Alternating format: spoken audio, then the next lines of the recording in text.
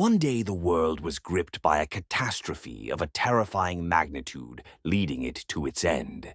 Terrible monsters who wanted to devour humanity escaped from oblivion and began to destroy everything around them, and if some creatures could somehow be killed by a well-coordinated group, others inspired such horror that any attempts ended in failure, turning into a mountain of corpses.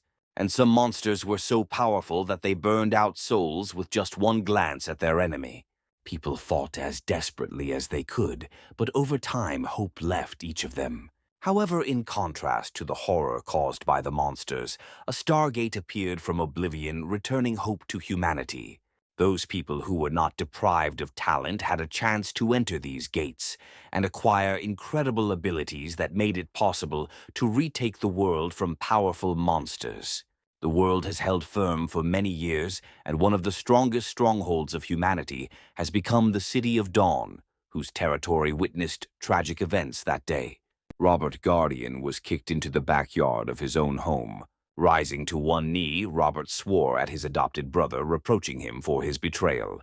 Darren stood in the doorway with the Guardian family's personal lawyer, grinning at Robert, who sat in the dust. A man dressed in a classic suit stepped forward, giving Robert a haughty look and explaining that due to the fact that Robert had not awakened his abilities by the age of 18, by law, he loses his right to reside in the territory of the awakened community. Robert was shocked to hear that Darren, as a child adopted by the Guardian family, had the right to take over Robert's home for his full use. And although Robert tried to prove that he was right by mentioning those who, despite being of age, did not have abilities, he was again hit for his insolence. Robert fell backwards to the ground, barely able to hear himself being condemned for not believing in the city's laws. Having collected his papers, the lawyer prepared to leave, leaving the right to deal with Robert to Darren.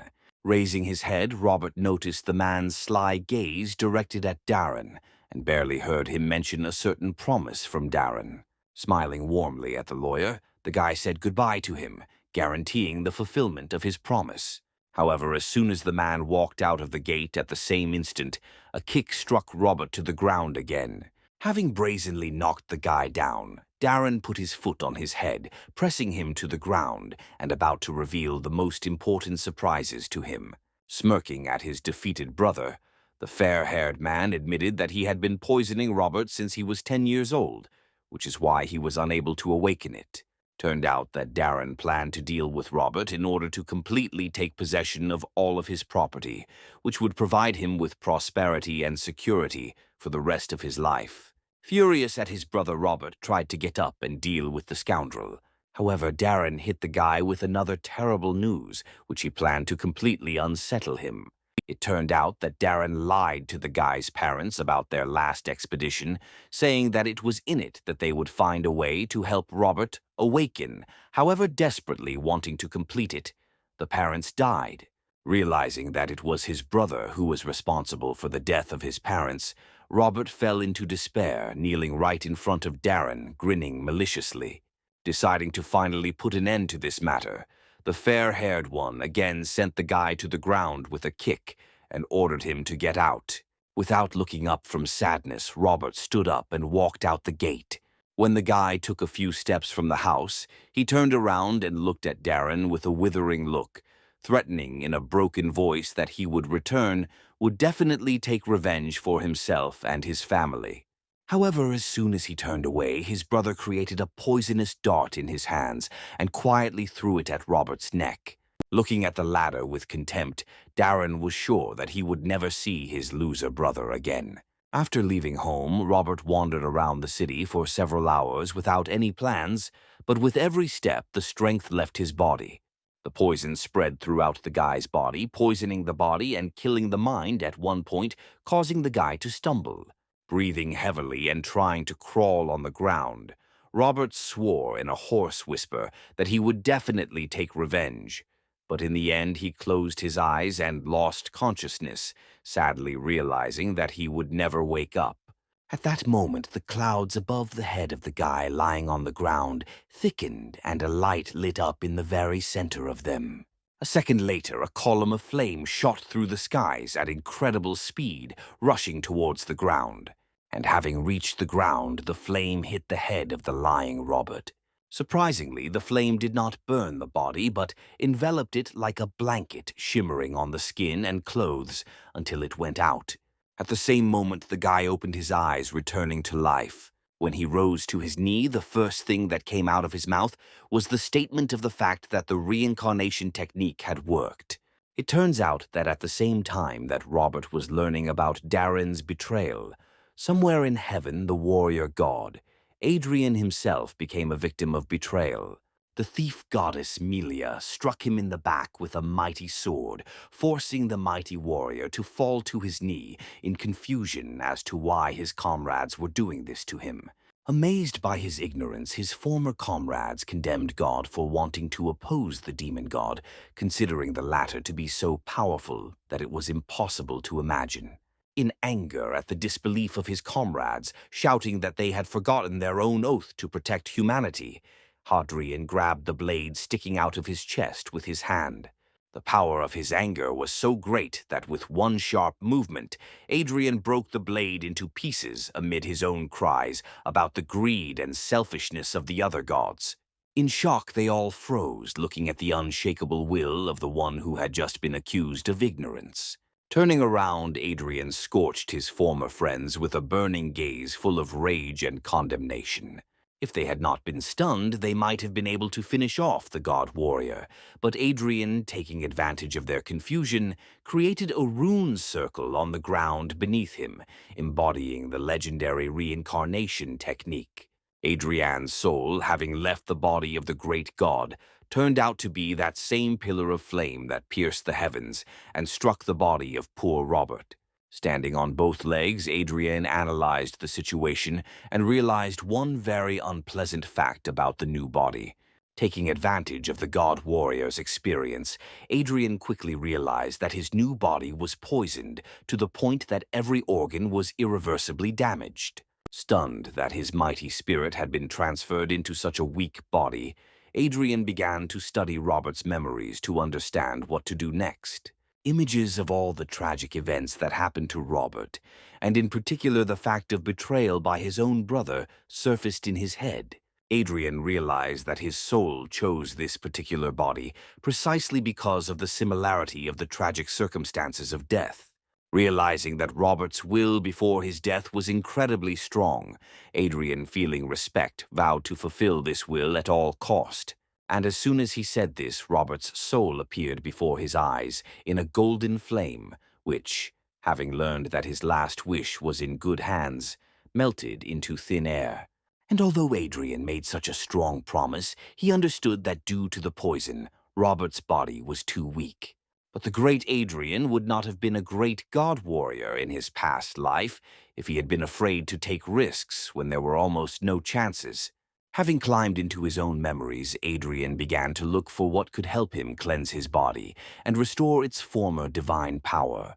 The answer was found almost instantly in the form of a secret technique that continues the path of the reincarnation technique, the 6 paths of reincarnation.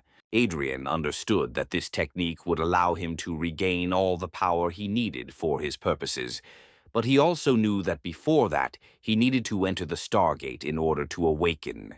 Gathering his strength, Adrien went straight to the Stargate, wanting to become stronger as soon as possible. It did not take him long to reach his goal and reach the gate, since the view to it opened from any street in the city. Approaching the territory where the gate stood, Adrien thought about where he was and exhaled calmly, deciding that his former comrades would never find him in a new body. Before visiting the gate, the former god had to register, and therefore he went straight to the counter expressing his desire to undergo the awakening to the man standing behind it. The man, however, addressing Adrien by the name Roberta, made a dissatisfied face and scornfully indignant, saying that he had already tried to awaken twice this month. However, having heard everything that was said, Adrien looked at the man with an angry look and demanded to repeat it, only looking into his eyes. The man was clearly discouraged by such changes in Robert's character, and therefore was even speechless. The man was brought out of his stupor by the approaching captain of the guard named Harold, who wanted to know what happened between them. While the man was reporting to the captain, Adrien used Robert's memories and learned that in the past Captain Harold was saved by the guy's parents. Apparently, the captain was a man of honor because upon hearing the report of the man behind the counter, he immediately began to scold him, reminding him of how much the Guardian family had done for the city. Having heard no answer from his subordinate, who lowered his head in shame, Harold demanded a star map of awakening for Adrien.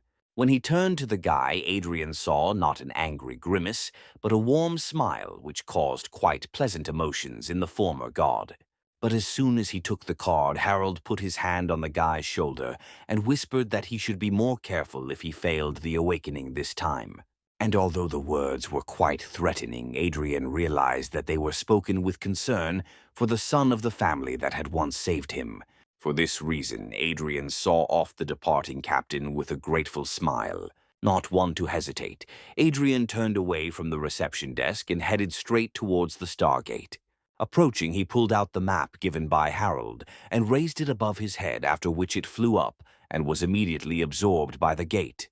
Adrien, sighing before taking the important step, immediately followed. The guy's eyes were immediately covered with a golden haze which melted away after a couple of seconds, revealing to him a view of a huge open square full of others trying to awaken.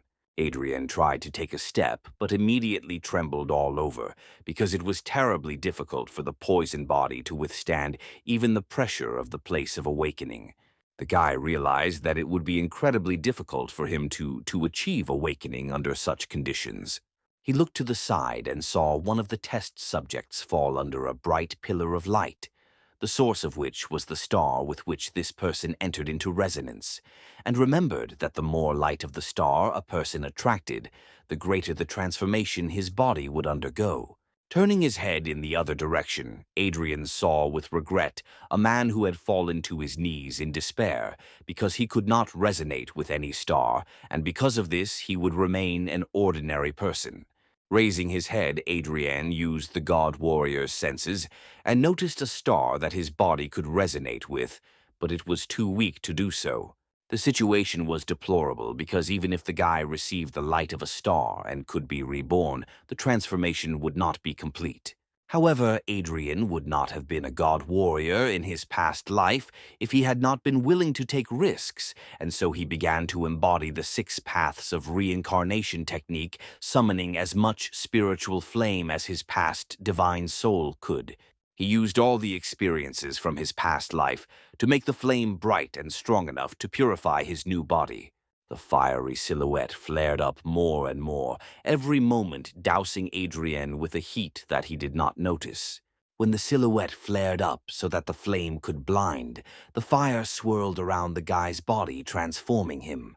At first, the movement of the flame was calm and measured, but in an instant it accelerated to the state of a fiery tornado.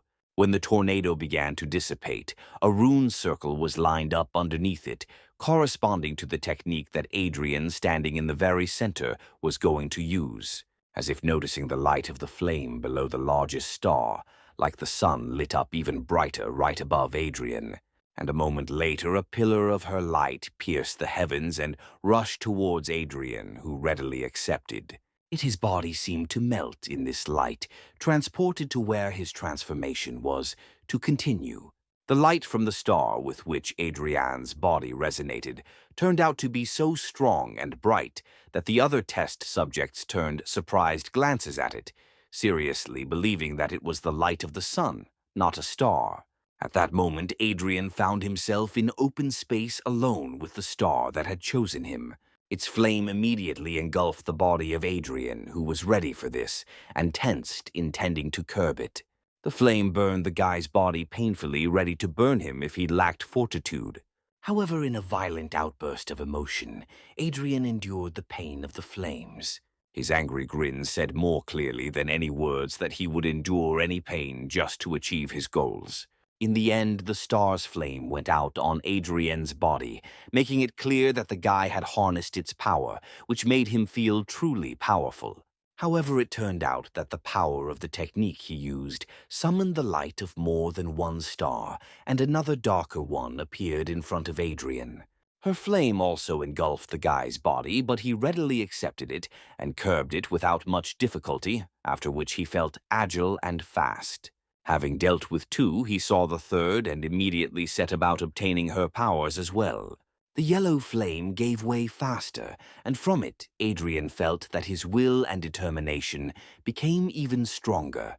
Next was the flame of a blue star, the harnessing of which seemed to open up a different perspective for his mind. The flame of the green star seemed to remove the veil from his eyes, and Adrien felt that nothing even the most microscopic could be hidden from his gaze. And finally, the last star, whose flame was bright purple, was also subordinated to the will of Adrien, which is why his perception, according to his own feelings, became more specific. In the end, the technique of the 6 paths of reincarnation led to the flames of all 6 stars surrounding the guy's body in a bizarre and bright whirlwind. The speed of this vortex was so great that from the outside its shape looked like a sphere. In this realm, Adrien fell into a meditative state, synchronizing his own mind with the power of the stars and allowing it to have its full effect on his body. When Adrien felt that the job was done, the sphere burst into 1,000 pieces. Renewed, powerful, and absolutely healthy, Adrien climbed out, feeling his own omnipotence with every fiber of his body.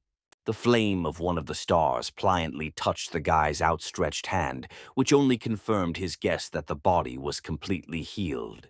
At the same instant, a new unusual rune circle lined up behind Adriena's back, the symbols of which, however, Adrien was familiar with. Adrien knew that after awakening, the body changes in accordance with the acquired class, but at this moment he felt not only how the strength of a warrior permeates his body, causing a feeling of incredible strength in his muscles. He also noticed that his movements became smoother and his speed clearly increased, which was consistent with the class of a thief. In addition, he was aware of everything around him and himself much more clearly and distinctly, which is why he concluded that the magician's insight was now open to him. In addition, his vision became so piercing that he could notice even the smallest vibrations in the air near him, which made him realize that his vision began to correspond to the vision of an experienced archer.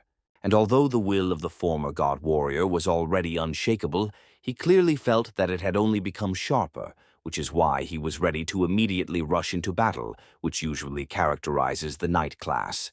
Having finally decided that this was all, Adrien was quite surprised that his perception had changed greatly, and therefore realized that even the qualities of the last summoner class were now available to him. Adrien was absolutely shocked by the fact that he had discovered all 6 classes, because even in his previous life, he had only heard of a couple of cases where someone managed to discover a predisposition for several classes, and even then, no more than 2. Clenching his fists proudly, the guy grinned, realizing that in this case he would easily surpass even his previous self. Looking up, he saw that the space around him began to crumble, which meant that the awakening process would soon end. At the same moment, Adrien, closing his eyes and opening them again, walked out of the Stargate back to the place from which he entered. And on the way out, he met with the very thing that he clearly did not want to see at all, because Darren stood there instantly attacking Adrien, with contemptuous comments towards his, as it seemed to the fair-haired, absolutely useless attempts to awaken. Having angrily looked at the scout, Adrien, not wanting to stand on ceremony, boldly sent the guy. Darren was taken aback by this attitude from the one whom he had kicked with his own feet a few hours ago and who now moved away from him as if the blond man was not worth the dirt under his nails. Fury immediately boiled in the blood of Darren, who did not understand how Robert, who had been poisoned by him, could walk like this now as if nothing had happened. Outraged by this outcome, the fair-haired man pulled out his daggers and shouted at his brother, intending to finish off the insolent man that very second. Captain Harold's cry was heard from the direction of the gate, warning Darren not to do anything rash, and Adrien, hearing this, turned towards the attacker just in time. Using his thief-class skills, Darren quickly found himself right in front of Adrien, ready to plunge his blades into him. However, he could not oppose anything to the former god warrior with his vast combat experience, who in the blink of an eye saw a bunch of holes in the enemy's attack. Dodging the inept attack, Adrien rushed forward, thrusting his fist straight towards his opponent. As soon as he got close enough to Darren, his fist instantly hit the latter right in the jaw. Adrien's blow was so strong that Darren was thrown several meters away. As Darren approached the wall, those around him watched in shock as the two awakened fought, amazed that Adrien was able to knock his brother down. Flipping in the air, Darren twisted and landed on his feet, not understanding how it was possible that his poisoned brother could send him flying with one blow. And although he was ready to immediately rush at Adrien again, his appearance as a warrior ready for battle put the guy into a stupor. At that very second, Captain Harold appeared between the fighters, shouting at Darren. Glancing at the blonde with an angry look, Harold heard him complain that the captain of the guard was too indulgent to the son of the guardian family, and regretted that he had not yet been fired. An indignant Harold, looking contemptuously at Darren, pointed out that anyone with two eyes could clearly see that Adrien had awakened, which meant Darren had no right to attack him. And although Darren wanted to say something in response, he was distracted by the surprised exclamations of onlookers, who were amazed at how beautifully the guy was besieged by the newly awakened one with just one blow. Outraged to the extreme, Darren looked at Adrien with an angry look, but could not do anything about it, and therefore, without saying a word, he turned around and left. Grinning as he left, Harold walked up to Adrien and used his portable analyzer to find out what class the guy received. Looking at the screen, Harold saw the symbol of a warrior and hastened to congratulate Adrien on this with all his heart. He noticed that it now became clearer how Adrien managed to send Darren flying with one blow. People who had previously seen Adrien as a loser who could not awaken suddenly began to smile in front of him, admiring how hard he had hit his stupid brother, who decided to launch a frontal attack on the warrior. Adrien smiled at them, but in his head, he was glad that he was able to hide the fact that he had unlocked more than one class, showing only the warrior class, because he was afraid that this feature might cause him difficulties. Harold put his hand on the guy's shoulder and, smiling warmly again, congratulated Adrien with all his heart. Taking the card out of the analyzer, Harold handed it to the guy, recommending that he quickly go to the Warrior Academy for training. Taking the card, Adrien examined it and sighed relaxedly, promising to try his best. However, to Harold's surprise, after removing the card, Adrien asked the captain when the monthly talent assessment would take place, in response to which the man replied that it would be today. And although Harold answered, he threw his shoulders up in surprise, asking the guy if he was going to go to the assessment having just woken up. Having received an affirmative answer, Harold again put his hand on the guy's shoulder and looked seriously into his eyes, speaking with the desire to keep him from rash actions. He said that immediately after awakening, people read the status of a student and must go to the academy to participate in a talent assessment after 1 or 3 years. Usually only after training, an awakened person can get the only chance in their entire life to receive a talent that accompanies the class. Harold cautioned that such a chance is truly the only one, and if you make a mistake during the test, the talent may turn out to be bad and ruin the person's entire subsequent life. Adrien, to the captain's surprise, only smiled relaxedly, convincing the man that everything would be fine, and he was absolutely confident in his plan. Turning to the side, Adrien said goodbye to the captain and headed straight to the trucks that would take him to the test site. And although he thought that Darren had left, he, looking from the shadows, looked at the guy with a frown, thinking that his decision to go to the assessment immediately after waking up seemed incredibly arrogant to him. Turning his head, Adrien noticed the scoundrel and therefore thought that he should keep an eye on him because Darren probably would not give up trying to kill his brother. Outside the city, there are a really large number of monsters, and although individually they are afraid of the light of the Stargate, gathering in huge hordes, the monsters cast aside. their fear rushing to attack a peaceful human settlement. And although the awakened ones oppose the monsters in large detachments, not a single foray is complete without losses.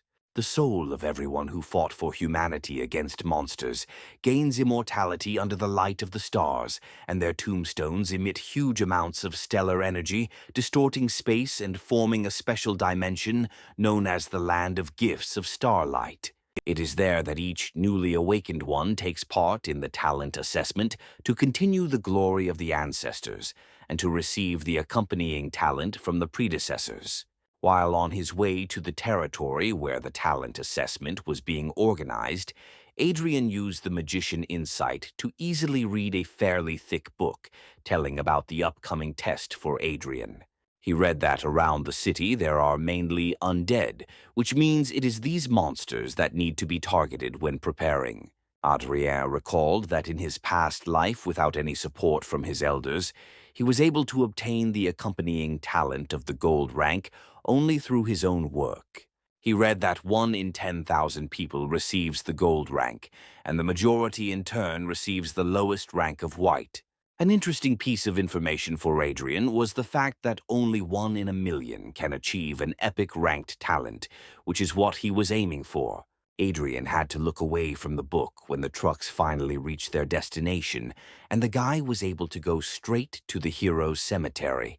Opening the book again, Adrien walked to his seat, trying not to be distracted by the whispers of the young men around him, surprised at his presence. Throwing a not cheerful glance at the pile of graves, Adrien was surprised that the guys who studied at the academy were so ignorant of the test. The guy's attention was suddenly attracted by a girl armed with a bow, about whom everyone around him instantly began to whisper. Hearing that her name was Rebecca and that she awakened at only 11 years old, Adrien looked at her appraisingly and was not at all surprised to see that her aura was no stronger than usual, although the concentration of her soul was quite dense. At this time, a group of 6 tomb guardians of the lands of Gifts of Starlight lined up in front of the crowd of awakened disciples. Especially notable among them were the stocky warrior and the long-haired archer. The warrior called his comrade and whispered congratulations to him that his guild of archers would soon be replenished in the form of such a gifted warrior as Rebecca. And although the archer waved away these congratulations, his appearance literally screamed about how happy he was. Seeing this, the warrior didn't miss the chance to joke about how disappointing it would be if she suddenly got no higher than iron rank. The comrades immediately began to argue, but the other guardians tried to calm them down and suggested finally starting the test.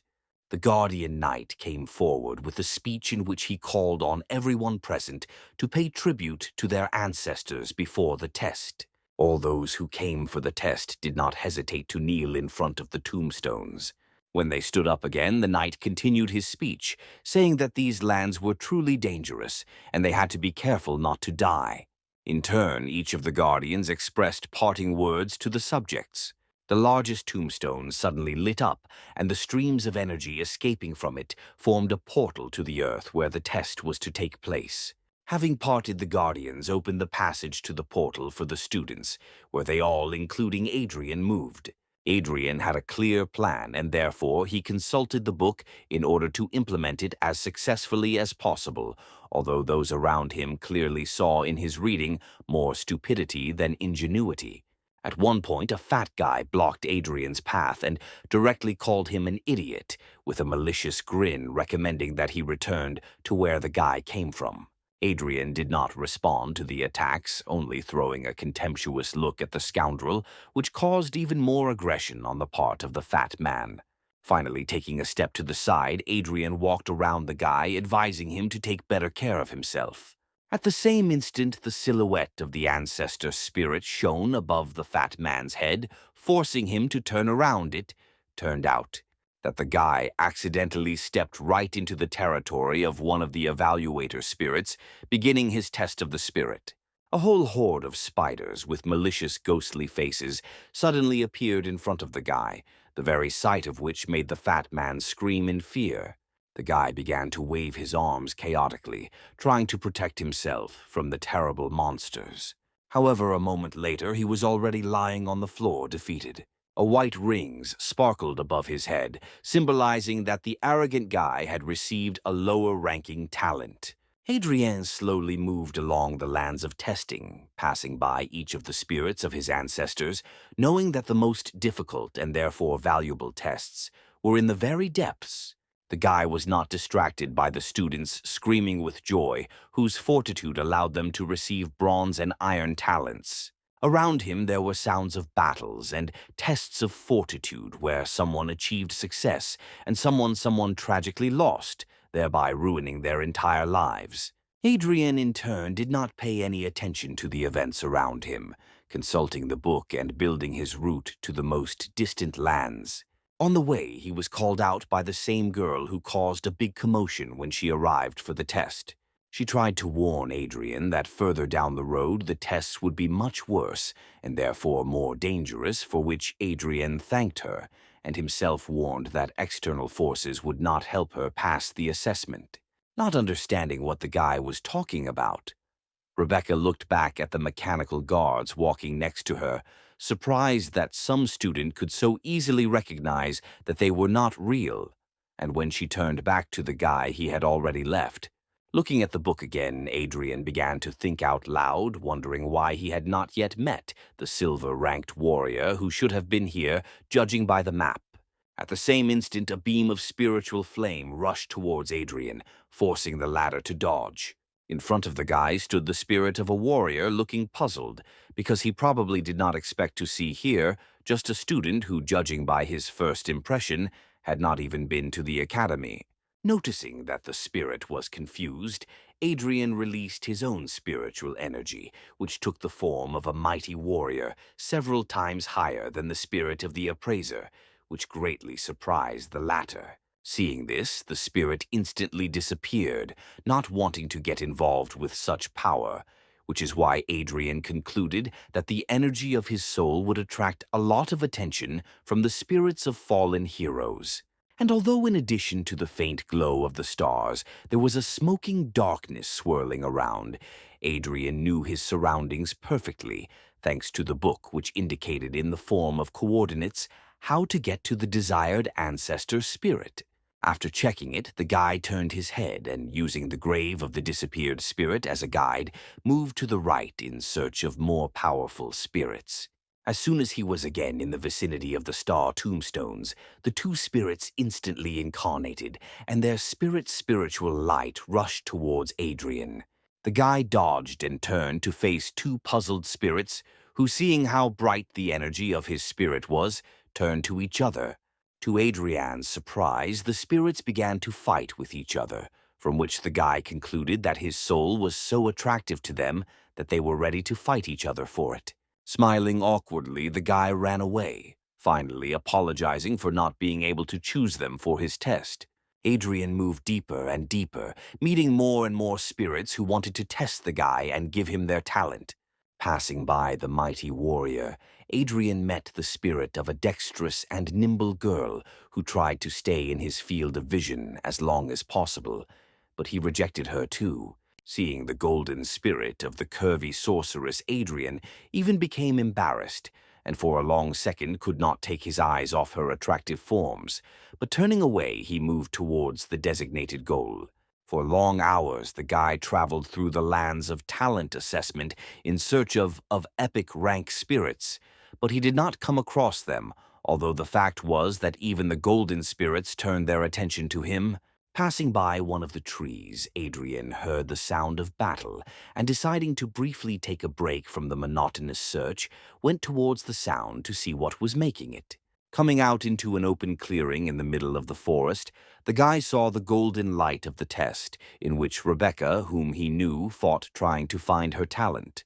And although Adrien warned her, the picture that opened to him made it clear to him the girl did not listen to the warnings, because even she did not understand why the spirit of her ancestor was attacking her so fiercely. In anger, the golden archer attacked the girl with a hail of arrows, not wanting to give her his talent. Landing into the ground, the golden arrows were engulfed in turquoise flames from tip to fletching until they finally changed. The arrows turned into monsters which immediately rushed at the girl, covered by Dolu guards. The girl decided that the ancestor was seriously going to kill her descendant, although she really could not understand how she had angered the golden spirit, expecting that she would have to fight only with spirit. Rebecca was taken aback when she saw monsters that were strong enough that a simple student could not cope with. Not wanting to give up, the girl, with well-aimed shots, destroyed every monster that rushed forward to bite her to death. Even if she couldn't defend herself from blows from behind the puppet, guards boldly covered her, throwing themselves under the jaws of the creatures so that the mistress would remain unharmed. Looking up from the corpse of one of the monsters, the girl saw the furious grin of her ancestor, already pointing a new arrow in her direction and shouting that Rebecca was not worthy. Another arrow flew out at incredible speed towards the girl, ready to pierce her body. But Rebecca was not going to, and therefore jumped away from the trajectory of the shot. In turn, the arrow right in flight turned into another monster whose jaws were ready to immediately gnaw its throat. With a well-aimed shot that was so fast that it was difficult for the eye to notice, the girl dealt with the creature, and exhaling heavily began talking about how her grandfather had always called her the most talented in their family. Looking up in despair, she saw that one of her mechanical guards had been almost completely destroyed. Tears began to well up in her eyes from misunderstanding why her ancestor considered her unworthy and wanted to finish off his descendant. The spirit, however, did not pay attention to the girl's tears and aimed a new arrow at her, shouting, in a voice full of rage, that she was unworthy of his power. Proudly straightening up right in front of her ancestor, the girl boldly looked into the spirit's eyes, burning with anger, and cried out with the question of what she had done to deserve his rage. Peering out from behind the tree, Adrien calmly asked the girl if she really didn't understand what exactly she had done wrong. Distracted from his original goal, the golden spirit looked at Adrien and was immediately dumbfounded by how strong the aura was in this guy. Seeing her ancestor's surprise, the girl instantly felt angry and again threw a defiant glance at him, crying out about how hard she had honed her skills and strengthened her soul. Using all her will, Rebecca firmly looked at the spirit, constantly reassuring herself that she would never be left without the talent inherent in each member of her family. Pulling back the string of her bow, the girl cried out that she would release her arrow even if she had to die. At the same instant, her body was engulfed in harmless golden flames, inherent to the spirit with which she fought, which is why Becca realized that she was able to resonate with her ancestor. Adrien smiled and noted that the talent assessment test is primarily about will, courage, and fortitude, and not physical strength. The guy said that it was the mechanical guards who protected the girl during the battle that became an indicator of her fear of battle, which is why the ancestor shouted about her unworthiness. The golden light of the test finally faded, and Rebecca realized that the test was over in complete victory. Sighing heavily, she noticed how tense every muscle was after the hilarious fight. The golden archer extended his hand forward, and the flame from it touched the girl's body, healing her and gifting her with what she had come for. Proud and pleased with herself, Rebecca passed the test, and therefore received the sign of golden talent that accompanies her family. Looking from the side, Adrien smiled, seeing how the girl received something that would make her life incredibly prestigious. As the spirit vanished into thin air, Rebecca turned to him and awkwardly thanked him for the advice the guy had given her. And although the girl asked how he himself, being just a student, awakened quite recently, ended up so far in the lands where the golden talents are located, Adrien only answered that his goal was the best possible talent, and turning away, moved away. Noting that his soul seemed weak, the girl heard the guy boldly say that it was none of her business and asked to keep his presence here a secret. Seeing that the guy walked away from the lands of the gold ranks, further into the depths, the girl was quite taken aback, realizing that his goal was even higher. In the end, Adrien reached his goal in the form of a huge tombstone connected by a monstrous golden chain. Smiling contentedly, the guy noticed that he was on the right track since he saw something so colossal in front of him. The moment Adrien took another step, His body tensed from the terrifying force of pressure, indicating how difficult the test awaited the guy, since it was difficult for him to even be here. The huge, monstrous dog looked to be of advanced rank, and therefore, according to Adrien, he was an incredible number of times stronger than the guy himself. However, the guy was not at all afraid, but on the contrary, he was delighted, realizing that it was here that the concentration of spiritual energy was so great that he could absorb as much of it as he wanted, gaining strength. Crouching in the lotus position, the guy began to free his spirit to interact with the infinite and powerful energy surrounding him. Clasping his hands, he concentrated all his strength in them, which is why the energy that permeated the air began to be embodied and formed into a sphere in smooth threads. At the same time, behind Adrien's back, a runic circle of bright blue color appeared right out of nowhere, which helped the guy absorb the flows surrounding him. In the end, he stood up and straightened up, and the flows of energy dissipated, because Adrien had already absorbed the maximum amount for the status of a student. As a result of these manipulations, the guy could feel that his strength increased 6 times, which means he could safely withstand the pressure of the place surrounding him. Raising his gaze, he boldly looked at the monstrous dog protecting the tombstone. As soon as he stepped closer, Adrien came into the field of view of the hellhound, which is why it, which had previously been lying peacefully, rose to all fours and growled menacingly.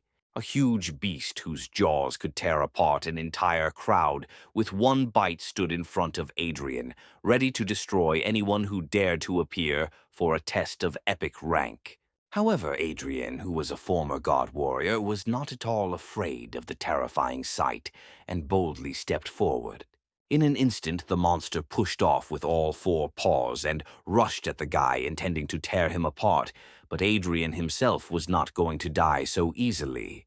The rune circle that appeared behind him served as a much-needed acceleration for Adrien, and he, using such a useful skill, rushed into battle. His speed was so incredible that the hellish dog, grinning angrily at the enemy, was completely unable to keep up with the warrior flashing like lightning. Dodging another blow, Adrien grinned maliciously, calling the hound just a puppy unable to provide worthy resistance. At that same second, the dog let out a monstrous roar so loud that Adrien had to group himself to protect himself from it. In a mindless rage, the dog again rushed straight at the guy, ready to finish him off for his insolence. And although his jaws were almost closed on Adrien's body, he only grinned maliciously and did not move from his place.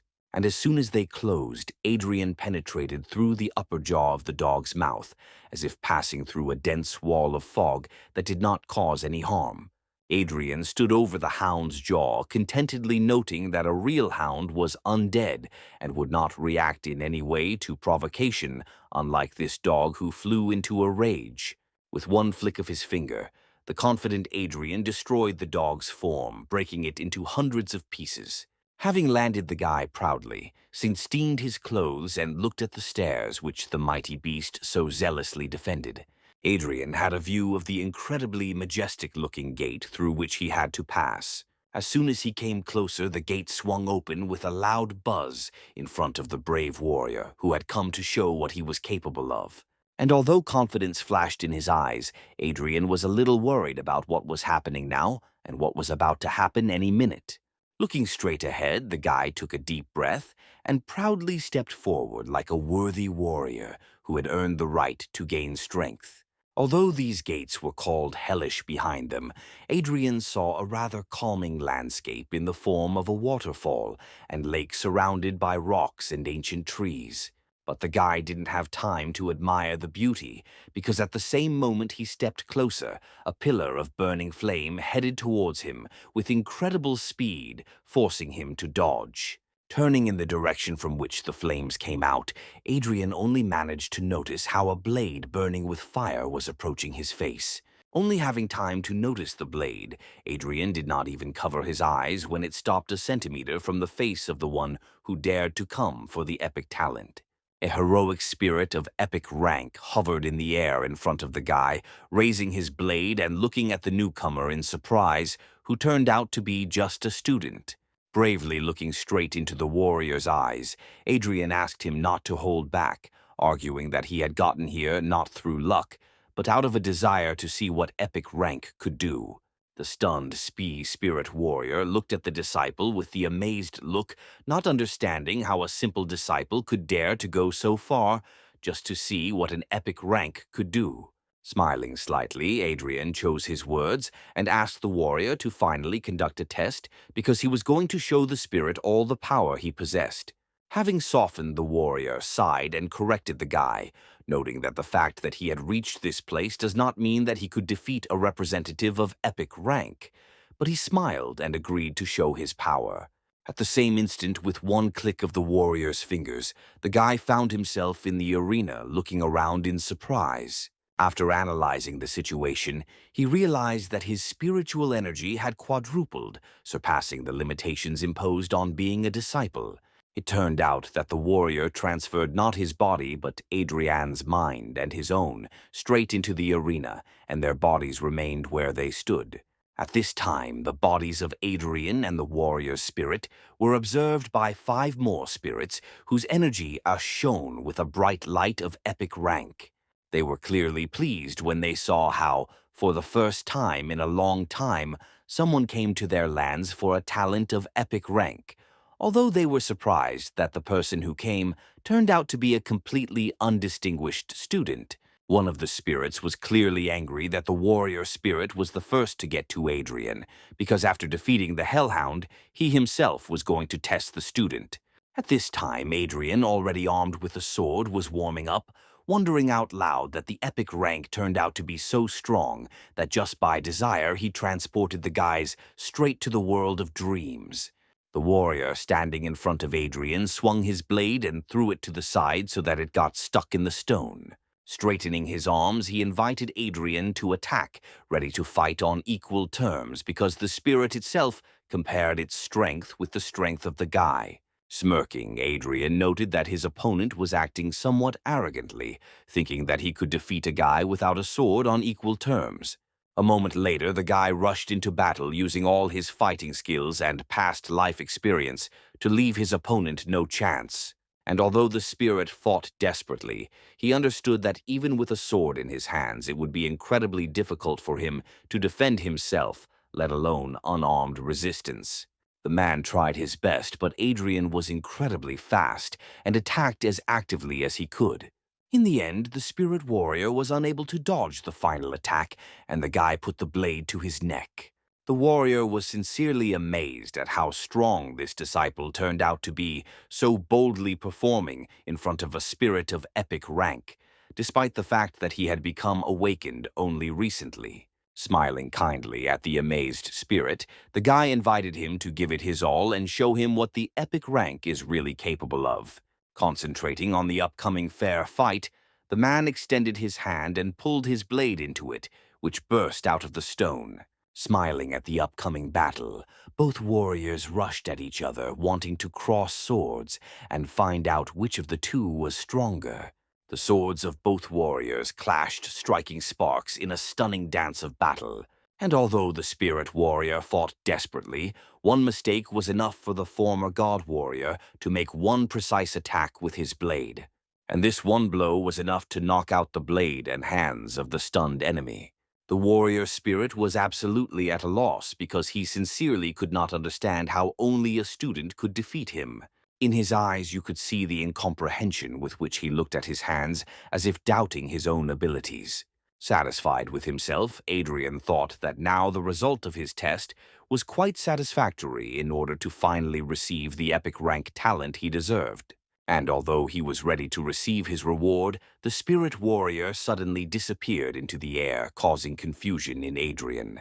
Returning to his body, the warrior curiously examined his opponent whose mind was still in the world of dreams. Other epic spirits, seeing how their comrade returned to his body, were surprised, deciding that the test was over so quickly. And besides, there was no ritual for transferring talent, and they concluded that the guy had lost. However, they were puzzled when they saw that Adrien himself had not yet returned from the dream world, and therefore they asked their comrade what happened to them there. Raising his head proudly and not looking away, the warrior honestly admitted that he had lost the battle. The rest of the spirits were shocked when they heard that their comrade, whose strength reached an epic level, lost to an ordinary student, even though they were equal in the dream world. They assumed that the warrior had simply given in, but he shook his head and replied that the fight was fair and he was rightfully defeated, and for this reason he had an idea. After listening to their comrade, the epic spirits were divided, trying to decide whether to follow his plan or not.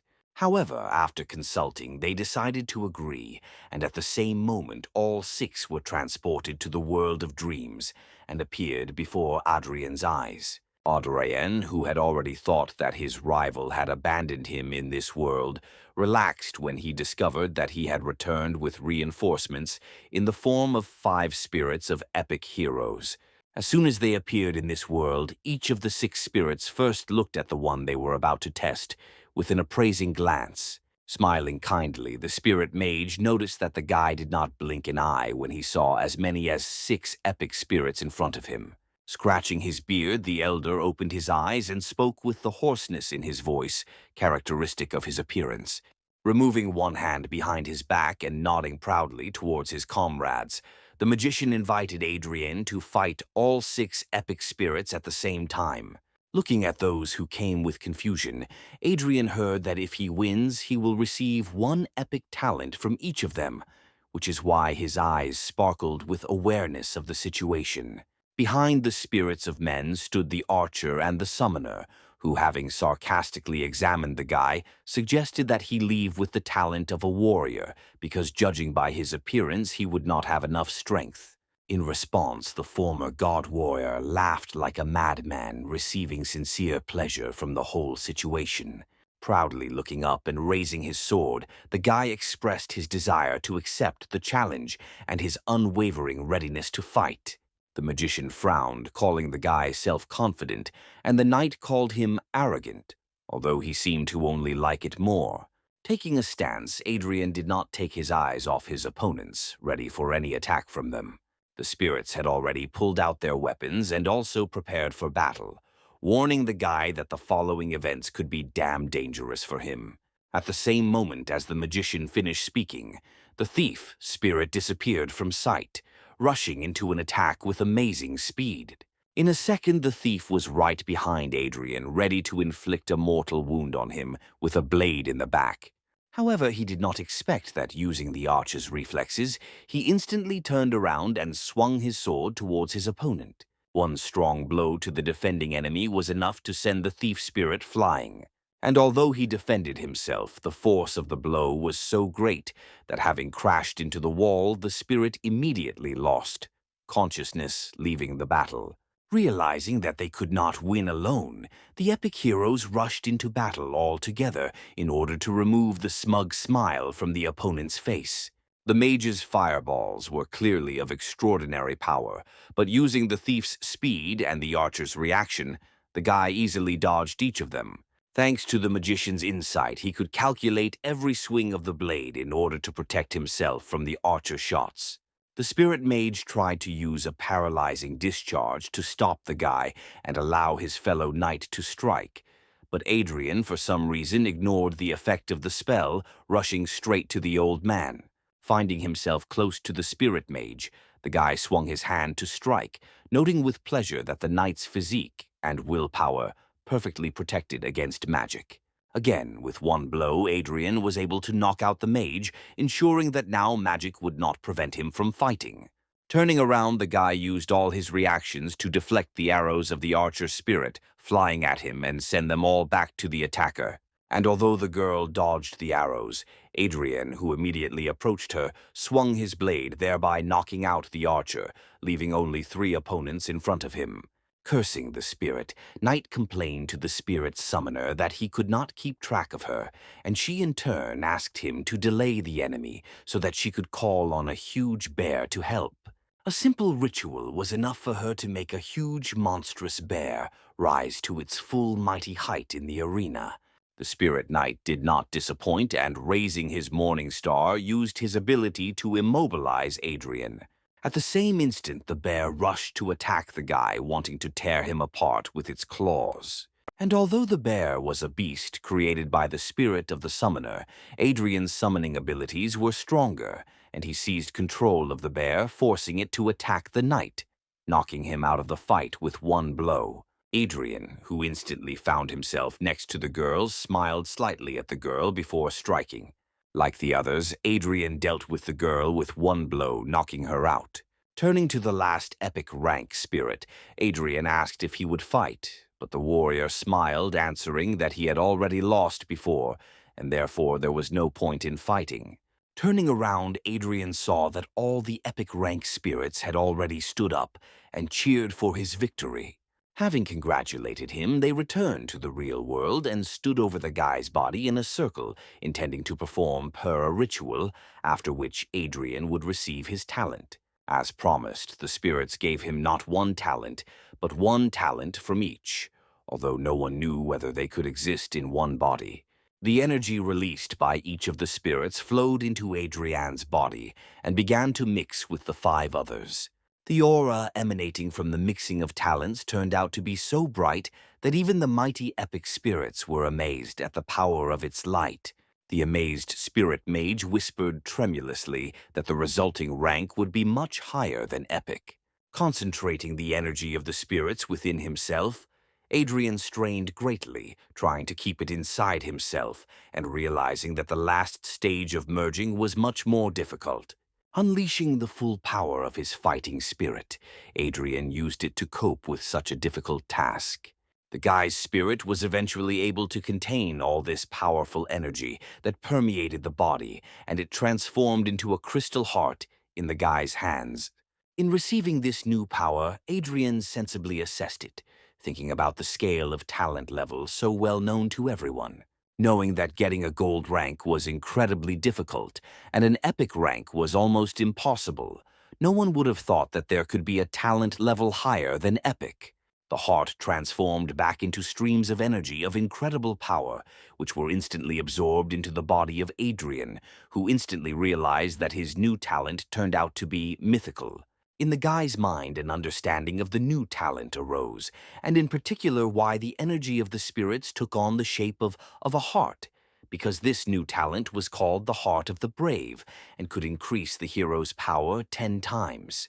Opening his eyes, Adrien saw that the epic spirits were enveloped in a warm light, and their faces expressed satisfaction and pride because they not only saw a talent whose power is higher than the epic, but they themselves endowed them with a worthy warrior.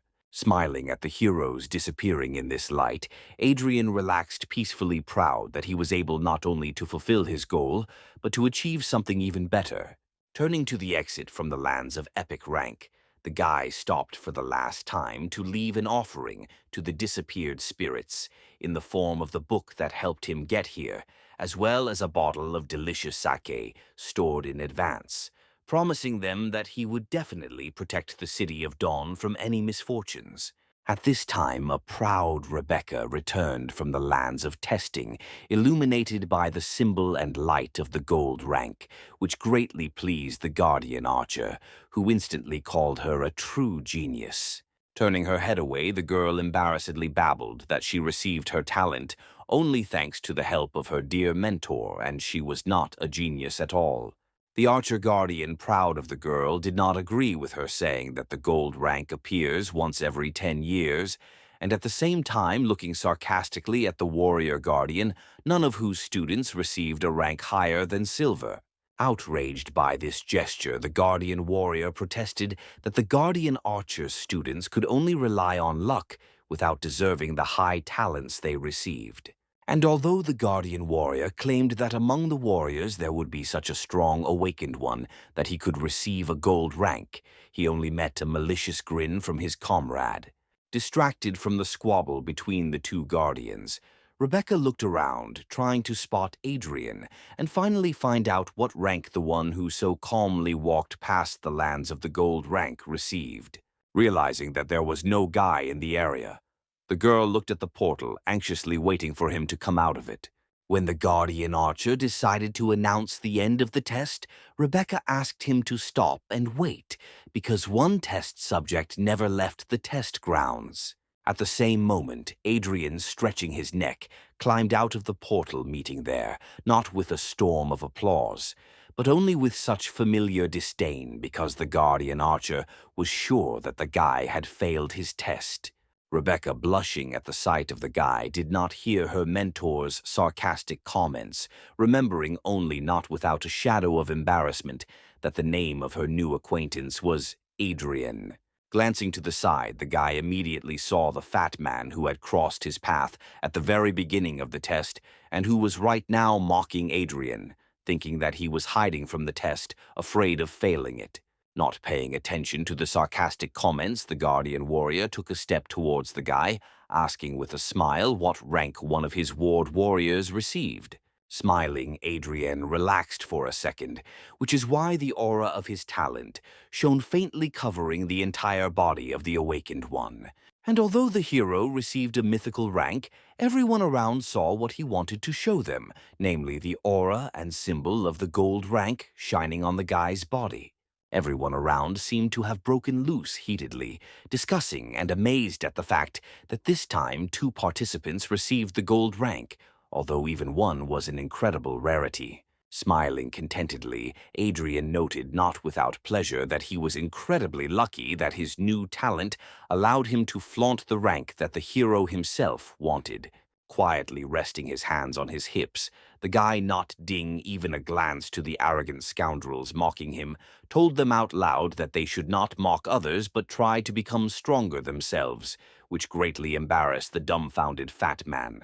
And only Rebecca, whose confused look Adrien caught, could not understand why the guy received only a gold rank, because he went much further than the place where the golden spirits were.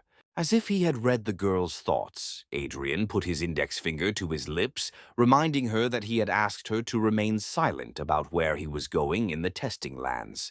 Once again, embarrassed by the attention of her new acquaintance, Rebecca only thought about how many secrets Adrien had from everyone around him. And while she was reasoning, the Guardian Warrior rushed to Adrien, whose smile made it clear that he was incredibly happy that one of his charges was finally able to receive a gold rank, although Adrien, not receiving pleasure from someone else's touch, asked him to leave him alone, calling him a bearded man. Offended by the unexpected name calling, the Guardian took one step away from Adrien, removing his hand from his shoulder.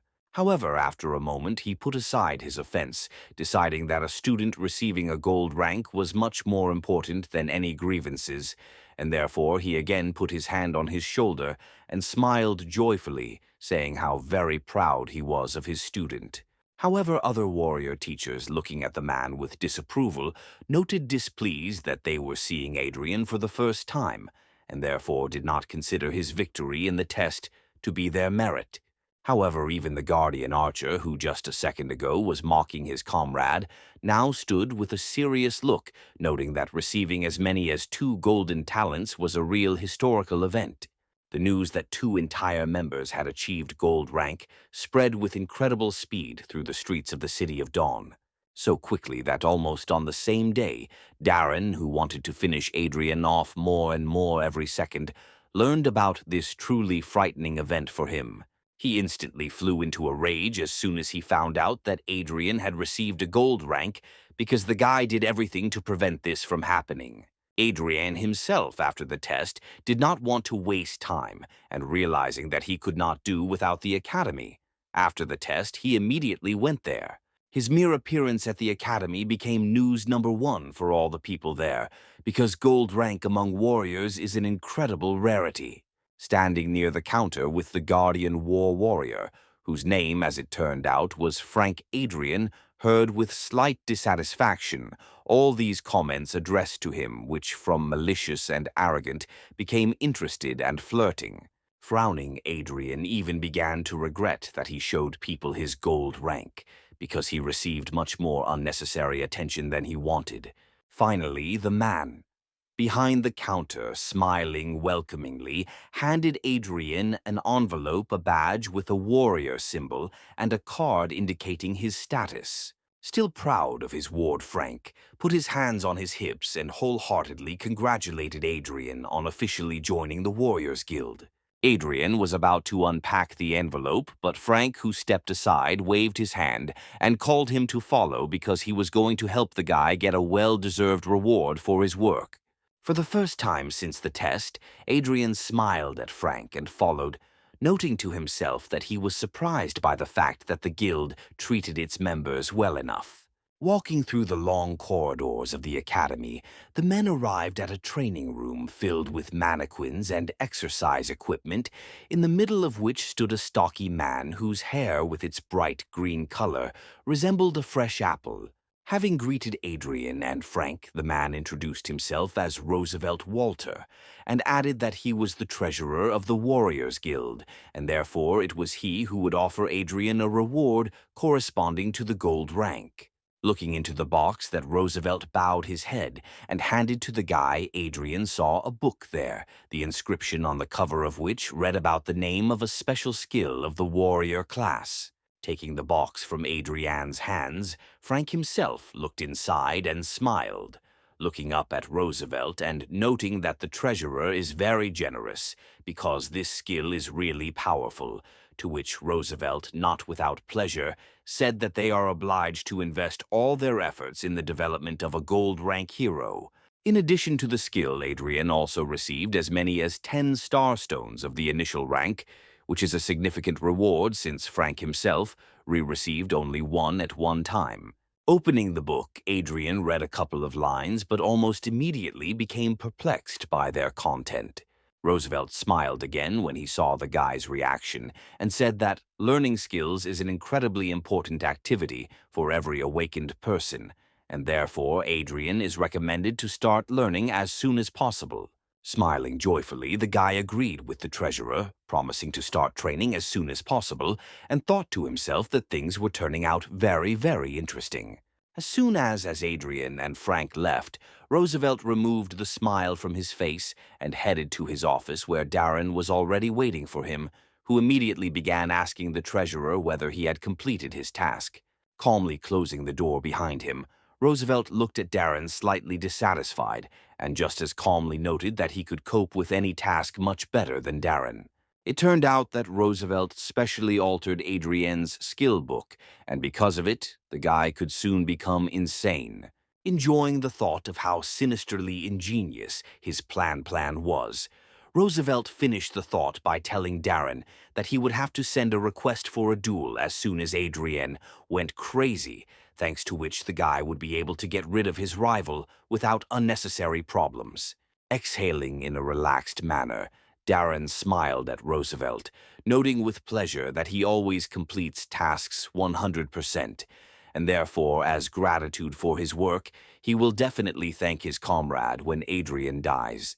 Looking away, Roosevelt said that he was only following orders from above, and therefore did not count on a reward, but of course he would be happy with it. He chose to turn away when Darren, with a distraught look and a cruel smile on his face, promised that he would kill his sworn brother no matter the cost. And although the plan was really good and would have worked on someone else, Adrien's real mythic rank told him perfectly well that the skill was actually altered, which boded well for him. Adrien thought deeply, comparing all the facts with each other and seriously suspecting that this trouble with the skill was directly related to Darren. Having instantly seen through Roosevelt's plan, Adrien put the book aside and decided that he would gladly play along with him, pretending that he had really fallen under the influence of such a weak illness that the book was supposed to create on him. Adrien sarcastically imagined what Roosevelt would look like when he saw that his plan did not work, especially if Frank was nearby and the 10 star stones that he received for his gold rank would help the guy in this matter. Having opened the box, Adrien remembered that star stones are actually the energy of real star stones, concentrated into crystal form, using which the awakened can very quickly increase power and become stronger. Realizing that thanks to his experience as a god warrior, the guy understands all skills even at the divine level. But if he wants to gain power, he needs to start all over again. Sitting in the lotus position in the room allocated to him personally, Adrien closed his eyes and used his spirit to begin to absorb energy, while simultaneously discussing how the skill of an unpredictable fist blade is a rare skill, and it is necessary to learn it. Using his experience, the guy read all the necessary techniques for developing this skill and found out exactly which nuances of this technique were spoiled and corrected them without any problems. In persistent meditation, the boy concentrated on studying, hoping only that 10 star stones would be enough to help him master the skill. As soon as Adrien concentrated and closed his eyes, his spirit burst out of his body and caught the stone in a weak whirlwind of blue flame. And as soon as he started, his hand burned with pain, which almost brought the guy out of concentration. The flame enveloped the fist, changing color and forming a blade, but Adrien felt it as if someone was scraping his bones. The guy tried his best to restrain himself and not unclench his fist so that the skill would finally take hold. But alas, he could not resist, and his palm unclenched and the flame began to gradually go out. Despite the fact that the guy received the power of all 6 skills, and his talent was more powerful than even epic, he realized that he had underestimated such a powerful skill, and therefore would not be able to master it in one attempt, because during this one time the skin of his hand turned red and shriveled from fire. Realizing that it would take at least 1 year for an ordinary person, Adrien grinned, knowing that with his strength there was no way he would allow himself to hesitate, and therefore would definitely master the skill as soon as possible. Concentrating again, Adrien used the power of his SPIR to once again cause his hand to become covered in bright pink flames, which now took on a much more distinct blade shape. Exhaling in satisfaction with his own work, the guy stood up and with one movement made the sword fly from the wall straight into his own hand, forcing his energy to again form the shape of a blade around his hand. The guy hit the wall with such force with one swing of his sword that a rather wide crack appeared along it. Looking at this crack and easily moving the blade, the guy noted not without pleasure that the skill was indeed very strong, and therefore the time and stones spent on studying it were clearly worth it.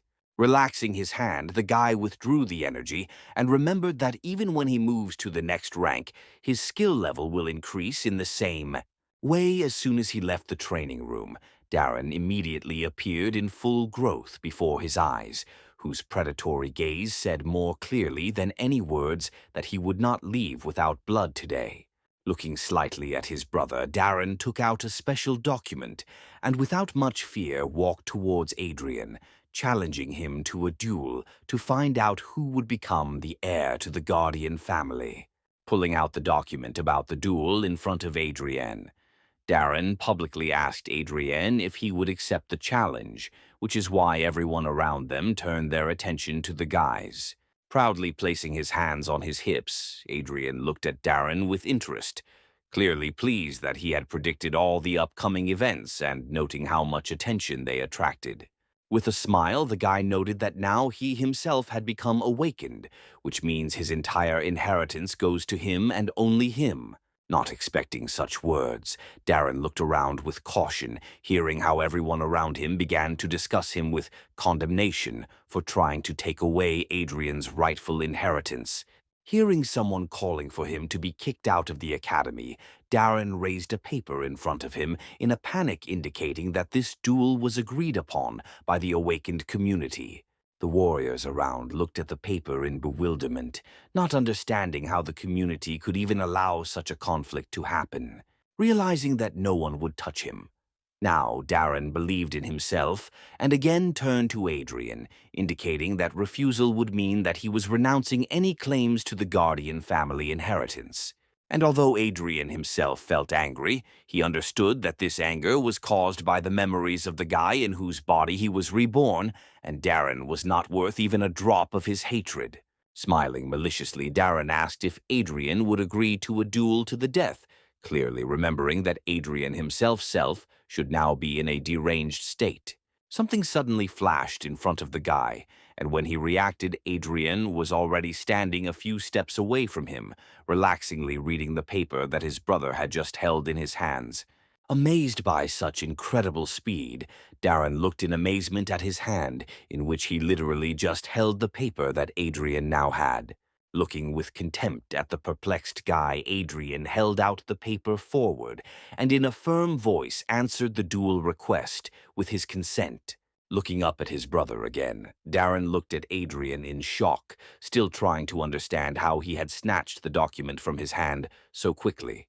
However, Darren was not afraid, glad that they had ruined the unpredictable fist blade skill, which meant that Adrien was about to lose control of himself. Taking a stance, Darren prepared for the attack, and was 100% sure that today he would finally finish off the brother who had so bothered him. And although the opponent stood ready to fight, Adrien was relaxed and calm, realizing that Darren would never be able to win. In an instant, dark green energy swirled around Darren, and his blade glowed bright green. And in another moment, he suddenly disappeared in the place where he stood, and suddenly found himself to the left of Adrien with a blade already prepared for the fatal blow. At the same instant, his energy took the form of a snake, and the blade rushed towards Adrien's throat, ready to cut it and end the life of the unlucky victim. With a slight movement of his hand, the hero intercepted the opponent's attack and reflected it to the side, noting with a smile that Darren was repeating himself in his techniques. Panicked by such a difficult situation, Darren simply could not believe that his opponent was so clever that he had read all his skills so much that he was able to intercept his attack.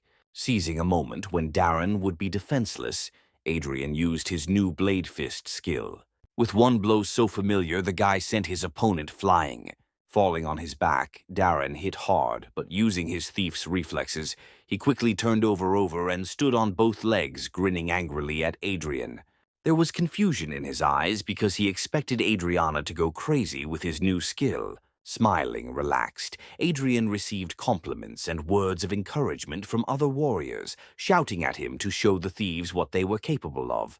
But another thief standing nearby noted that Darren was trash and asked not to compare the Thieves' Guild with him.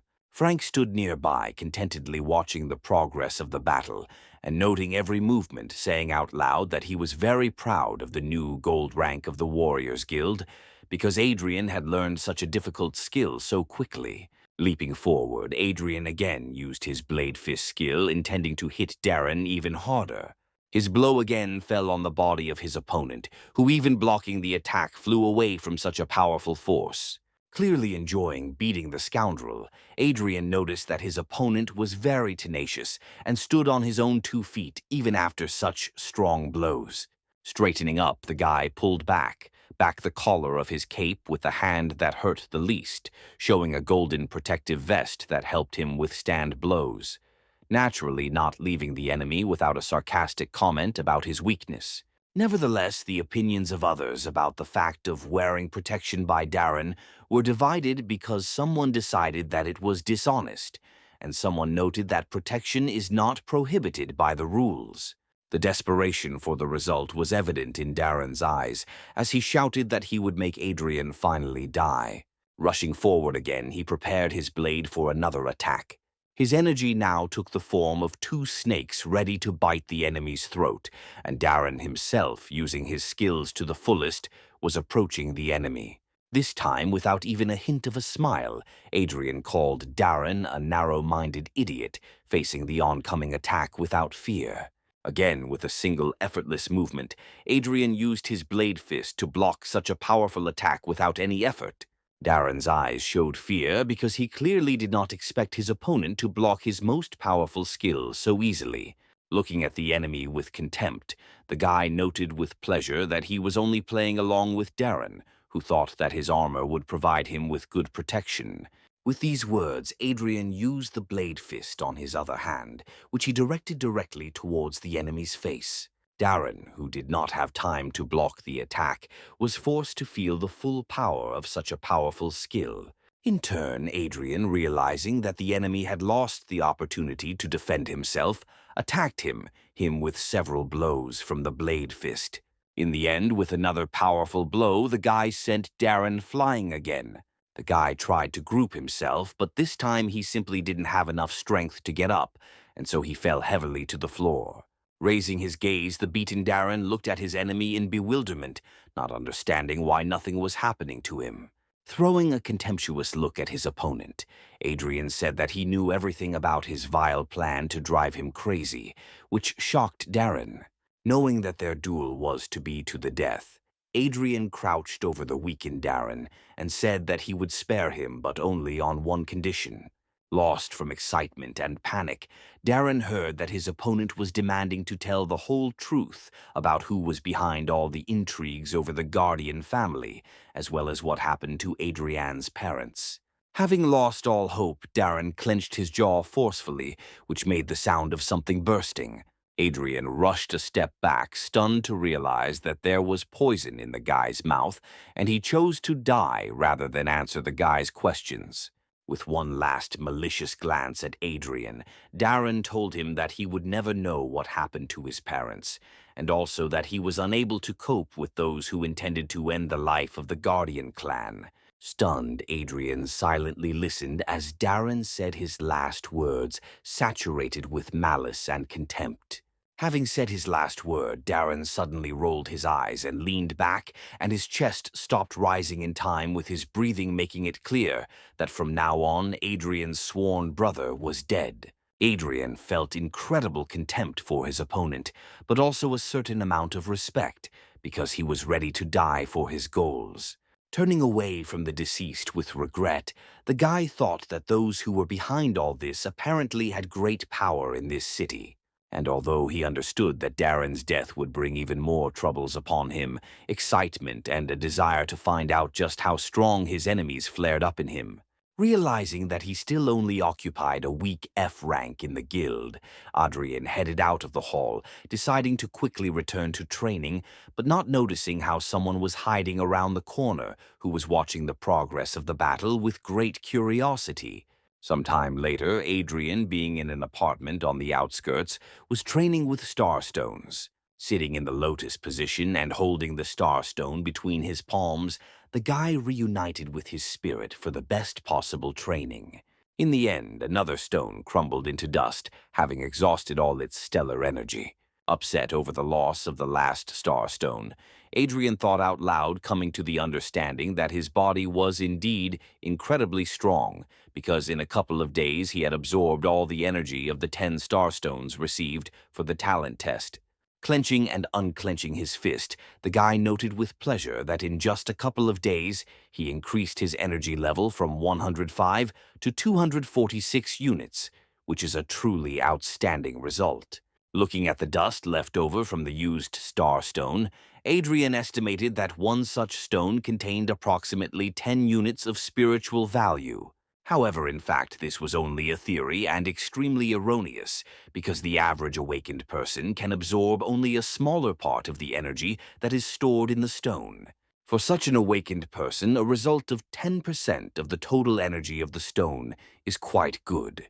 If a gifted person can use 30% or more of energy, then he can be safely considered gifted. However, without expecting it, Adrien managed to absorb as much as 70% of the stone's energy, which was a truly impressive result. Absolutely pleased with himself, the guy remembered that in his previous life, he achieved only 40% of the results, which means his current body is indeed several times more powerful. Having warmed up after a long process of absorption, Adrien noted with regret that on the outskirts of the city, he received much less energy from the stars than he could have, being at the very gates. His gaze became aggressive as he remembered how he tried to reclaim the Guardian family estate, which was rightfully his. Immediately after the battle, Adrien went to the residence of the awakened community to gain access to his estate. But as it turned out, after passing into Darren's possession, the estate no longer belonged to the Guardian family. Smiling boldly and intertwining his fingers in a business-like manner, the man noted that after Darren's death, the estate passed into the possession of the Awakened Society, and Adrien was given only a small apartment on the outskirts. Adrien had to admit that it would be very difficult to return his property, because apparently this estate was of great value to the one who was plotting against.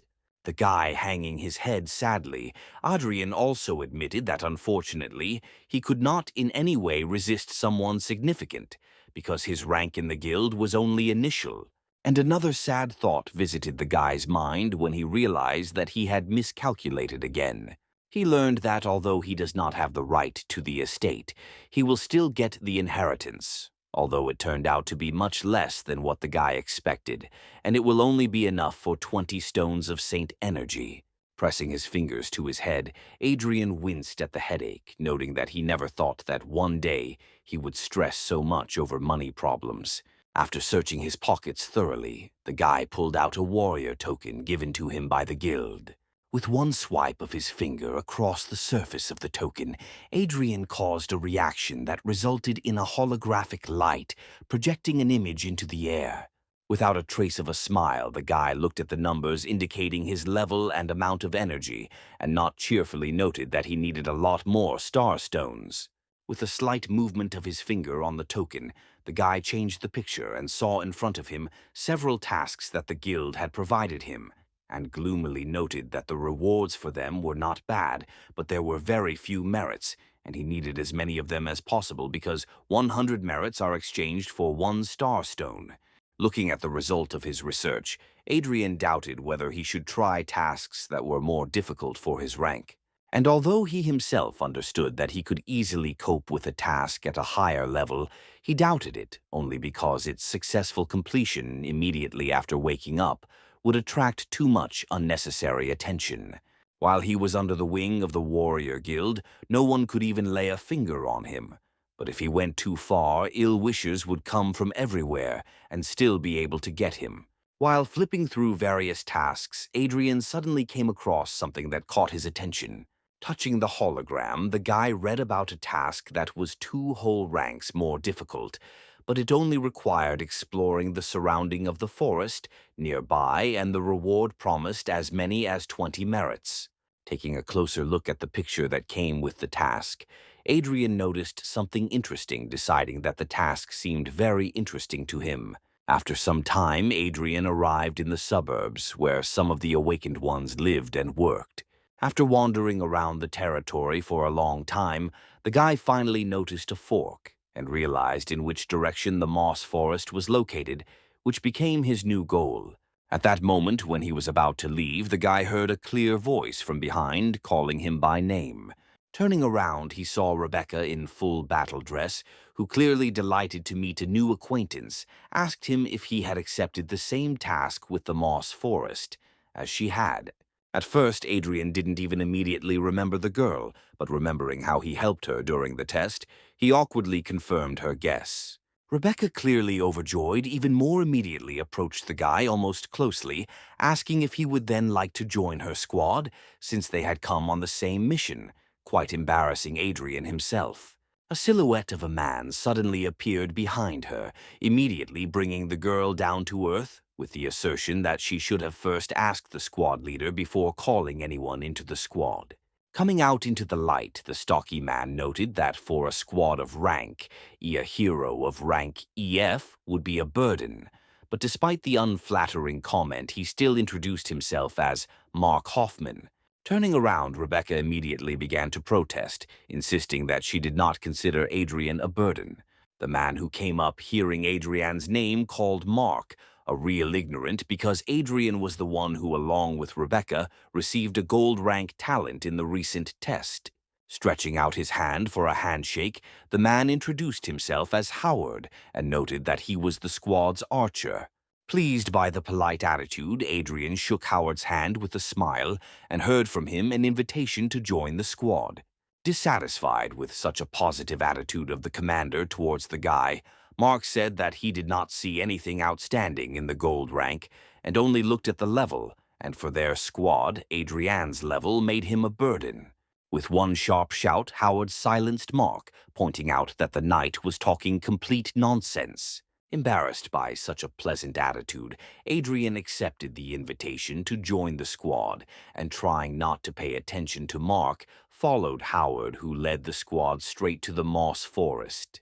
When the team finally entered the forest, the sky was covered with the crowns of mighty trees whose trunks were intricately intertwined. As soon as they climbed deep enough, tree creatures began to emerge from the bushes at them, forcing the heroes to fight. Wanting to cover the combatants, Rebecca pulled the bowstring and aimed a burning arrow towards the snarling monsters. With one well-aimed shot, she hit one of the monsters, causing the flames to immediately flare up, engulfing its woody body. And although the shot was accurate and the flame clearly wounded the monster, it suddenly extinguished it with a growl, turning to the one that had so suddenly carried out such a strong attack. The monster was about to rush straight at Rebecca, but Mark suddenly appeared between them, taking the monster's attack on his strong shield. Before Rebecca had time to prepare a new arrow, she noticed that Commander Howard was already preparing to fire, calmly taking aim at his enemy. The commander's equally well-aimed shot surprisingly caused much more damage because upon impact, the arrow suddenly exploded, dousing not just one, but a group of tree monsters at once with a bright flame. Deciding that the monsters were dead, Mark allowed himself to be distracted and turned to the commander in order to note how easily he dealt with the enemies. Thinking that it was time for another impudent comment, Mark turned to Adrien and once again noted that this task was too difficult for some F rank, which greatly offended Rebecca, who was standing nearby. The angry girl was indignant because the first arrow was shot from her bow, and she herself is only F rank, which means Mark believes that she is not suitable for this task, but the guy protested, justifying that he was only talking about Adrien. Dissatisfied with this attitude towards her comrade, Rebecca boldly put the knight in his place, noting that if he decides to continue to belittle Adrien, then next time he should think twice before speaking. At this time, the commander, who had not previously intervened in the skirmish, suddenly turned around at a rustling in the bushes. Instantly assessing the situation, he shouted to his comrades, alerting them to a sudden ambush attack. Without having time to dodge, Rebecca barely noticed how a sharp projectile was flying towards her face and closed her eyes in panic. Without straining at all, Adrien intercepted the arrow in one deft movement and, clenching his fist, broke it into pieces, which made Rebecca quite surprised. Throwing away the fragments of the arrow, the guy pointed towards the bushes, from which the projectile flew out, and shouted that that was where the attacker was. The team thief, named Gerald, instantly jumped onto the tree and rushed in the indicated direction, straight along the branches, promising to deal with the monster. In a couple of jumps, he caught up with the already fleeing tree monster with a bow in his hands and raised his blades to attack. It only took him a moment to cut the monster's entire body into pieces in a few attacks. The guy had already returned, landing springly in the clearing where the team was, and Rebecca at that time looked embarrassed at Adrien, who was following the thief's movements. The blushing girl looked away in embarrassment, thanking the guy for saving her, to which he smiled warmly, noting that they were one team. Clearly angry, Mark, in a fit of jealousy towards the lovely archer, thought to himself that Adrien was surprisingly successful in finding opportunities to woo the girl. Having quietly glanced at the knight, Adrien looked away with a sigh, deciding not to pay attention to him and thinking about everything that was happening to the forest. But there was clearly something wrong with him, and the guy felt it too clearly.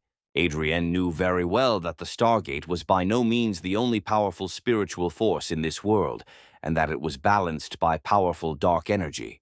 He knew that the stronger the starlight, the greater the vibrations of darkness, which awaken in living beings all the most terrible and terrible things, turning them into monsters.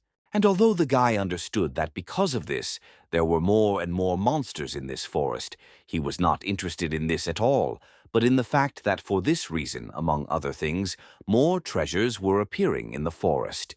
Distracted from his reasoning, the guy turned his head and saw the command take out a certain device with an antenna, clearly checking something. After checking all the data, the man took out another device and installed it at the root of one of the trees, proudly telling the team that the last beacon had been installed, which means their task of exploring the forest had been completed perfectly. Realizing that they would now go back to the camp, Adrien even smiled, deciding to secretly return here later alone in order to fulfill his goals. However, Mark spoke up, surprising the others by noting that he considered it inappropriate to return to camp now. The guy reasonably noted that for a regular E-rank task, they would receive too little to divide the reward among everyone, and therefore he suggested moving a little deeper into the forest to find something more worthwhile. And although the commander was clearly not too pleased with such an initiative on the part of the daring knight, he was forced to agree, realizing that his argument was very weighty. In response to the question about objections, all team members, including a satisfied Mark, answered in unison that they did not dare disobey the commander.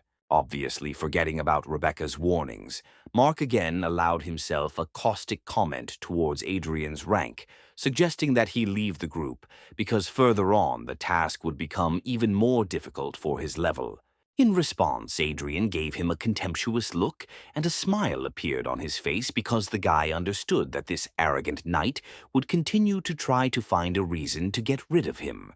Rebecca, who had not yet calmed down after the recent skirmish again, began to defend to Mark, claiming that his gold rank clearly proved his strength.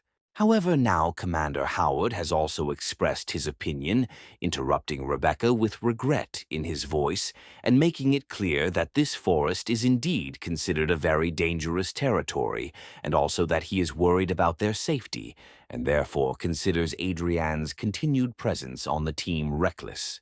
Not expecting this from the commander, Rebecca was clearly at a loss, trying to find at least some argument in defense of her comrade. But in her eyes there was only confusion.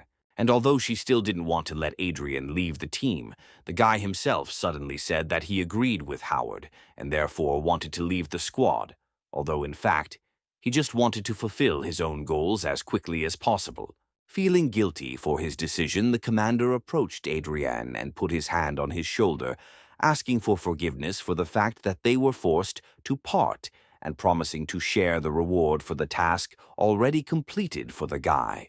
At this time, Mark, who was observing the situation, smiled contentedly because he had achieved his goal, and now no one would stop him from winning the heart of the beautiful archer. As the team moved forward, Adrien frowned, feeling the dark aura getting stronger, and therefore worried that nothing would happen to his new comrades. There were two more members on the team whose strength Adrien determined for sure, realizing that they were even stronger than Commander Howard, and therefore concluded that these were secret bodyguards whose main task was to protect Rebecca. And although he was abandoned, Adrien smiled contentedly, glad that he was finally left alone, which meant he could finally begin to complete his own tasks. With one deft leap, the guy jumped over the tree root that was blocking his path further into the forest. Having landed and looked around, he noticed that he felt a strong concentration of a dark aura, which was felt much more clearly here than on the outskirts. Thinking to himself that monsters are drawn to an aura that echoes their nature, Adrien suddenly caught movement above his head and turned around to see how a huge tree monster was falling towards him in order to finish him off. Using the archer's reflexes, Adrien easily noticed the attack and therefore was ready to parry it. With a slight movement of his hand, he used his bladefist skill to block the monster's attack. And a moment later, rushing forward, he hit the monster, aiming for the body and wanting to cut it in two. However, although the blow was strong, it only left a large wound on the living tree, which greatly surprised Adrien himself. The monster swung again, wanting to finish off the intruder, and Adrien sadly thought that using as much as 70% of his strength, he could only wound the monster.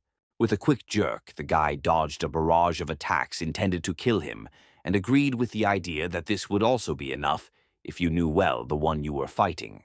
Standing firmly on both legs, Adrien snapped his fingers and used his magician abilities to immediately cause a small clot of flame to fall on them. In one smooth movement, the guy pierced a bunch of flame right through with his blade fist, causing it to engulf his entire hand. And although the monster, having caught its breath, immediately rushed at the guy, he was ready to accept the attack and show something interesting. Rushing towards him, the guy slipped under the enemy's blow and slashed him across the body with a blade, causing the monster to immediately burst into flames. Looking at the smoldering body of the already dead monster, Adrien allowed himself to relax a little and smiled at his own understanding that using his own ingenuity and knowing the weaknesses of the enemy, you can cope with any monster. And although he won this battle, the joy quickly faded because Adrien realized that he had spent much more spiritual energy on this battle than he would have liked. Frowning, the guy sadly summarized that he should learn new skills as soon as possible, otherwise he won't go far. Suddenly, a sphere of his soul flew out of his smoldering body, full of energy, which Adrien immediately noticed. At the same instant, this sphere flew up to his mouth, and Adrien, opening it, swallowed it, feeling how his whole body was saturated with energy from it. Adrien straightened up again and smiled, glad that he had acquired such a useful talent, which allowed him to absorb the souls of defeated enemies, not only restoring the strength spent in battle, but also becoming even stronger. Approaching the ashes of the defeated enemy, Adrien noticed something unusual and knelt down next to the curious object. Having picked up a stone full of dark energy from the ground, Adrien noted not without interest that the further he moves into the forest, the more often he finds similar stones in the corpses of defeated monsters. Having examined the next stone from all sides, the guy remembered that he had read that such stones contain the energy of stars, although 10 times less than in star stones, and in addition to this energy, they are filled with a dark aura which makes them dangerous for ordinary people. Smiling at the unexpected discovery, the guy thought that for any awakened person the stones would be absolutely useless, but for him this is far from the case. Sitting in the lotus position, Adrien concentrated on the stone, and it soared in the air right above his palm, sparkling with the energy that overwhelmed him. Just in time, Adrien knew a special technique that made it possible to get rid of the dark aura inside the stone and cleanse the energy of the stars, which the guy himself could absorb, and therefore he, clenching his fist, broke the stone into small fragments. While he was busy purifying and absorbing energy, several more tree monsters lurked in the bushes, not far from him. Naturally, the archer's reflexes helped the guy spot them, and therefore, having quickly finished his ritual, he even smiled, realizing that he would now receive even more stones he needed. Straightening up to his full height, he once again combined the bladefist technique and the magic flame, preparing to take on even multiple enemies at once. If he had looked around, he would have seen that the monsters had truly surrounded him and were about to feast on his flesh. But the guy was not going to give them such an opportunity. Overwhelmed by the thirst for a good fight, the guy himself rushed into the attack, showering his enemies with a flurry of fiery blows that left terrifying wounds on the tree monsters. Those who survived Adrien's attacks could no longer fight, but most were instantly covered in flames, devouring the monsters' wooden bodies in an instant. Adrien felt unsurpassed, remembering those exciting times when, as a god warrior, he fought entire armies single-handedly. And the thought of this almost cost him his life, because in an instant he discovered that alien claws were a couple of centimeters from his face. Using all his reflexes, Adrien managed to dodge, causing the enemy attack to fly past. The flame around his hand went out, and in a couple of jumps, Adrien found himself at a relatively safe distance from the monsters, realizing that he had become too lost in the heat of battle. And although he dealt with them well, he did not escape the fact that there were more and more monsters. However, Adrien was not going to give up so easy to some tree monsters, and therefore he called upon the souls of the already fallen monsters in order to replenish his strength and rush into battle again.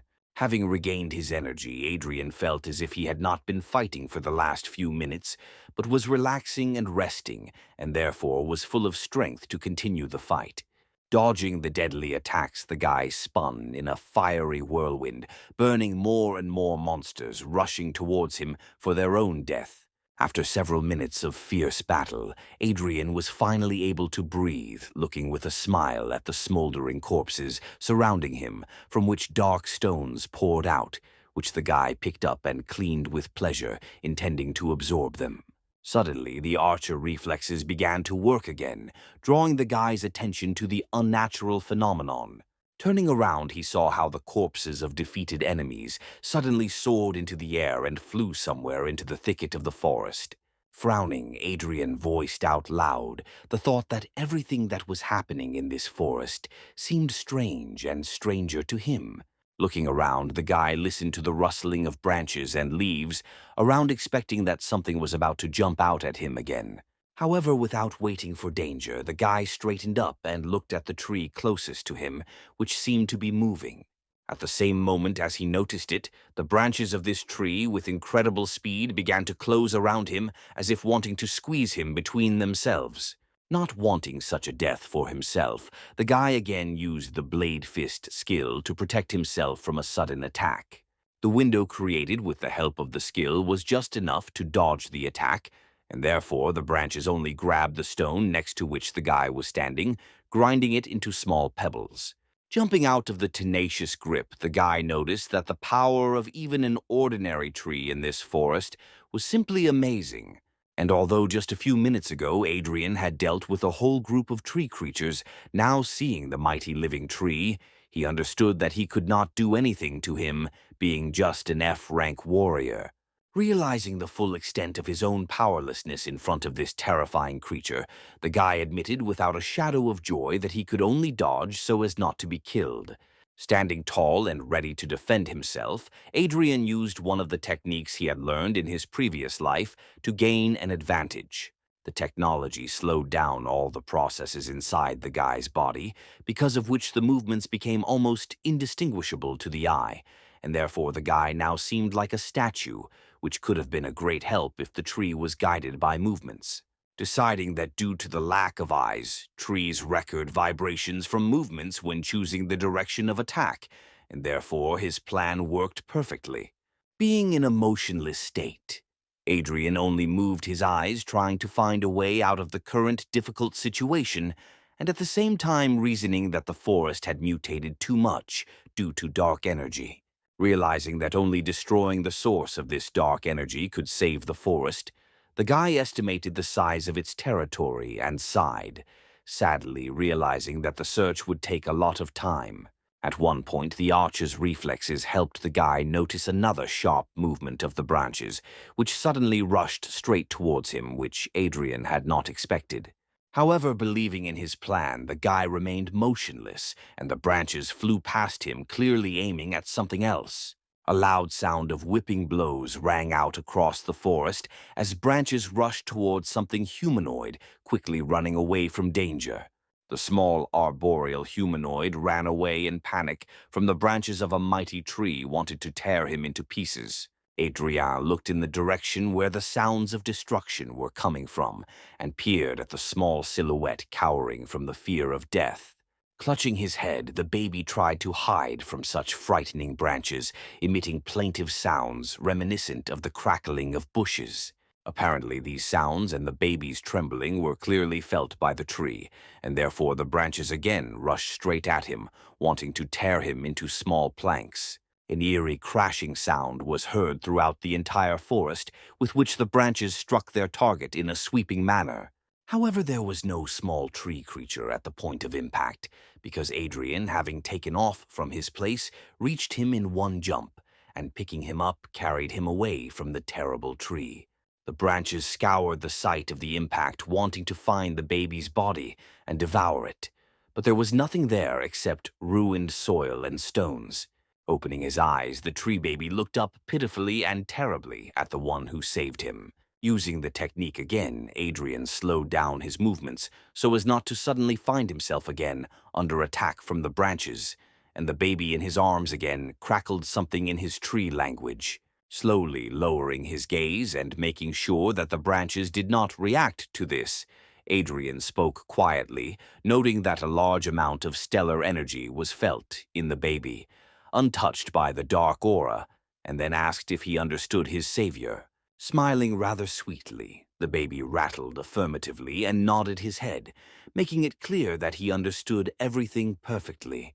Smiling, Adrien noticed that the rescued creature was quite smart, because it not only understood his speech, but even thanked him for saving him. Deciding to take a risk, the guy directly asked if the kid knew where the source of the dark aura was in this forest, to which the creature actively nodded. Turning around, the baby pointed somewhere further into the thicket of the forest, clearly wanting to help his savior. Rejoicing at his unexpected ally, the guy was honestly surprised that this kid not only knew where the source of the aura was, but was also urging him on. Having looked around and realizing that the branches of the living tree were quite far away, the guy gathered his strength and rushed forward to where the tree crumb was pointing him. Somewhere in another part of the forest, several tree creatures were eagerly attacking a bulky shield protected by an unusual aura. Holding back the enemy's onslaught, Mark shouted to the commander about his readiness to maneuver. At the same instant, an arrow enveloped in the magician's flame flew towards him, which, flying past his shoulder, pierced one of the creatures and instantly exploded, without, however, touching the knight covered with a shield. However, one of the creatures suddenly jumped out of the column of flame without being wounded by it and rushed at the magician. And at the same instant he was shot down right in flight by a well-aimed shot with a fiery arrow fired from the bow of Commander Gordon. Turning to the team, Mark noticed the commander's face tense from the sudden danger, having just saved the life of an ally. Having relaxed, the knight approached Rebecca, who had been closely following the progress of the battle all this time, and told her to remember how to properly deal with such monsters, not forgetting to note that without the burden of Adrien, they were moving much faster. Frowning with displeasure and still angry that Adrien was kicked out on his initiative, Rebecca gave the guy a dissatisfied look, wondering how he could behave so arrogantly. And although she honestly tried to think about the enemies and the task, her thoughts returned to Adrien, and the girl confusedly thought that his powers were clearly much more powerful than he had shown in teamwork. Suddenly, Gerald, looking somewhere toward the trees, called the commander, claiming that he felt that something was wrong. Turning to Howard, the thief pointed to the battlefield where there were absolutely no bodies of killed monsters left. With a slight but obvious trembling in his voice, the guy alert pointed out this fact to the commander. Noticing some movement out of the corner of his eye, Gerald suggested that the forest was absorbing the bodies of monsters, and when he looked up, he saw that the branches of the huge trees surrounding them seemed to come to life. Raising his head in surprise, the stunned Mark saw how some branches rushed towards him with extraordinary speed. In an instant, strong and thick branches entwined the body of the knight, who screamed pleased for help towards his commander. However, before anyone had time to react, the branches sharply compressed, squeezing the body of the daring knight, causing blood to splash out of his mouth, and Mark himself let out an inhuman cry full of pain. Commander Howard was about to rush to the aid of his comrade, but realized that he was too late, and therefore took a step back, approaching his allies, his jaw clenched tensely.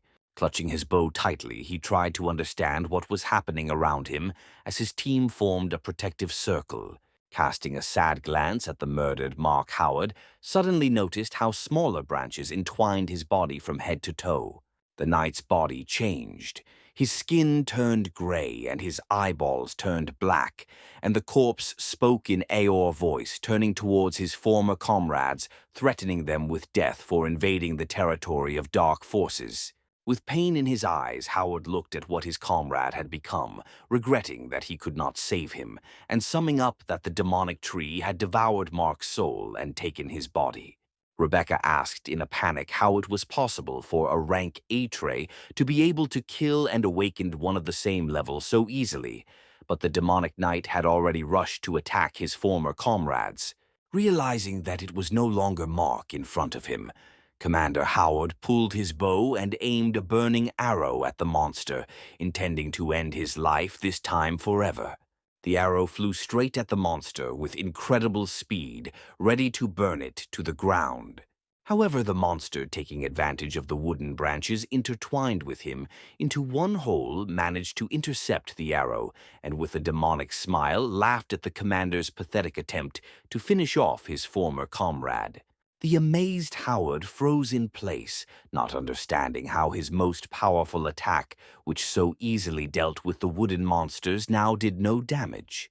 And at this time, the demon, taking advantage of the confusion of the squad leader, rushed to the attack, ready to kill not only Howard but the entire squad.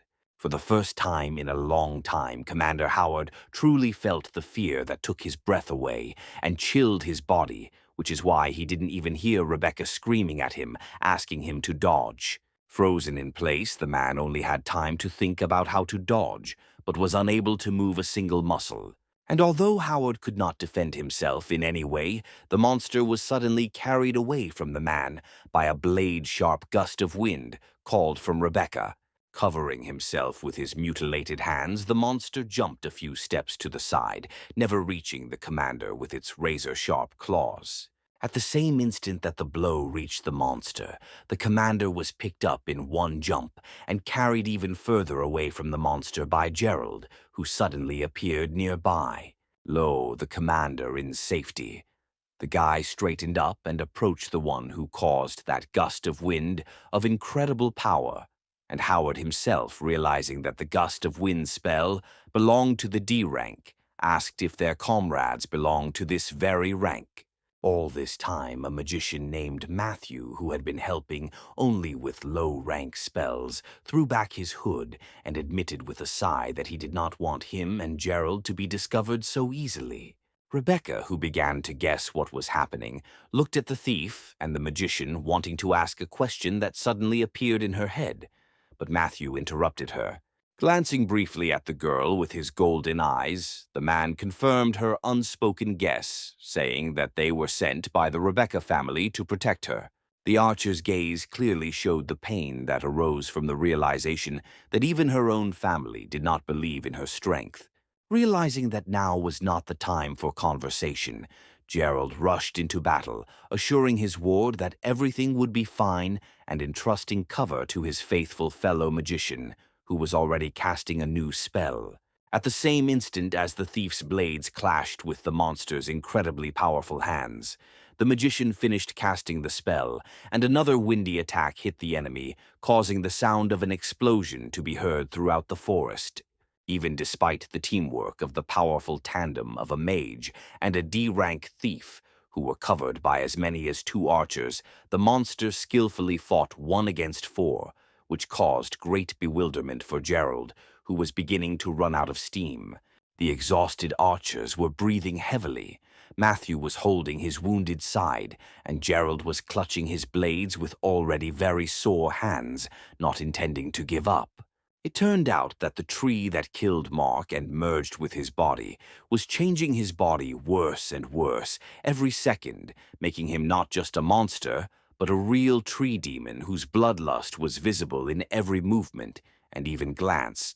Even the unwounded monster suddenly roared, and the already powerful body looked many times stronger than it was. Realizing that the battle was going completely against the team, Matthew made a difficult decision, intending to protect Rebecca at all costs, and therefore folding his hand into an unusual symbol, the man began to use a new spell and asked Rebecca to run when it was ready. Looking around at her exhausted team and the rather tired Rebecca herself, she tried to disagree, realizing that without her, the squad's remaining chances of survival would be completely lost. At the same moment when she tried to voice the reason for her refusal, Matthew used a spell, immediately causing 2 gusts of wind of incredible strength, cutting through huge roots in its path and rushing towards the girl. And as soon as the magical wind reached the archer, it suddenly began to spin gently, picking her up and lifting her into the air, dragging her somewhere deep into the forest, away from the battle. The girl, who had fallen to her knees far from the battlefield, raised her head, shocked that they had done this to her. And although she wanted to return as quickly as possible, a sudden crunch of branches from the side made her turn her head toward the bushes from which other monsters were running towards her.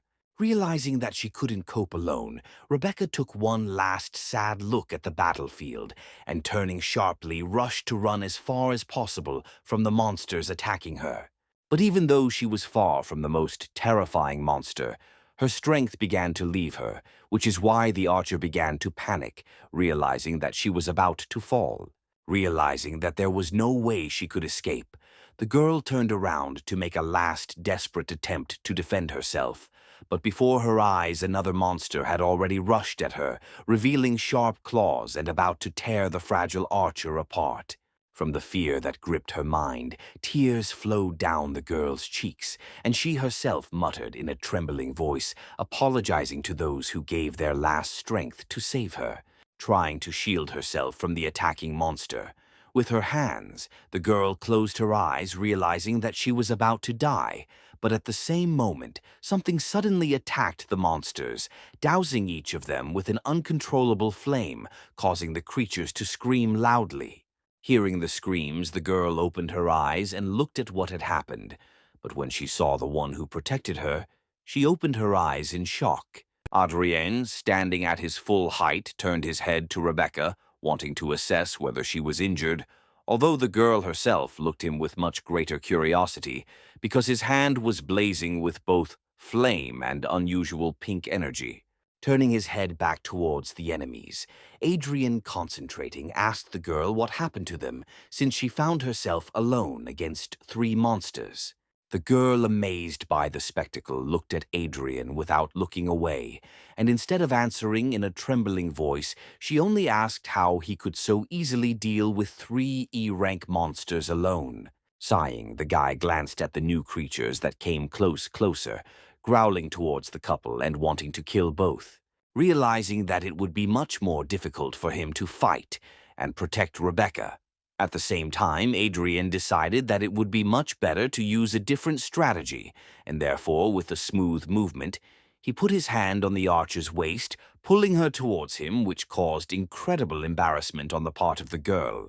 The girl tried to object to such an unexpected close contact, but Adrien interrupted her, giving her a hard look and threatening that if she did not shut up, he would throw her to be eaten.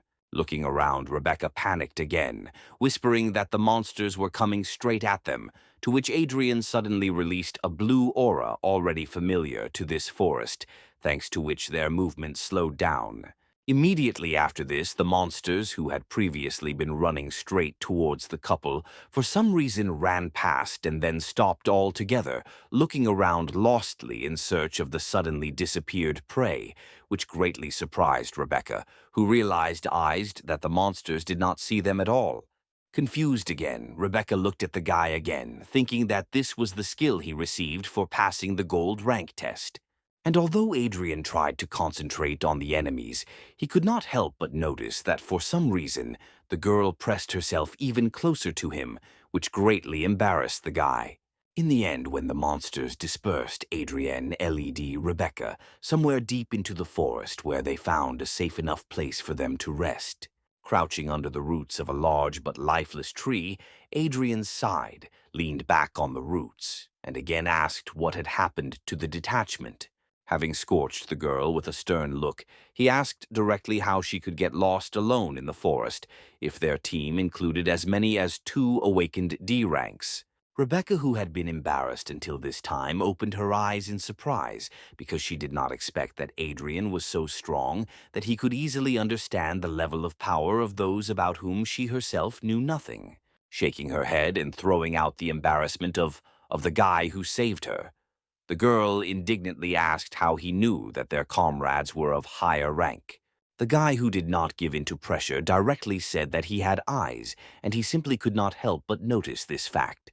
Without taking his stern look off Rebecca, the guy said that they weren't even particularly hiding, because even before the guy left, they boldly used their abilities, and the archer simply didn't notice. The guy harshly reprimanded the girl because she is a gold rank archer, which means she should have noticed it herself, but Rebecca turned out to be so inept that she missed simple information that was right under her nose.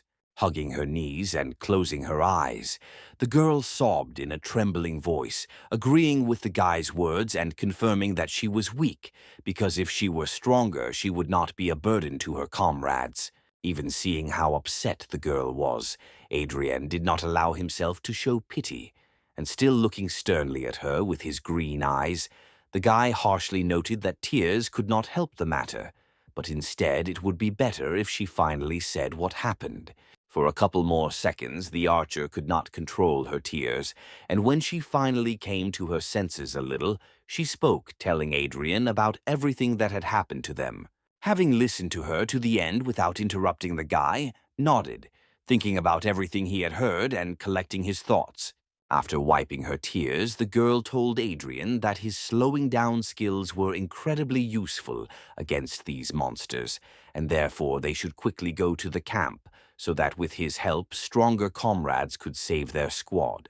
The guy looked up and looked at her as if she had said the most stupid thing in history, and then asked directly whether she seriously believed that the commander and the others would need help if they left for reinforcements. And although he said that even an awakened E rank could cope if he took the right approach to the matter, he was forced to admit to himself that an unprepared team with only 2 awakened D ranks was unlikely to survive a direct confrontation with the Black Tree.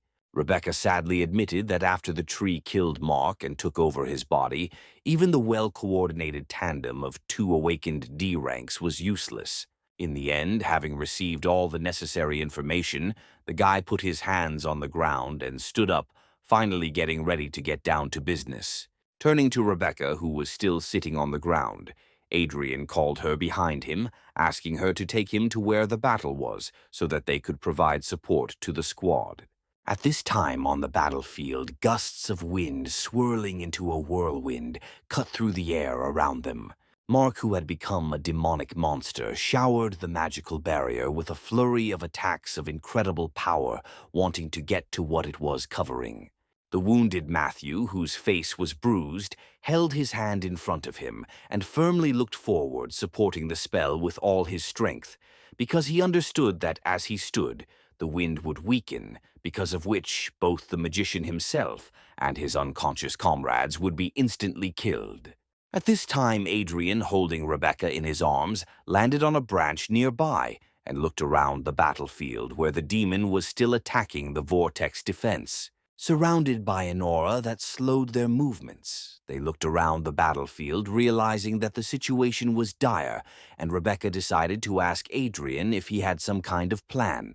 The girl was firmly convinced that Adrien would be able to deal with this monster, but the guy interrupted her and, throwing a sad look, confidently said that he couldn't handle it himself, but Rebecca could. Remembering how the last battle ended, the archer was surprised by Adrien's statement, because she even doubted that she could cope with simple tree monsters, let alone this demon.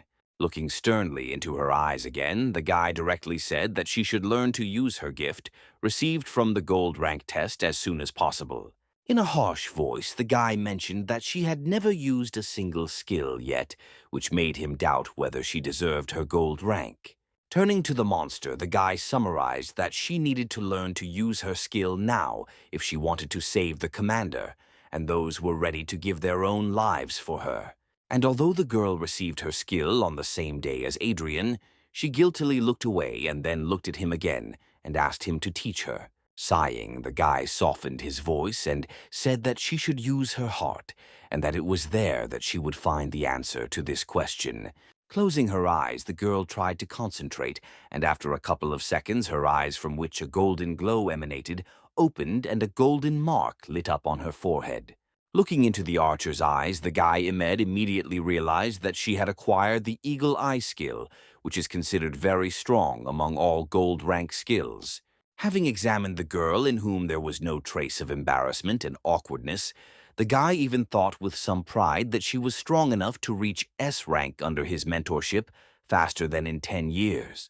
But just a second after thinking about the thought of mentoring, the guy looked away and frowned, not understanding why he was thinking about it again, because the student from his past life had betrayed him. Rebecca, at this time, not noticing the expression on the guy's face and not hearing a word from him in response to the awakening of her skill, turned her gaze to the monster below and said with enthusiasm that she had finally seen what she wanted. Her eagle eye skill allowed her to clearly see the monstrous aura of as many as 10 black trees that had swallowed Mark's body. Adrien gently guided and pointed, telling her that she had to give it her all and see much more than she was seeing at the moment. The girl tensed and her eyes shone even brighter when she said that she would definitely try for the sake of the commander and comrades. The mark also shone brighter, and the girl was able to catch all the streams of aura, not only emanating from the monster's body, but also flowing directly into it. She was able to clearly see not only the terrifying red aura around the monster, but even a dark aura of incredible volume concentrated at one point. Having heard enough, Adrien noted that it was this dark aura that was the cause of everything terrible that was happening to the forest. The guy himself self-examined the monster, telling the girl that the power of 10 black trees in one knight's body is too colossal to fight honestly, but he can be attacked in a weak spot. Reacting instantly to the guy's words, Rebecca immediately pulled out her bow and pulled a burning arrow, aiming at the weak spot and claiming that she would now complete the task. However, Adrien managed to prevent the girl's rash act by ordering her not to be smart and clicking her on the forehead. The guy scolded her with displeasure, saying that she was just an F-rank archer. Her and her arrow would never penetrate the defense of such a powerful creature, but would only attract his attention. Rubbing her bruised forehead, the girl looked down guiltily and asked for forgiveness for her rashness, asking him to teach her how to do the right thing. The guy sighed and closed his eyes in disappointment, claiming that it was because of this rashness and inattention that their squad got into such a mess, after which he asked her if she saw another way to solve the problem.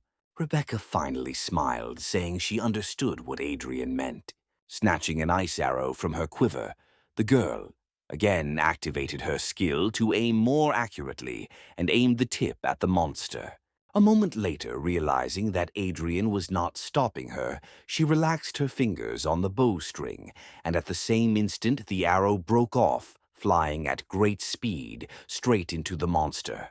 Before the monster had time to react, he let out a loud cry of pain when the ice arrow hit his weak spot, where the ice immediately covered his body, making the woody shell fragile.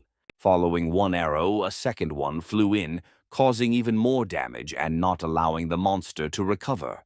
Finally, the last third arrow hit the target, causing almost the entire body of the demon to be covered with an ice crust. An incredible pain was clearly visible in his eyes. As soon as the last arrow hit the target, Adrien immediately tensed up and covered the hand holding the blade with flames, not forgetting to use the bladefist skill. The joyful girl exclaimed in admiration that she was able to carry out a successful attack on the demon, and Adrien's smile smiled proudly, supporting her enthusiasm. Turning to the guy and seeing his smile, Rebecca immediately blushed, after which she thanked Adrien, calling him brother for the first time. And although she was glad that she succeeded, she understood that the ice arrow would not hold the monster for long, which she immediately told her comrade. Having prepared for the attack, Adrien suddenly jumped from the branch and rushed straight at the monster, with the goal of destroying both it and all the dark aura that had accumulated in its body. Watching the guy rush into the attack, Rebecca expressed her thoughts out loud that the guy, although he tries to look stern and indifferent, is actually very kind. In an instant, Adrien found himself right on the battlefield. However, to the archer's surprise, instead of saving his wounded comrades, he rushed straight at the monster, clearly intending to engage in battle with it. In a panic, Rebecca screamed, trying to stop the guy from this, in her opinion, stupid act because his defense is incredibly strong, and F-rank would never be able to break through it. She knew that if he couldn't break through the monster's thick wooden armor, he himself would be under attack. But Adrien's gaze said more clearly than any words that he wouldn't stop. The guy understood perfectly well that the archer was right, and that Mark, who had become a monster, may not be very strong in himself, but his wood armor supported by a dark aura makes him almost invulnerable. However, Adrien took into account all these details and had a plan to fight this monster, and therefore his hand see fire again, realizing that the ice arrows made the monster shell fragile. The guy lit his second hand and much stronger than before. With both fists, Adrien slammed straight into the monster's open weak spot, which was covered in ice enough for the guy to break through such a strong defense. The sudden change in temperature intensified the blow even more, causing the monster to scream in incredible pain. When Adrien sharply tore his fists out of the monster's body, the two elements entered into such a violent reaction that a huge column of flame burst out of the demon's body. Despite the fact that Rebecca watched the entire process of the battle, although she admired Adrien, who managed to break through the monster's defense, she could not understand how he did it. Taking a better look at the monster with the help of her skill, Rebecca saw how a purple dark core suddenly appeared from the monster's stomach, which according to her guesses was the source of the dark aura. Without stopping his movements, Adrien took out his blade and surrounded it with flames, along with the energy of his bladefist, to unleash a final devastating attack. Rushing towards the enemy, the guy cut his body with several powerful blows, right in the place where the core affected by the dark aura was located. Looking at the place of impact, the guy noticed with satisfaction that the core had split into several parts. At the same instant, the wooden shell of the monster began to split and fall to the ground, freeing Mark's body to come out. It turned out that Mark did not die in that attack of the tree and was inside the tree shell all this time being alive, and now having climbed out, exhausted, he muttered something unintelligible. When his gaze focused, he saw Adrien in front of him and immediately shouted at him in rage, calling him a real bastard. Throwing a glance at the guy full of contempt, Adrien grinned and answered boldly, calling the knight a brat who could not resist the darkness. Not sparing the guy, Adrien sternly noted that the knight, because of his powerful will, has an advantage against the forces of evil, and should be the least prone to the influence of monsters, but the black trees were able to take advantage of Mark due to spiritual weakness. Pressing his hand to his aching head, Mark threw a tired but still angry look at the guy, as memories suddenly began to appear in his head, one after another, revealing to him the whole truth of what happened to him. Having assessed his guesses and real events, the guy decided that Adrien had set everything up in retaliation for being expelled from the group, and therefore, in a fit of anger, he rushed at the guy. Adrien sighed heavily and once again called Mark an idiot because his actions and thoughts strongly contradicted common sense. With one deft movement of his hands, Adrien, without much difficulty, knocked the useless knight off his feet and turned him over in the air, deciding to completely neutralize him. As soon as Mark lost consciousness, a dark crystal suddenly materialized in the air next to him. Sighing heavily, Adrien spat on the ground next to the unconscious knight, noting that his soul was terribly envious and ignorant, and therefore it was not surprising that darkness took his body. Looking down, the guy saw the crystal that appeared at the death of the monster who enslaved Mark, and raised it, glad at least 1+ in such an unpleasant situation. Holding it in his hand, Adrien assessed the stone and realized that it was much better than all the ones he got from killing ordinary tree monsters. Concentrating his aura, the guy noticed, not without irony, that a dark aura without a master was trying to subjugate him, and then he relaxed his fist, grinding the crystal and releasing its energy for subsequent purification and use.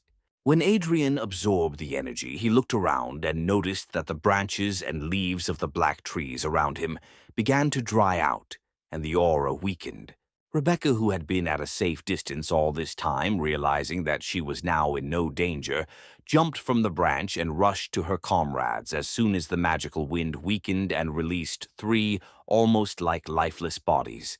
The girl felt the pulse of the magician, who had lost absolutely all his strength, but who so steadfastly defended his comrades until he lost consciousness, and summed up with a sigh that everyone was alive but absolutely exhausted. Turning to Adrien, Rebecca thanked him from the bottom of her heart, admitting that without him and his help, they would all have died here. Coming close to the archer, Adrien looked into her eyes and said with a smile that simple gratitude would not be enough, which again caused a blush on the girl's cheeks. Rebecca, taken aback by the guy's pressure, even trembled with embarrassment, as did her voice when she tried to find out what he was talking about, although she herself had already thought about something extremely obscene. Noticing the changes in the girl's behavior, but not understanding what caused them, The guy looked at the archer now more sternly and asked if he remembered what he told her during the talent test, taken aback by the realization that she had understood everything wrong. Rebecca, upset, remembered that then Adrien asked her to keep everything a secret, and this time it turned out he asked for the same thing. Having praised her for her quick wit, the guy put his hands in his pockets and casually walked away from the clearing, telling the girl that it was now safe here and she better not go anywhere while he was doing business. The archer asked what kind of business he might have now, to which the guy relaxed and calmly said that he was going further into the forest to completely destroy the Dark Scourge. The amazed Rebecca, who thought that the core in Mark's body was the source of the dark aura around her, wanted to ask again, but Adrien had already left. Just in case, again, using the technique of slowing down movements, Adrien moved through the forest, focusing on his own sensations. Peering at the trees around, the guy noticed that all the trees affected by darkness began to dry out, which only confirmed his guess that with the destruction of that core, the darkness in the forest became much less. Suddenly, from under Adrien's suit, the same baby he had recently saved from the black trees appeared. Before this, Adrien walked straight to where this same little guy was pointing until he heard the sounds of carnage, which is why he had to turn around. But now, after stroking the little one on the top of his head, the guy asked him to show him again where to go. Satisfied that he was safe and being given affection, the baby gladly helped the guy again, pointing him to where the main source of the dark aura was. Having covered a long distance in the direction where the tree baby was pointing, the guy finally reached a truly colossal tree whose top was without a single leaf and whose branches were blacker than night. Looking around, Adrien noticed out loud that the environment smelled terribly of rot, and the dark aura was felt much stronger, but the guy also felt something unusual. Stretching his paw towards the tree, the baby summoned a stream of green energy, which was immediately picked up by several leaves from the ground. Smoothly, as if along waves, the energy flowed to the tree and touched it and was absorbed into the mighty trunk, and all the leaves weakly fell to the ground. As if alive, the roots of the tree suddenly began to move, but without a threat like other trees, opening a passage to the heart of the tree for the awakened one who came. Delighted that he had such a useful kid as an ally, Adrien smiled and moved inside the tree, noting that without him he would never have been able to get here. When the guy went inside, the roots began to move again, now blocking the passage, and Adrien asked the little one if this was where he himself had come from.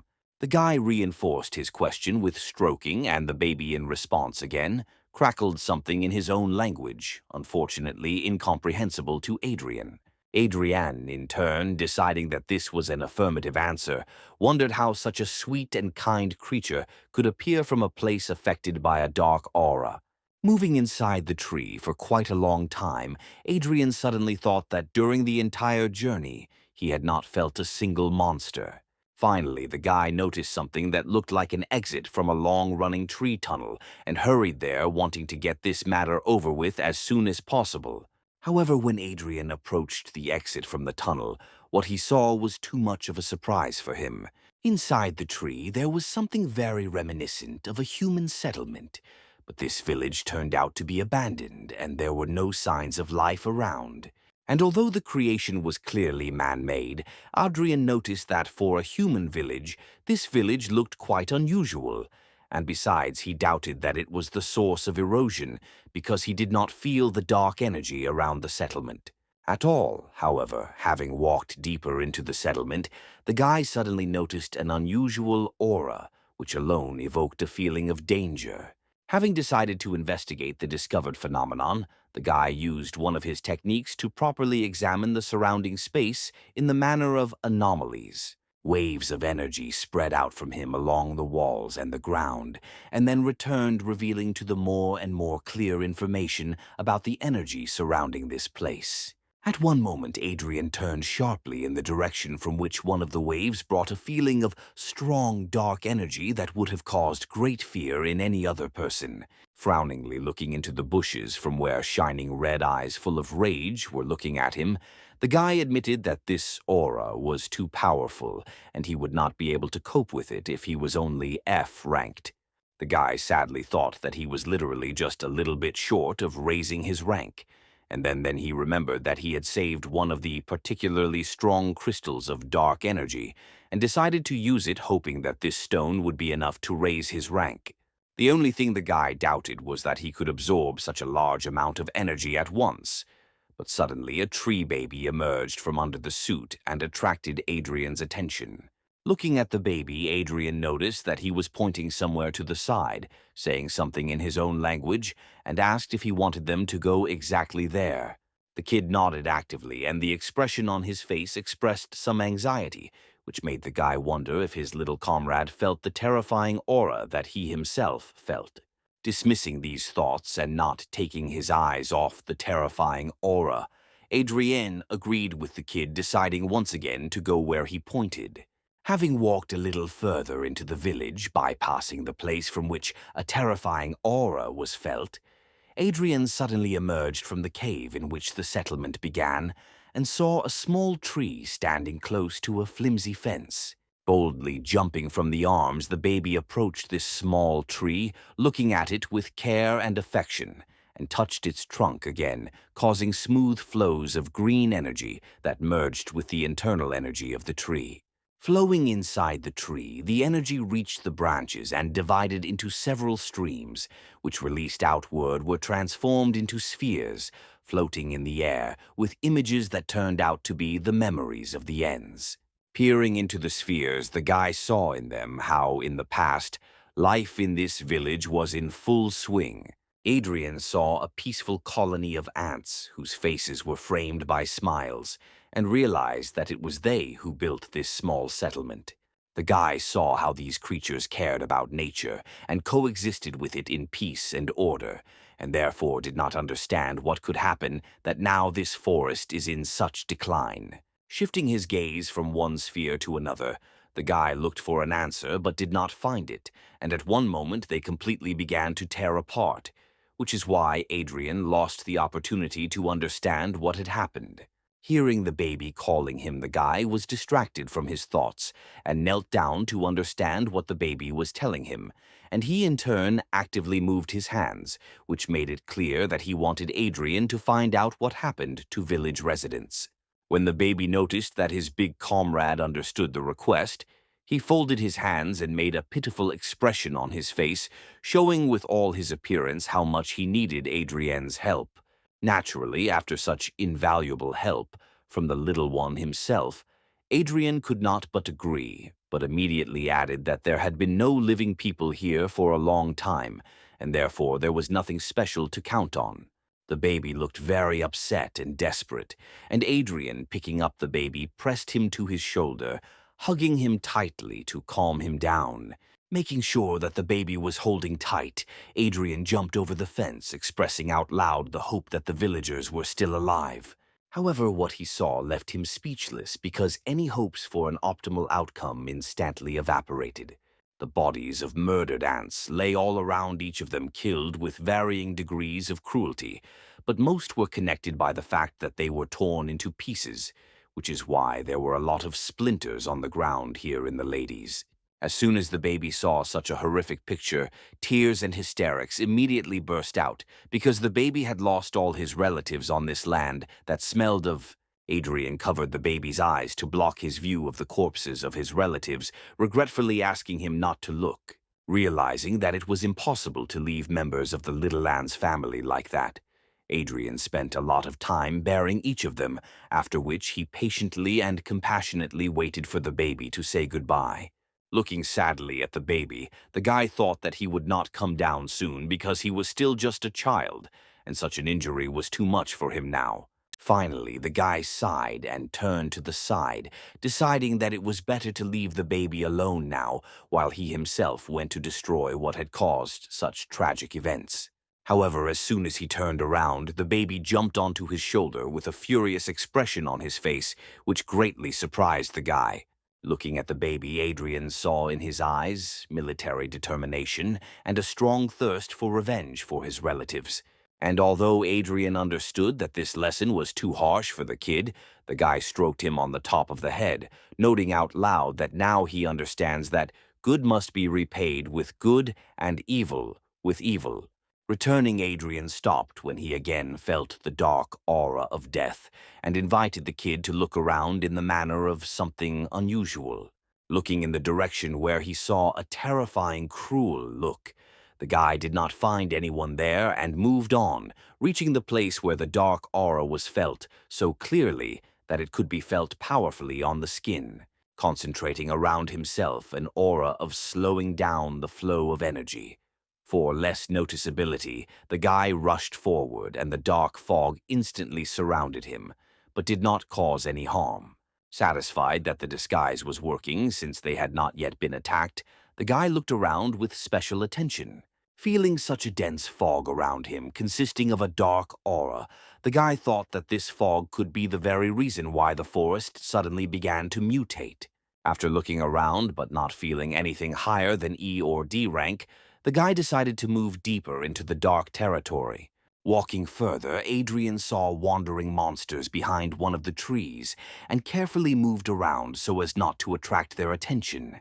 And having moved even deeper, Adrien understood why the monsters were here, because before his eyes there was something unusual. It turned out that the trunks of several black trees were intertwined together, forming something very similar to a dark altar.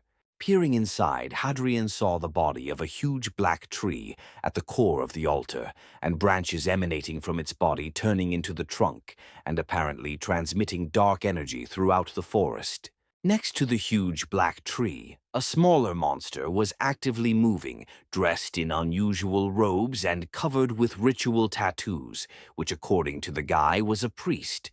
Hiding behind cover so as not to be noticed, the guy carefully watched what was happening as best he could, wondering what was happening but guessing that the priest wanted to absorb the dark energy of a huge black tree. Standing proudly next to the huge ant, the priest cried out that he needed a sacrifice in order to absorb his power and finally become the king of the Mo forest. Staring in amazement at what was happening, the baby quietly cracked something in his own language and did not notice how his body suddenly lit up, because his aura began to resist the dark energy surrounding him.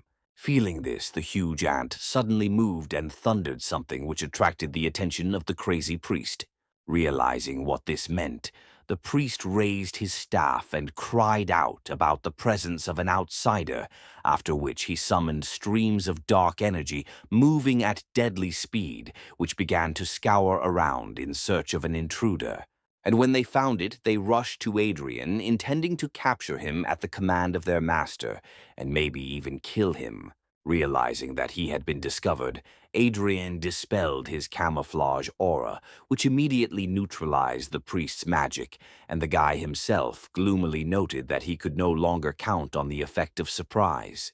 The demonic priest looked at the guy with hatred and shouted loudly that everyone who interferes with his ascension must be immediately destroyed, be it people or forest spirits. After one of his commands, a whole crowd of monsters rushed at Adrien with loud screams, wanting to please their master and deal with the intruder. Realizing that he could not hesitate, the guy took a fighting stance and used a fiery fist blade in order to quickly deal with the monsters that were interfering with him. Rushing into battle, the guy tried not to take his eyes off the priest, and at the same time not lose concentration from the battle, successfully destroying every monster that was stupid enough to come within striking distance. Despite the fact that there were indeed a lot of enemies, the guy successfully broke through the crowd, destroying the monsters one after another in incredible combat pirouettes. And although Adrien successfully fought against these monsters, he understood that very soon his strength would begin to leave him, and any confusion could cost him his life. It was for this reason that the guy focused again on the priest, who was shouting instructions to his demonic ears. Remembering the old saying that if you want to kill a monster, cut off its head, the guy rushed straight towards the priest with one powerful leap, intending to finish him off with one concentrated blow. Knowing very well the weaknesses of different classes of creatures, Adrien understood that it would not be difficult to deal with the magician in close combat, and therefore rushed towards the monster even faster. Trying to get even closer, the guy suddenly noticed that the priest was not casting spells, trying to defend himself, but was doing something that was not usually typical for magicians. Instead of using spells, the sorcerer swung his staff as if he was going to hit the guy on the head, which even confused him. Adrien was already so close that he didn't want to dodge and waste time just to reach it. But the magician's blow touched the ground, and in a powerful stream of energy, crushed the stone exactly in the place where Adrien had just been. Having landed irritably, the guy angrily noticed that the strength of this magician was equal to the strength of a mid-ranking warrior, and therefore Adrien was forced to dodge to save his own life from the blow. Straightening up and taking a fighting stance, Adrien watched as the monster, with a G gesture, attracted some plates that looked very similar to metal. Frowning, the guy realized that the battle would be much more difficult than he had expected. Having fused together with metal plates that took the form of armor, the monster, who turned out to be both a magician and a warrior, cried out, ready to take the fight. Hearing the priest call himself the king of the moss forest, the guy grinned out loud, calling his enemy words real nonsense. Angry at such a dismissive attitude, the magician rushed at his enemy, wanting to finish him off for insulting him. And although the guy behaved confidently, he knew that he was unlikely to overcome this fight, and therefore he took out that very powerful crystal from his pocket, intending to use it now. Realizing that there was no choice left, Adrien broke the crystal into small fragments in one movement, hoping only that he had not made a mistake in his calculations. Absorbing the released energy, Adrien met a monster that had already rushed at him, whose staff was approaching the guy's head, ready to crush him forever. The guy's eyes lit up, and he himself felt his spiritual energy growing even more until it finally crossed the threshold for increasing his rank. And at the same moment as the guy felt his own strengthening, the sound of a powerful explosion was heard above the altar. The explosion was so powerful that the hard rocks split and the fragments flew away from the source of destruction. The magician, confident that his blow had reached its target, felt the full power of this explosion, was stunned by it, and was thrown to the ass side. In turn, Adrien stood confidently on both legs, feeling how much stronger he had become, and how colossal the difference was between the E and E ranks. During his promotion, Adrien instantly summoned a fiery fist blade and counterattacked the enemy, which caused such a powerful explosion. But now, looking gloomily at his opponent, he realized that he had not killed him. Slightly hunched over and leaning on his staff, the monster coughed heavily, trying to withstand the pain from the blow, but it was clear from him that he was not going to die. Growling in anger, the monster released powerful clots of dark flame from its body, wanting to finally finish off the annoying enemy. Seeing that the enemy was overcome with rage, Adrien stood up, ready to fight again, and noted with a grin that it would be easier for him to kill the enemy if he lost control of himself. Before the self-confident hero had time to blink, the monster found itself in the air 1 meter in front of the guy, already swinging for another powerful blow. Surprised by the speed of the monster, Adrien slid out of the attack with a smooth movement, instantly destroying the stone surface at hit. Having landed and not taking his eyes off the enemy, Adrien noted out loud that his speed had become many times greater, which meant he needed to be even more careful. Before he could come to his senses, he was already in the air, successfully dodging another powerful blow from his staff. Turning over in the air, Adrien used his flaming fist blade to unleash 3 powerful attacks at once on the enemy, who had not had time to regroup to defend himself. And although the blow clearly reached its target, Adrien was forced to dodge powerful attacks again, because his own blow could not penetrate the monster's strong defense. While Adrien was preparing for another melee attack, the monster suddenly created a sphere of dark energy in his hand and took aim. Adrien, accustomed to close combat, was clearly surprised when a projectile flew at him and tried to dodge, but the sphere changed the direction of its flight right in the air. Scorched by the burning and poisonous dark flame, Adrien collapsed to the ground, struck by the unexpected attack. Falling to his knees, Adrien clenched his teeth in incredible pain as the monster said with ominous arrogance that there was no way an ordinary person could withstand a direct blow from dark energy. However, when he saw what was happening to his enemy, the monster exclaimed in shock, realizing that his attack did not finish the guy off. Kneeling on one knee, Adrien began to glow, and the flame of dark energy began to go out, suppressed by the knight's protection, which now came in handy.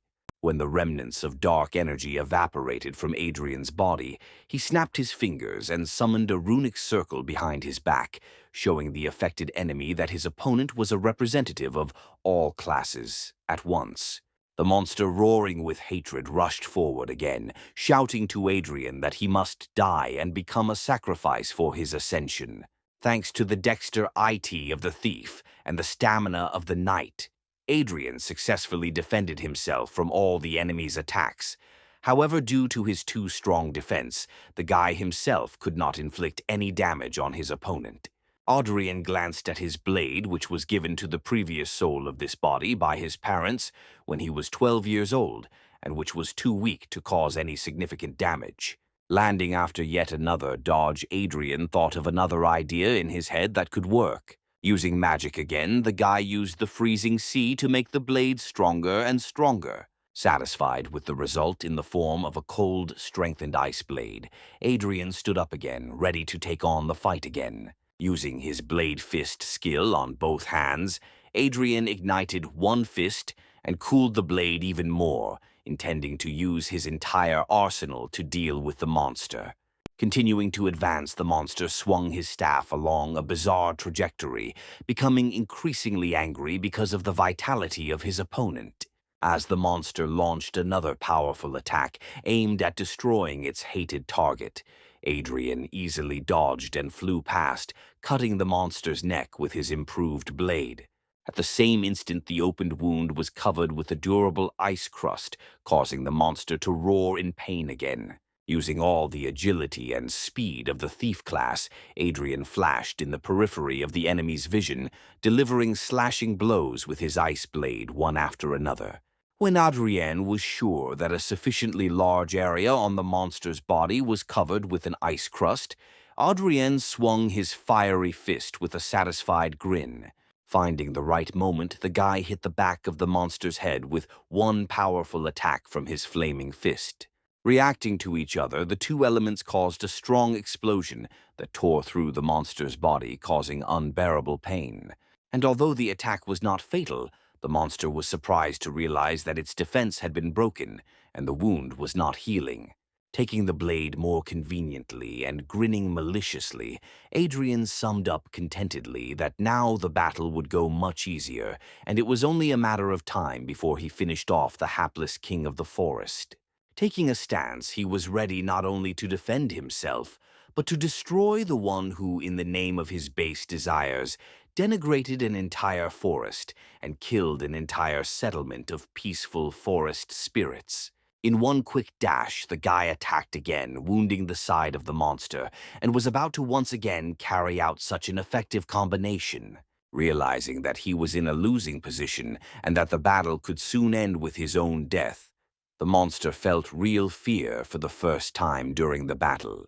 Without attacking in response, the monster used its mighty strength to jump as far as possible from Adrien, who at first thought that the enemy was running away, but it turned out that the jump had a specific purpose. The dark priest used his magic to cut through those branches that held the huge An in place, in an unconscious state, causing his eyes to suddenly light up. The awakened monster of colossal size roared, waking up from sleep and feeling an unbearable thirst for blood. Realizing that the guy would not leave his enemy alive, the priest grinned as the huge monster tensed, freeing itself from its shackles, and said confidently that if he was destined to die, they would die together. Adrien looked at the monster, not particularly surprised, but he realized that the situation was desperate because the huge monster was clearly D rank, if not stronger. Concentrating, Adrien felt how the entire dark aura of the forest was concentrated in this one terrifying giant, which left no chance for a successful battle. The enemy in a battle with which the guy had just had to sweat a lot now stood at the feet of a real colossus whose monstrous aura alone already inspired horror, not to mention his appearance, and Adrien felt that he was really in trouble. It was a desperate situation, and although the guy was still trying to figure out a way to get out of this truly tragic situation in his heart, he was ready to rush into a fair fight.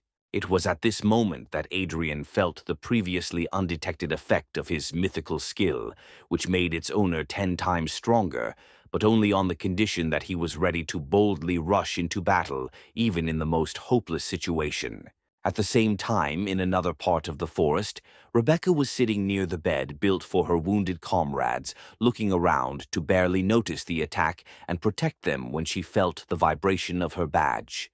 Taking the token out of her pocket, the girl touched it with her finger and a voice was heard from the token, notifying that very soon the rescue squad would reach them. Relieved that help was on the way, but still worried, Rebecca asked them to move quickly because her comrades urgently needed medical attention. The voice from the token had already begun to answer something, but it was interrupted by interference, after which the sound completely died down. Rebecca was seriously surprised because she had never heard of communication through tokens working intermittently. Hearing a sound so loud and booming that it reminded her of thunder, the girl raised her head and saw a huge column of dark energy so strong that it pierced the skies coming from the depths of the forest. Amazed by what she saw, the girl thought, in fear, that Adrien had gone there, which means he could be in great danger. At that time, Adrien stood in a fighting stance in front of a real titan, whose body was literally glowing from incredible amounts of dark energy permeating his body. The guy tried to maintain the firmness of his stance, but powerful gusts of wind and fragments of stones forced him to move. Adrien tried to assess his strength and realized that the monster was still D rank, but the entire dark aura of the forest flowed towards him endlessly, making him much more powerful than he was while he was inside the tree. And although Adrien understood that he was unlikely to survive a long battle of endurance, his spirit was captured by the anticipation of a great battle, and his heart, surrounded by a shell of mythical talent, beat faster. Adrien felt the flames of his powerful spirit engulf his body, causing no damage but enhancing all his senses tenfold. Finally, the giant moved and, spreading his legs, raised both fists for his most powerful blow. In turn, the flame of the spirit that scorched Adrien's body had already engulfed the guy entirely, leaving him with the last hope of victory. While the demonic priest laughed, standing aside and watching how the mighty titan attacked the awakened one, Adrien concentrated all the power of his spirit in his body, intending to finish off the monster with one blow. Adrien put everything on the line because if he fails this attack, he will never leave this forest. However, everything turned out completely differently than the guy expected, which is why his face showed surprise that was so unusual for him. The huge rout attacked the demonic priest with incredible speed, breaking bones with a powerful blow. The blow turned out to be so powerful that the monster flew into the rock with great speed, causing rock fragments to fall around. From where the demonic priest fell, a faint groan was heard, full of pain and disbelief at what was happening. Because of his broken back, the priest could not stand up and was forced to lean on his hands, trembling in pain and trying to ask in a voice full of suffering how the giant could attack his relative. However, instead of answering, the priest, raising his gaze, saw several colossal roots falling on him at once at a speed that was not natural for such a size, which upon landing immediately showered the monster with a series of blows so powerful that no living creature could survive them. Adrien was honestly amazed that the situation, which seemed absolutely hopeless to him just a second ago, had changed to incredibly optimistic. When the roots stopped hitting the demonic priest, his crushed body was driven a full meter into the rock. The huge giant let out a cry of rage and pain when he saw that the very monster that had enslaved him was finally dead. The colossal roots did not stop moving because the monster's enormous rage did not fade away, and casting an angry glance at the crowd of black trees, the monster ordered the roots to destroy them. Until recently, Adrien himself had escaped from the living roots, and now he watched with interest as they destroyed the filth that had afflicted this great forest. Looking at the massacre inflicted on the monsters, the guy was amazed, realizing that he had seriously underestimated the one with whom he was going to fight to the death just a couple of minutes ago. Turning to the giant, Adrien saw the giant take a step towards him and tense again, taking a fighting stance ready for battle. The spirit flame supported by the mythic rank, skill engulfed Adrien's body, once again ready to fight, even after seeing the unstoppable power of this mighty forest spirit. Having prepared the blade, Adrien looked up and saw how the giant took another step forward, which means that the battle cannot be avoided, and it will not even be possible to escape, because the roots covered almost the entire clearing. At the same moment when Adrien was ready to fight from under his suit, a tree baby jumped right onto his head, who, looking sternly at the giant, aggressively crackled something in his tongue, spreading his paws as if protecting the guy with his body. The green energy of the forest spirit lit up in the baby's eyes, just like that time when he connected his soul with the energy flowing in the small tree near the fence. Stretching out his hand to two friends so different from each other, the giant again revived the roots, which, like Snaxes, surrounded both him and Adrien and the baby. Seeing how the roots cut off any path to salvation, Adrien doubted whether a skill that increased his strength tenfold would help him cope with such a formidable enemy. However, the flame of the skill went out in an instant as soon as Adrien saw something that he did not expect even more than an attack on the demonic priest. Stretching his arms out to the sides, the giant pierced his own body with huge living roots, which incredibly surprised the one who, just a few minutes ago, was ready to fight the colossus to the death. As the roots crawled out of the titanic body, huge streams of dark energy began to leave his body, and small fragments of life-giving green force began to appear around him. Struck by his own attack, the giant still stood on his strong legs, but in the end his strength left him in the same way as the dark aura, because of which the colossus staggered, and rolling his eyes fell on his back, causing a sound similar in volume to a thunderclap. Streams of green energy around the giant transformed into the very spheres of memories that the tree baby had recently evoked when touching his tree. Looking into these spheres, Adrien finally learned how corruption conquered this mighty forest, namely under the influence of that same demonic priest who brought the dark spirits whose madness affected the nature around. Having appeared with them in the settlement of peaceful ants, the priest demanded that they give him their shrine around which the settlement was built. He invited the spirits to join him in exchange for life, but the proud tree spirits responded with a formidable refusal, ready to fight for their home relatives and shrine. And although they fought with all their might, the odds were clearly not on the side of the good spirits, and therefore one of them, having found a soul that was supposed to turn into a new tree, Spirit infused it into a small tree in the hope that at least it would survive this attack.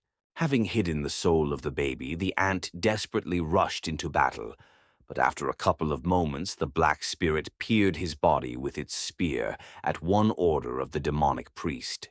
Adrien watched with pity the extermination of the people of peaceful tree spirits, realizing that it was because of this tree spirit that sacrificed itself that the baby survived the attack.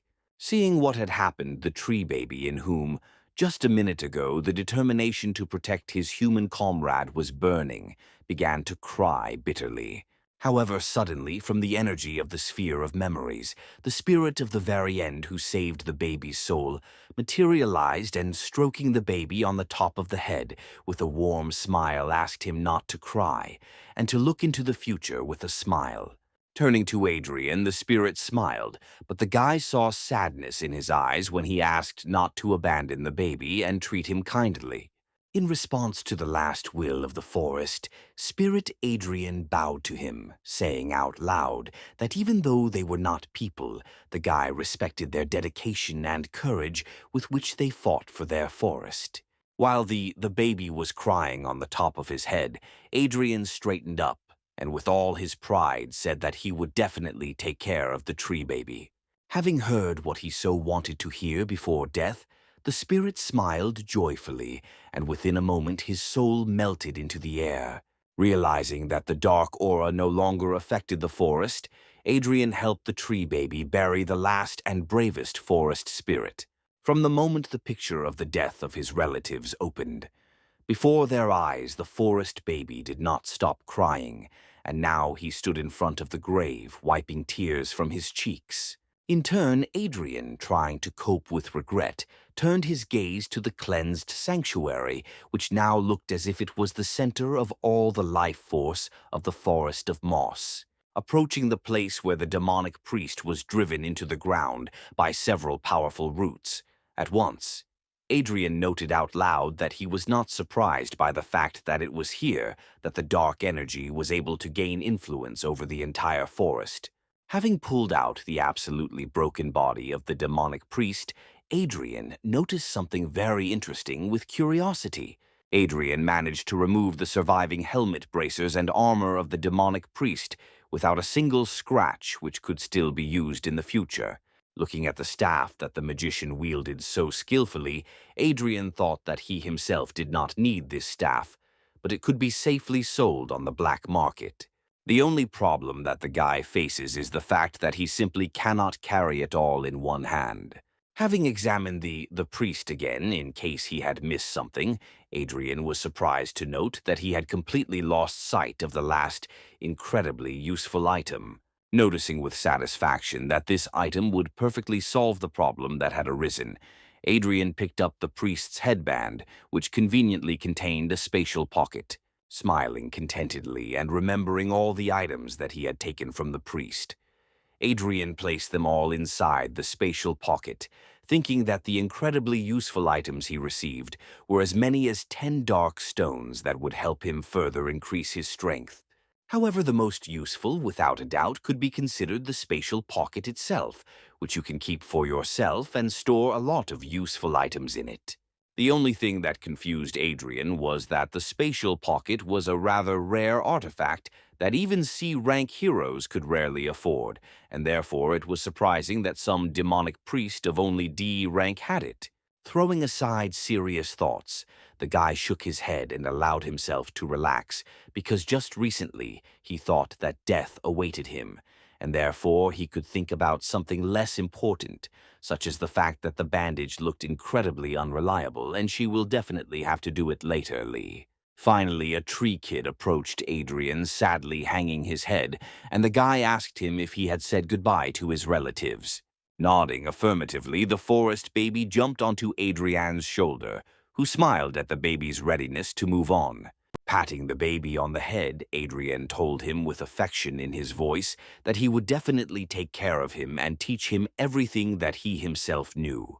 At the same time, Rebecca established a connection, and a voice was heard from the token, indicating that D-rank energy had been detected somewhere in the forest, which could be very dangerous. Looking worriedly into the depths of the forest, the girl thought that Adrien had left for quite a long time and still had not returned, which made the archer very worried.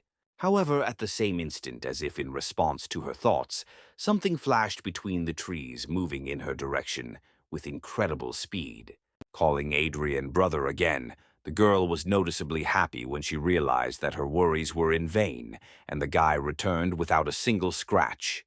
Blushing in front of the guy in whom the girl had a clear interest, the girl informed him that a rank D mutation had been noticed in the forest, to which Adrien only calmly smiled. Instead of thinking about mutations, Adrien became more interested in whether the evacuation team would arrive soon. Sitting down next to the sleeping squad, Adrien asked Rebecca not to forget the promise she made to him. After making sure that the girl nodded in agreement, the guy lay down next to the others, relaxed his body, and closed his eyes. Rebecca's gaze became a little worried again, and then with a sigh she finally realized that he was trying to pretend that he had lost consciousness. At the same moment turning towards the forest, Rebecca noticed the approach of silhouettes that turned out to be familiar to her. In front of Rebecca, her mentor stood at his full height, accompanied by several other awakened ones.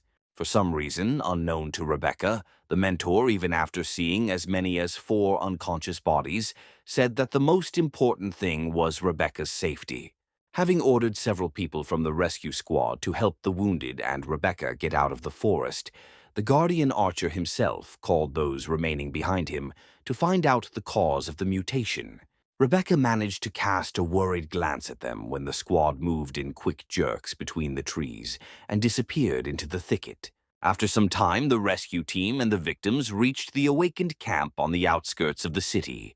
As soon as the rescuers left the medical department, leaving the wounded alone with Rebecca, Adrien opened his eyes and stood up, stretching and preparing to leave. Rebecca tried to stop the guy and talk to him since they were alone, but came across an uninterested look. Turning gloomily, the guy interrupted her and told her commander to send the reward for exploring the forest to him personally. Before Rebecca had time to say a word in response, Adrien walked out, slamming the door behind him, causing the girl to grumble. Displeased, Bedley crossed her arms over her chest, offended. At this time, her token suddenly vibrated, and then the mentor's voice was heard from it, asking if the archer had met other awakened ones in the forest. Embarrassed by the realization that she needed to keep the guy secret, the girl said bluntly that she had not seen anyone. In response, there was surprise in the man's voice because the team reached the altar and saw that it had already been cleared, and only a squad of at least D rank could do this. Rebecca gloomily looked from the token to the door, and in her head there was only the question of how Adrien could cope alone, because he had recently become awakened.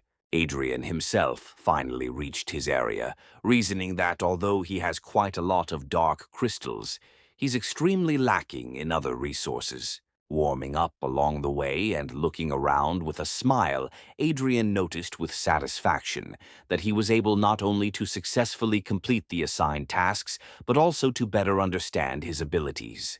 Realizing how much he could now do and how powerful he had come, the guy firmly decided that he needed to learn new skills as soon as possible. Suddenly, from under the guy's suit, a tree baby emerged and rattled something in his own language. Although the guy began to understand him a little, and therefore clearly understood that the little one wanted to eat. Patting the baby on the head with his finger, Adrien thought about what he actually eats. However, at one moment, the guy saw something that could change his plans for the coming day. The familiar face of the same man who helped Darren throw the guy in whose body Adrien now lived from his own home. In the administration, Adrien learned that this scoundrel was not just a lawyer, but the manager of the Awakened Society, and also that it was he who took over the management of the guy's mansion after Darren's death. Noticing Adrien, the man whose name turned out to be Michael turned to him with a cheeky smile, saying that it was exactly him that the man had been waiting for. Michael sarcastically remarked that the Guardian family's house was truly wonderful, and how sorry he was that Adrien had lost it, to which the guy smiled, recommending that he enjoy it while he could. And although he looked friendly in appearance, in his heart, the guy despised Michael, remembering that no one had behaved so arrogantly towards him for a very long time.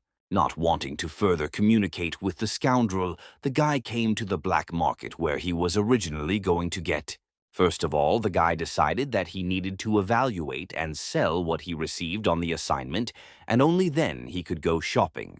On the way, the guy grabbed some food for the tree baby, but now for some reason, he again heard a dissatisfied crackling sound from under the suit. The tree baby winced and spat out the pieces of burger he had bitten off, still sad from hunger. Just in case, Adrien clarified whether the reason for the dissatisfaction was really the food, to which the kid nodded in the affirmative.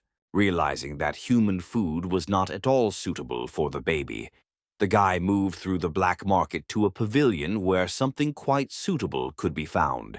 This pavilion also contained an item evaluation point, which was exactly what the guy needed.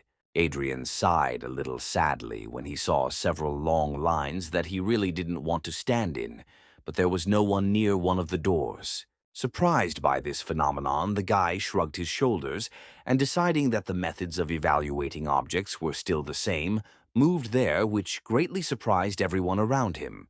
People around whispered with laughter, noting that the guy was a real masochist if he was going to enter that point.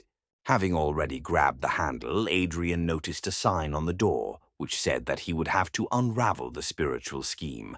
Otherwise, he would receive 3 blows from the guard.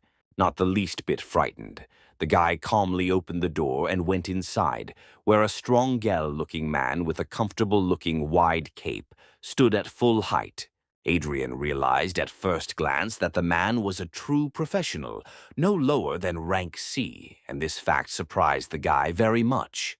The man grinned confidently, noticing that another guy had come for the triple strike, and asked Adrien if he had read the rules before entering.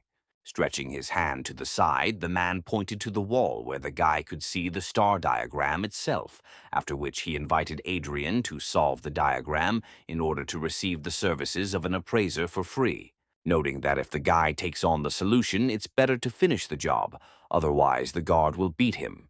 The man demonstratively hit his palm with his fist. Adrien didn't pay any attention to the aggressive gesture, but instead looked at the rather curious spiritual diagram on the wall.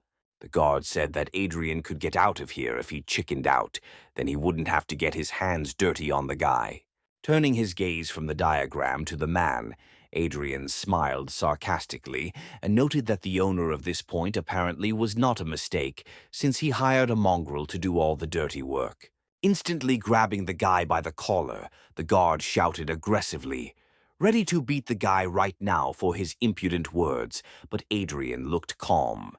At this time, the fair-haired girl who was behind the wall and was previously bored without work, listened in great surprise to the men's conversation, noticing curious details with interest. Adrien calmly said that this scheme is quite rare, and with its help, gifted awakened ones can increase their rank much more easily, but there are some features in it that are difficult to understand. In one DEA movement, the guy freed himself from the grip and threw the man's hand away from him, noting that the cost of solving the scheme was much higher than the cost of assessing his weapon. Noting that this was too easily understandable, a scam, and that the owner of this item simply did not want to pay for deciphering the scheme. Adrien grinned, which caused the furious indignation of the guard. One glance at the diagram was enough for Adrien to say with confidence that the owner of this man would soon die, because when using the Stargate, a lot of spiritual energy would probably burst out of him.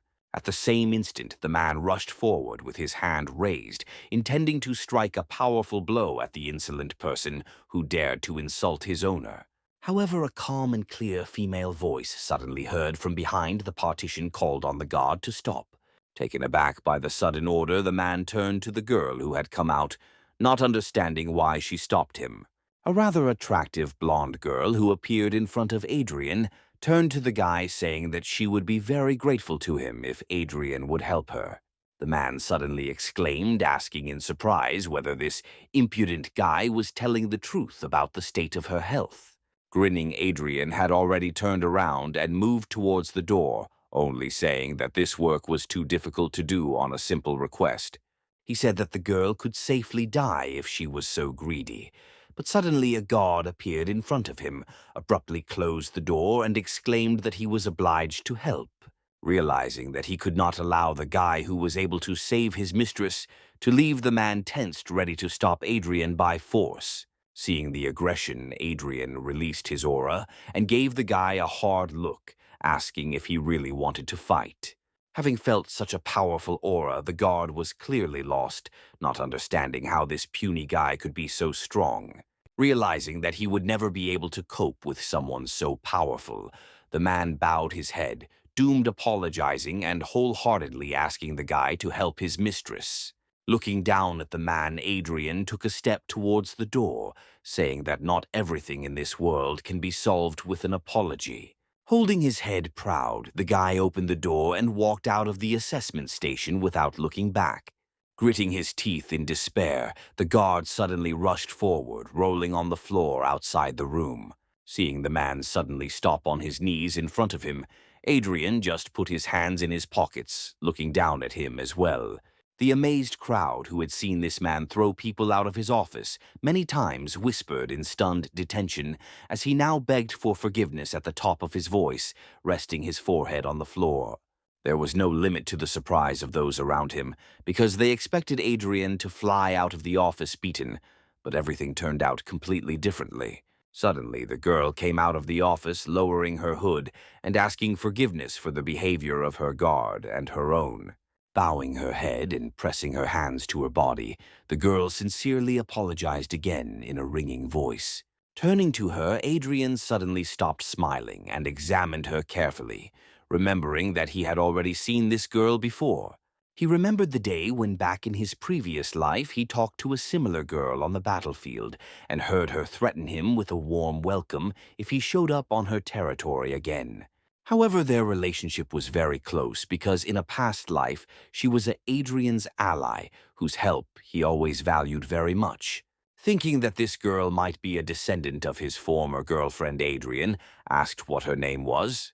The girl bowed her head again, saying that her name was Lilia Breyer, and then again asked Adrien to cure and help with her problem. Hearing the name Breyer, Adrien was convinced that his guess was correct, and therefore looked at the girl in a completely different way. Going inside, Adrien threw the girl his items and a list of them, saying that he would help her, but would receive payment in the form of an assessment in advance. A few minutes later, when the girl was minding her business, her guard, whose name was Darius, whispered his suspicion towards Adrien because he was too young.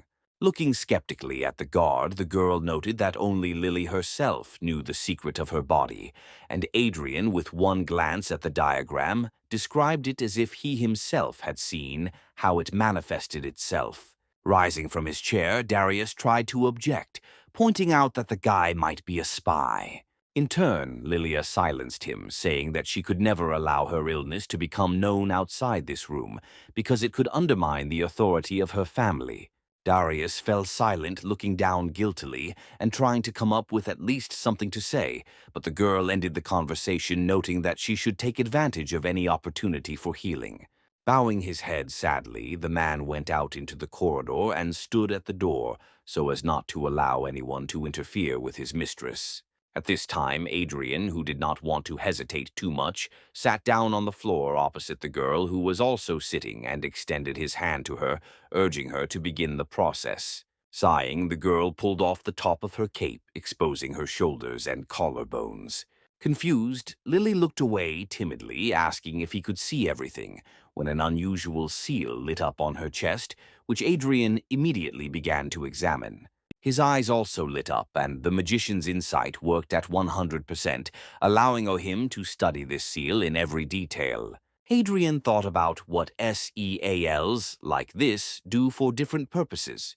In particular, for magicians whose bodies are quite weak, often use seals to stabilize their spiritual energy so that it does not escape. The seal on the girl's body looked special, and the guy, looking gloomily at Lilia for a long time, suddenly spoke. He asked if it seemed to him that the girl possessed a spiritual pattern inscription body, which greatly puzzled Lilia. Worried, the girl incomprehensibly asked the guy if this was something dangerous. The guy said that spiritual pattern inscription body is a gold-rank talent which, unlike many others, has a small chance of appearing in magicians upon reaching D rank. The amazed girl even put her hand to her mouth, realizing that her illness was not caused by illness or poison, but by a very powerful talent. Adrien noticed that this talent is quite rare and is most often inherited from ancestors, and therefore among her relatives there must be a very powerful magician. Narrowing his eyes with dissatisfaction, the guy wondered how the girl could not have heard about this skill, because although it is rare, it is really powerful. Lilia said that her grandmother and aunt were truly powerful magicians, but they died in battle with monsters and much was not made public. Hearing the girl's words, the guy suddenly became noticeably upset and looked away sadly, realizing that his good friend was dead. Squeezing his eyes in pain, the guy ordered himself not to think about those who had left, and opening his eyes, said that he would now teach Lilia one of his techniques, thanks to which she could be healed. In his head, the guy sadly noticed that her relative owned this technique, which means he can leave Lilia something very valuable that is connected with her. Bowing her head to the floor, the girl bowed again, thanking Adrien from the bottom of her heart for his generosity. Standing outside the door, Darius frowned with displeasure, trying not to listen to the women's sighs behind the wall. Sitting in the lotus position and trying her best to learn a new technique for her, Lilia had been tense for quite a long time, which is why she involuntarily sighed. About an hour after starting to study the technique, a small amount of energy suddenly flowed out of Lilia's chest, forming a sphere. The tense girl did not notice this, but the guy, surprised, recognized in this sphere the one the likes of which appear when he kills monsters. Having quickly absorbed this energy, the guy thought that her spiritual energy, due to studying the technique, began to overflow and therefore left her body. Taking advantage of this energy, the guy took out one of the dark stones that he had with him and broke it, intending to cleanse it. It usually takes Adrien about 5 minutes to clear the energy of the dark crystal, but the girl's absorbed power turned out to be so pure that it sped up this process tenfold. Adrien watched as the stone crumbled in his hand and thought that this activity could be useful not only for Lilia, but for him too. Taking all the crystals that he had with him, the guy decided to cleanse and absorb all the energy that was in them. Concentrating, the guy used one of his spirit techniques to be able to absorb enough to raise his rank to D. Suddenly, streams of energy scratched the guy's cheek, causing him bewilderment. Adrien's eyes widened in fear because he remembered that his body was still too weak, and therefore it was not clear whether it could withstand such an amount of energy. The guy tensely and angrily tried to withstand the flow of this powerful force, while his body was covered with more and more wounds, which could lead to very dangerous consequences. Adrien's strength began to leave him, and it became more and more difficult to withstand such pressure. When he looked up, Lilia, who had previously been very tense, managed to concentrate on her goal without any special difficulties. Blushing with tension, Adrien decided that there was no other way out, which meant he would have to take extreme measures. Bringing his hands together in a seal, the guy released his spirit to use the desire technique to the fullest. Adrien's face was already covered in small scratches, and his expression reflected his pain as he began to form his energy for subsequent manipulations. Realizing the difficulty of the entire upcoming operation, the guy used another technique to separate the energy flows into thin threads that could be transformed into new forms. From these threads of energy, the guy formed a new formation of an empty array, ready to absorb new properties. This array suddenly formed right in the air as Adrien used the last technique to store all the excess of this energy directly into the array. Finally, Adrien was able to breathed calmly as the array was absorbed into his body again, and the wounds began to heal because all the excess energy was ultimately stored in the array. Sighing, the guy sadly closed his eyes, reproaching himself for his indiscretion, and realizing that in battle he would not be able to help himself like that. In the end, Lily opened her eyes and exhaled, releasing all the tension from her body. Looking at her hands, the girl concentrated on her feelings and realized that she no longer felt the illness in him, which is why a joyful smile appeared on her face. Unable to contain her emotions, the girl rushed to Adrien and even accidentally knocked him down, squeezing him in a tight hug and shouting gratitude in a joyful, ringing voice. Darius, who ran in to hear the exclamations, first cried out, calling on the girl to get dressed. After some time, having heard from Lilia about everything that happened in the office, Darius threw himself on his knees in front of Adrien. In a fit of emotion, the man rested his forehead on the floor, shouting gratitude towards Adrien for healing his mistress and also apologizing for his own suspicion.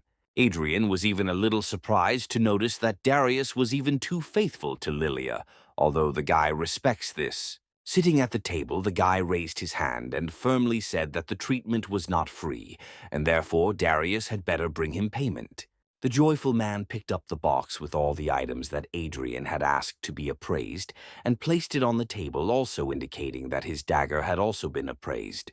The guy, not without surprise, noted with approval that Darius, as a thank you, even provided him with separate tools for repairing the armor. Looking at the blade, Adrien realized that it was a kind of black branch fang, which was a bronze rank weapon which was not very good, but in principle it suited him. Trying the blade on his hand, Adrien remembered with nostalgia how in his previous life he owned and wielded equipment of epic rank. Adrien collected everything else into his spatial bag with one slight movement of his hand. What they saw greatly surprised both Lilia and Darius, who was stunned to think that even the awakened ones of rank B did not have such treasures. Not seeing anything unusual in his actions, Adrien asked what exactly surprised them so much. Darius immediately threw up his hands, convincing the guy that they hadn't seen anything like that, but he thought to himself that Adrien was truly a great man. When the guy left his new acquaintances, both Lilia and Darius bowed to him gratefully, which greatly surprised the other visitor to the appraisal office. As soon as Adrien left the building, everyone around him began to whisper loudly, noting with envy that the guy was being escorted by an incredible beauty. Walking through the black market, the guy smiled contentedly, realizing that he received even more for the service provided than he had planned. However, Adrien was haunted by the thought that he had forgotten something very important, and then he remembered that he wanted to look for food for the tree baby. At the same instant, he felt something moving in his spatial pocket. Looking inside, Adrien saw the tree baby and asked with confusion why he climbed inside. When the kid turned to the guy, Adrien saw that the very hungry kid had drunk all the spiritual energy potions that the guy had just acquired. If Adrien could fall into the ground from disappointment, he would definitely do it, although he understood that he himself forgot to feed the baby. Arriving at the Warriors Guild, Adrien, with a gloomy face, reasoned that potions of spiritual power were too expensive to buy constantly, and the baby still needed to be fed. And although the realization that the baby would ruin him in this way did not make the guy too happy, he was inspired to find a positive in the situation, thinking that the baby would certainly grow up to be very strong. The guy was going to look for more tasks, but a joyful Frank suddenly appeared in front of him, saying that he had signed Adrien up for a meeting between the guilds of warriors and knights. And although Frank was clearly very glad that he gave such a gift to the guy, Adrien turned away and said that he was not interested in this initiative. He simply understood that this event of exchange of experience between newcomers, warriors, and knights would bring him absolutely no benefit. The guy thought that the reward for this would be meager, but Frank silently handed him a piece of paper on which was written about a reward of 1,000,000, as well as 10 boxes of potions of spiritual power. Adrien paused for a couple of seconds, just wondering what a great reward this was. And when he finally realized the essence of this award, he tore the piece of paper from Frank's hand and proudly said that he would definitely live up to his mentor's expectations and take first place. And although Adrien insisted that he would easily get first place, Frank laughed good-naturedly, saying that the guy had only recently become awakened, and therefore there was no point in counting on anything. Frank noted that there would be a lot of elite there, and he invited Adrien to gain experience, although the guy himself had no doubt that he would win. As Adrien moved towards the exit, Michael and Roosevelt watched him telling the hooded man that it was Adrien who caused his brother Mark to die before being rescued from the forest. They insisted to the man armed with the sword that the fatal wound was inflicted by the weapon, and not by the monster, and Adrien, who was in conflict with the knight, was under the main suspicion. Sighing sadly, the man stated that if Adrien really killed Mark, then he himself was destined to die, which brought smiles on the faces of the two scoundrels. Having spent very little time walking around the City of Dawn, Adrien reached the arena of the Awakened, where the meeting between the warriors and knights was to take place. Adrien read that this event is organized specifically between gifted awakened ones, which means that all participants there will be at least silver rank. Coming out to the arena, the guy looked at it and admitted that this place, built for meetings between guilds of different classes, looked really majestic. Once again, Adrien attracted the attention of all the awakened ones who came to the event, who considered him a real arrogant for his presence in the arena. After talking with other organizers, the presenter announced the start of the event and said that the order of battles was determined by the numbers on the bracelets issued to the participants. To his own surprise, Adrien was among the first in line for the duel, and when he came out, stretching his arms, he found himself in the field of view of Rebecca and her mentor who had come to watch the event. And although the archer's mentor said that Adrien was too arrogant for someone who had recently awakened, Rebecca did not dare comment on his words, awkwardly looking away. Adrien respectfully bowed to his opponent, who, having also bowed sarcastically, noted that the guy would be too easy a target. A slightly plump and rather young knight of rank, he took a stance, ready to deal with the enemy in a few seconds. However, the knight did not even have time to take a step when Adrien's burning fist crashed into his jaw. Looking at his opponent with arrogance in his eyes, Adrien told him to shut up if he wanted to do anything in this fight. From such a powerful blow, the knight flew to the side, unable to stay on his feet. Having landed, the guy regrouped and cleared his throat, rubbing his bruised jaw and noting that the blow was quite strong. The people around, including Roosevelt Michael and their comrade who had recently arrived, were greatly amazed that the newly awakened one was able to send an E-rank knight flying with one blow. Baring his teeth with displeasure, the knight was indignant that Adrien attacked him suddenly, and that was the only reason he was able to hit. Adrien, clicking his tongue and not taking his eyes off his opponent, thought that all weaklings can do is make excuses. Turning his head, the guy noticed that a very cruel aura full of anger was felt from the audience. Having listened to his own feelings, the guy realized that one of those who radiates this aura is Michael, but Adrien did not know the second one at all. At this time, the knight rushed forward, holding his sword tightly in his hand, shouting that he would definitely deal with his opponent. Swinging his sword, the knight grabbed it with both hands and poured the power of his spiritual light into his blade, attacking Adrien. Without particularly straining, Adrien ignited his blade and stood in a stance ready to meet the enemy's attack. With one DEA blow, the guy hit the blade and deflected it to the side. Turning sharply, the guy swung again and hit his opponent who had not managed to block, sending him flying for the second time. This time the blow was stronger, and therefore the knight flew out of the arena, completely unable to even regroup and successfully land on his feet. Even the host's previously impamy voice sounded amazed as he announced Adrien's victory. Looking at the guy, the members of the Knights Guild became worried, whispering to each other that he was a real genius if he could become so strong so quickly. Rebecca even blushed looking at Adrien as he walked confidently out of the arena, thinking that he was still as powerful as the day he saved her life. Thinking that Adrien had received a golden talent that strengthened his body, the girl's mentor sternly noted that she should try to catch up with him. However, Rebecca smiled shyly and thought to herself that she would never be able to catch up with him, but she would be glad to see his back. Putting his glass down on the table, the man in the cape gloomily said that he was now sure that it was Adrien who killed his brother, but Roosevelt and Michael did not even smile. Adrien, in turn, won again and again, always ending each fight with one blow. One of the opponents allowed himself to rush into battle without a greeting, Bao clearly wanting to be the first to defeat the mighty Adrien. Taking a step to the side, the grinning Adrien allowed the impudent opponent who was expecting resistance to fly out of the arena himself. Descending from the arena, the guy smiled smugly, listening with pleasure to the dissatisfied comments of the knights who thought that the whole point was in his golden talent. Turning to those who were speaking, the guy sarcastically remarked that they would be better off thinking about why they themselves didn't go after the golden talents, since they consider them dishonest. Turning away from the ashamed knights, Adrien noted with satisfaction that he was pleased with the fact that everyone around him thought that his talent lay in strengthening his body. The host once again announced the fight, inviting Adrien and a certain Joshua rearguard to the arena.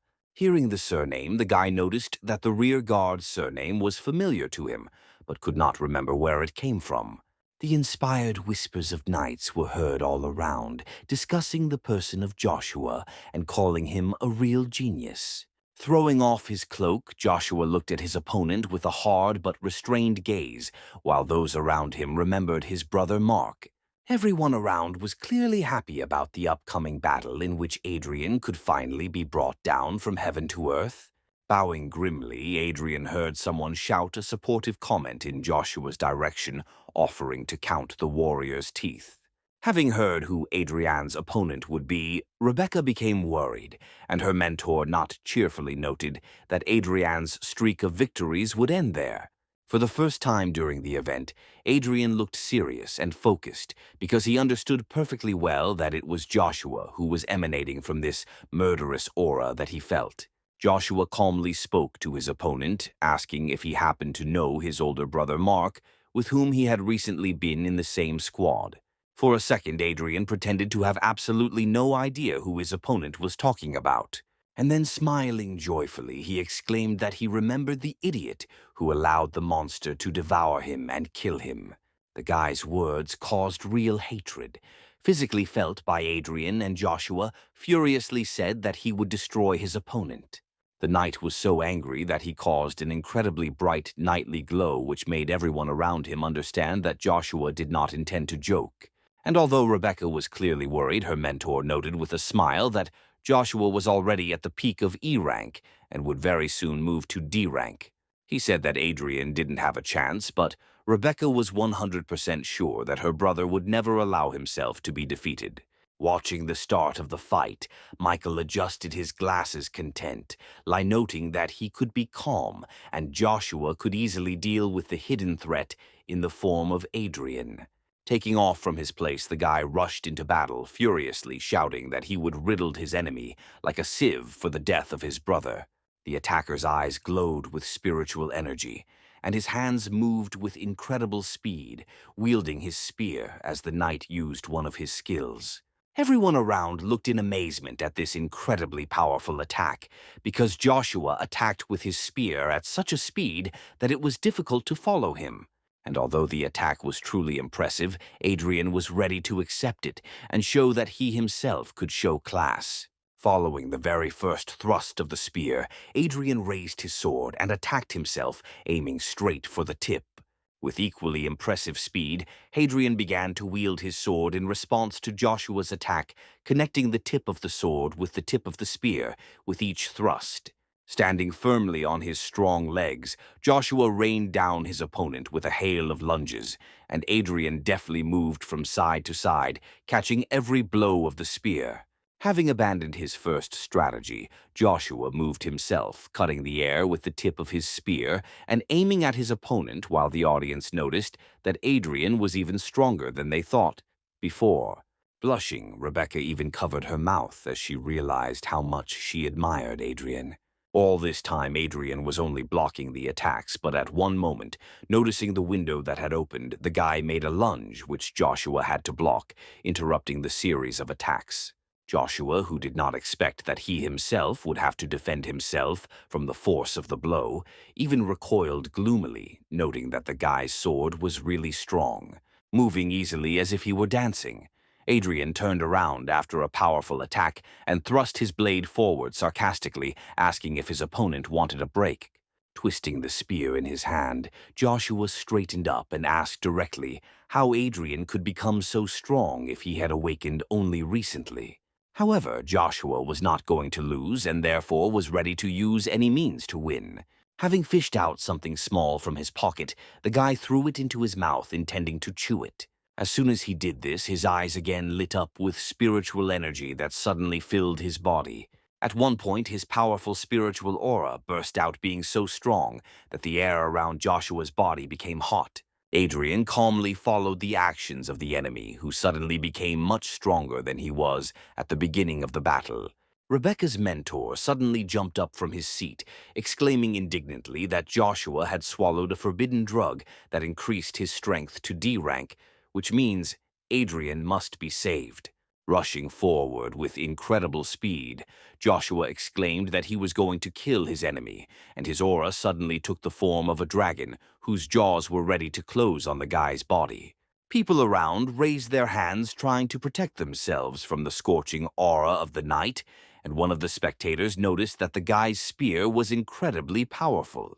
Grinning contentedly, Adrien stood up and rushed forward boldly, asserting that Joshua would not give in to such strength. Even Rebecca, who knew how strong Adrien was, screamed in panic at him to dodge, otherwise he might get hurt. In turn, Michael grinned contentedly, rejoicing that his enemy was so boldly rushing forward to his own death. With his feet firmly planted in the arena, the surface of which began to crumble from the mighty force of the two combatants, Adrien boldly met the tip of Joshua's spear with his blade. Adrien put all the power of his body into the blow, but the sword which had previously so steadfastly withstood the barrage of attacks from the knight suddenly cracked. The power of Joshua's attack was so great that the sword split into pieces and the spear moved deeper, reaching Hadrian's body. Joshua, whose blood was boiling with hatred and a thirst for revenge, excitedly exclaimed that he was able to kill his enemy with one blow of his mighty spear. However, Adrien remained firmly on his feet, and Joshua suddenly realized that he could not move his spear at all. Smiling, Adrien looked up at his opponent with satisfaction, expecting to see the shock in his eyes when the tip got stuck in the shield of spiritual energy on the warrior's chest. The guy's gaze became menacing when he calmly explained to Joshua that he knew very well about all the enemy's tricks and had seen his pill at the beginning of the fight. Shocked and more angry than before, Joshua tried to snatch the spear but was unable to do so, so Adrien stretched his hand for forward. Seeing how Adrien was about to intercept the spear, Joshua tried to release it, but realized that he could not even relax his hands. The guy's eyes lit up as he prepared to use his now spiritual energy against the knight. In an instant, a powerful aura wafted from the guy, scorching Joshua, who had no way to defend himself. Using his own spirit, Adrien used Joshua's powerful energy to absorb it and become even stronger. People around did not understand what was happening and why Joshua, who was clearly in pain, did not move. At one point, Adrien let go of the guy's spear and, deciding that he had absorbed enough, rushed to attack his opponent, who was absolutely not ready to defend himself. Swinging, Adrien lit his fists and rushed into battle at Joshua, who tried to somehow jump away, but absolutely unsuccessfully. Concentrating hard on the blow, the guy attacked Joshua, sending his opponent flying out of the arena again. The attack of both forces of Joshua and Adrien turned out to be so strong that the genius knight, unable to regroup, flew backwards into the pedestal, splitting it into pieces. Joshua immediately went limp unconscious, as everyone else, including the leader and the judge in one person, rushed to him to check if the knight was dead.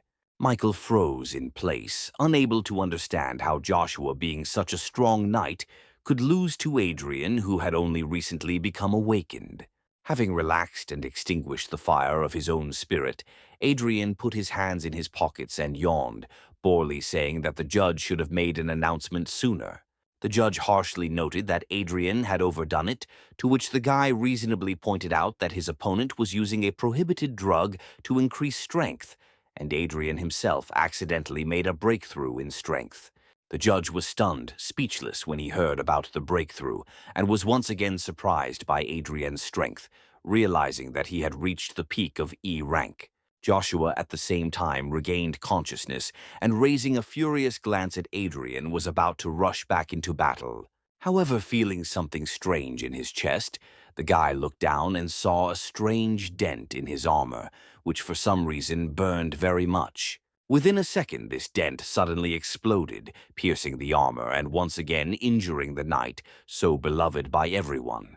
The judge immediately called the medical team to help Joshua, and Adrien grinned and walked out of the arena, thinking to himself that the wound was not fatal. People were simply amazed because they realized that none of those present would be able to defeat him. At this time in the war, Warrior Guild, behind one of the doors, The stomping of feet was heard, clearly signaling someone in a hurry to leave the office. Opening the door, Frank grumbled, dissatisfied, saying that the head of the guild had called the man to his place too suddenly, and the warrior was going to watch the meeting of knights and warriors. Deciding that he would still have time to at least look at the end of the event, Frank quickly walked away while at the same time Roosevelt grinned, realizing that the time had come to act. As the man hurried to the exit, he was suddenly surrounded by several people in suits. Frank turned to Roosevelt as he approached and asked directly what he needed, because the man was in a hurry to watch Adrien's fights at a meeting with the Guild of Knights. Roosevelt yelled at Adrien's mentor, reproaching him for the fact that the man sent the weak Adrien into battles against experienced knights, and because of his stupidity, the genius of the Warriors Guild was now dead. Frank's eyes widened in horror when he heard that his pupil, about whom he had been worried all this time, died because of him. Pointing at Frank, Roosevelt straightened his tie and ordered the people surrounding the man to arrest him, saying that Frank could have sent Adrien to the event for personal reasons. At the same time, an absolutely healthy Adrien stood next to the judge, who happily informed everyone present that it was Adrien who became the winner of the experience exchange meeting. People were still reeling from the realization that Adrien was such a genius that he was able to win such an event just a month after waking up. Having received the award, the guy was quite upset because he received much less as a prize for winning than he had expected, but he reassured himself that at least there was now food for the baby. Rebecca's mentor, who had previously been ready to rush to Adrien's aid, now calmed down and said that the guy was simply amazing, and Rebecca should follow his example. And Rebecca, without taking her eyes off the guy at all, could only agree with her mentor, although she did not listen to him at all, occupying all her thoughts with Adrien. Suddenly, the mentor gasped, remembering the event called the Dawn Fortress, and thinking that the Warriors Guild could now, despite all the rules, appoint Adrien as a participant. And although the girl reasonably noted that he would not be allowed to do this because of his little experience, the mentor said that if the guy were in the Archer Guild, he would do anything to make Adrien a member. Having finished the matter, Adrien heads back to the guild to return to training as soon as possible. The guy pulled out a bottle of spiritual potion from his spatial pocket to feed the tree baby. Having accepted the treat, the baby sat down on the cork and began to drink greedily, smiling happily at the fact that he had finally eaten deliciously again. Glancing at his spatial pocket, the guy again noticed that he looked disgusting and also thought that he really wanted to surprise Frank with his victory at the event. The driver of Adrien's car turned out to be one of the guild's assistants who asked the guy why he left the arena so early, and then suggested that it was because the event was not too exciting for Adrien. Adrien said that the meeting was over, that's why he left, to which the assistant was extremely surprised, exclaiming that earlier the event lasted until late at night, and then asked who the winner was. Without much enthusiasm, Adrien, resting his cheek on his hand, said that he was the winner of the event this time. Obviously not really believing the guy, the driver decided to support the joke and congratulated Adrien, thinking to himself that he should ask him to double his training. Finally, they reached the guild where there were surprisingly a lot of people near the entrance, which surprised Adrien a little. As Adrien got closer, he noticed that most of those present were from the Dawn City law enforcement team. Inside, Roosevelt shouted at the Warriors Guild students who were defending their mentor and preventing him from being taken into custody. One of the students shouted back indignantly, pointing out that Mentor Frank had always treated geniuses with kindness, and they were simply trying to set him up. A representative of law enforcement named Hans came forward and calmly said that Frank was only pretending to be a good ed person, but in fact he was destroying young animals to please others. Giving the student a calm but menacing look, the man said that they had received notification of Adrien's death and had found irrefutable evidence of Frank's involvement. Frank looked stunned at the people surrounding him, trying to take him into custody, and tried to understand how his ordinary day turned into something so incomprehensible. Turning towards his students, he told them to leave, noting that his conscience was clear and he was ready to surrender if he received a fair decision from law enforcement officials. The warrior's disciples clenched their teeth in anger, but were forced to allow their mentor to be detained, who, frowning ahead, folded his hands behind his back. Finally, calming down, Roosevelt told Frank to his face that he had not set him up, and that indeed there was irrefutable evidence of the warrior's guilt. Roosevelt had already managed to relax and sigh with satisfaction because his work for the day was done, but suddenly he felt warmth from the outside. A fiery fist suddenly crashed into Roosevelt's jaw, confusing his thoughts and knocking him off his feet. The mighty blow was so strong that Roosevelt went flying and crashed headfirst into a nearby wooden support, falling in spitting blood. Roosevelt swore and, thinking that it was one of Frank's students, ordered Captain Hans to arrest them all. Seeing who hit Roosevelt, Frank, like his students, opened his eyes in shock, not understanding how this was possible. Captain Hans, although he remained calm, was clearly no less surprised by the blow than the others. A cheeky smile from Adrien, who mentioned that he had not yet gotten even with Roosevelt for the last time, asked directly why he would suddenly turn out to be a dead man. Frank exclaimed joyfully when he saw that his beloved student was alive and asked if he had left the event early. Captain Hans frowned a little, thinking to himself that Adrien should actually be dead now, and Roosevelt apparently couldn't be relied upon at all. Trembling with emotion, Roosevelt stood up, asking Adrien in a trembling voice how he could be alive, and then faltered mid-sentence when he began to say that Joshua should have killed him. Realizing that he had spilled the beans, the man covered his mouth, looking into emptiness with a panicked gaze. Hearing Roosevelt's words, the enraged warrior disciples screamed, accusing the man of being the one. Everyone around began to accuse Roosevelt of being the one who tried to frame Frank's mentor.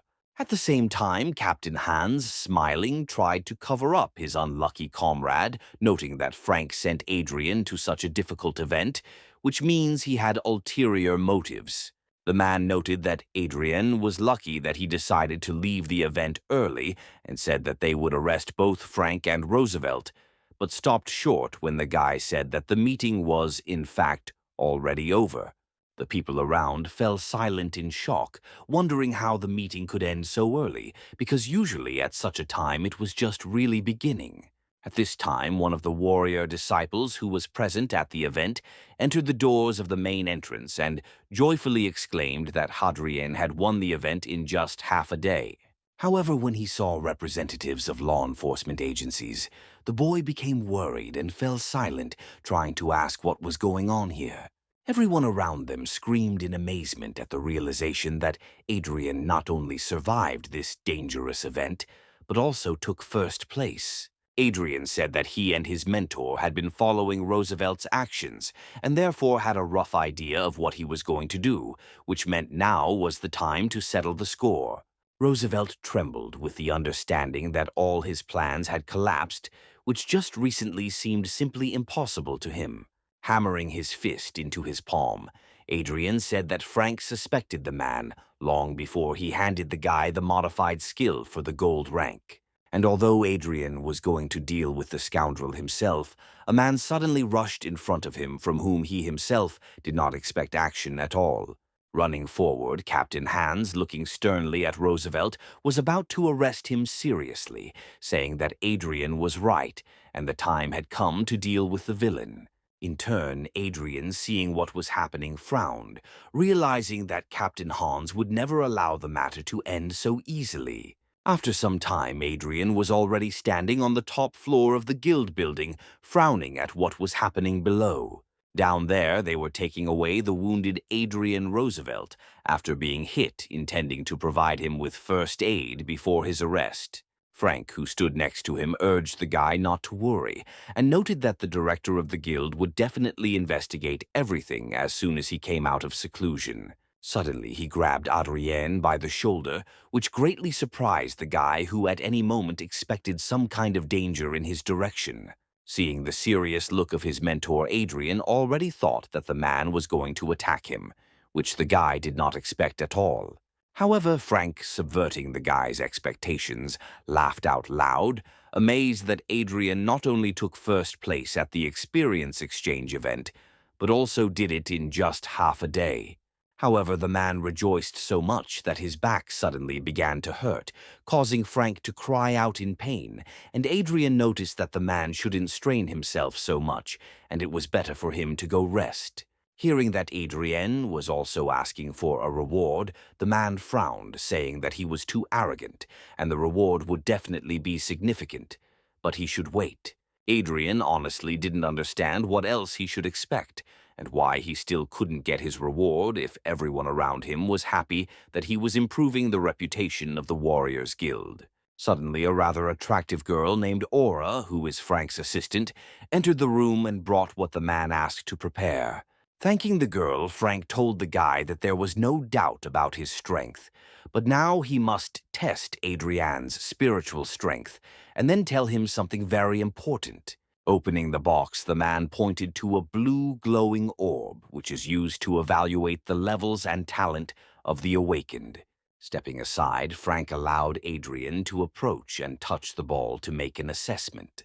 As soon as the guy put his hand, the ball threads of blue energy flew out of it, which immediately entwined the guy's hand. Suddenly, the light of the ball and the energy emanating from it turned golden, which made Frank notice with satisfaction that the guy really had golden talent, which couldn't help but rejoice. And then suddenly words flashed above the ball, saying that Adrien had raised his level to D rank, which was very impressive. Frank smiled in surprise, glad that his student had reached such a high milestone in such a short time, and the stun Aura whispered that the guy was a real genius. Raising his head, Frank noticed with a smile that Adrien had a golden talent, and even received the D rank in just a month, and there had not been such excellent representatives of the Warriors Guild for a very long time. Absolutely not surprised. Adrien turned his gaze to Frank and asked him in a calm voice what was so important about what he wanted to talk to his student about. Throwing a sly look at the guy, the man chuckled and spoke with a smile and enthusiasm in his voice, asking if he knew about the test of the Fortress of Dawn.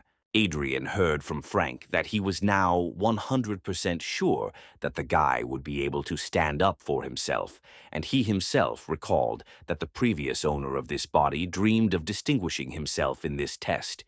The guy also remembered that the Dawn Fortress was a temporary gathering place created in the wasteland by the ancestors of humanity, who went through many murders to build a city. After the city was built, the fortress was abandoned and overrun by monsters. Adrien remembered that every 3 years the managers of the City of Dawn organize an event there for those awakened under 30 years of age to honor the memory of their ancestors.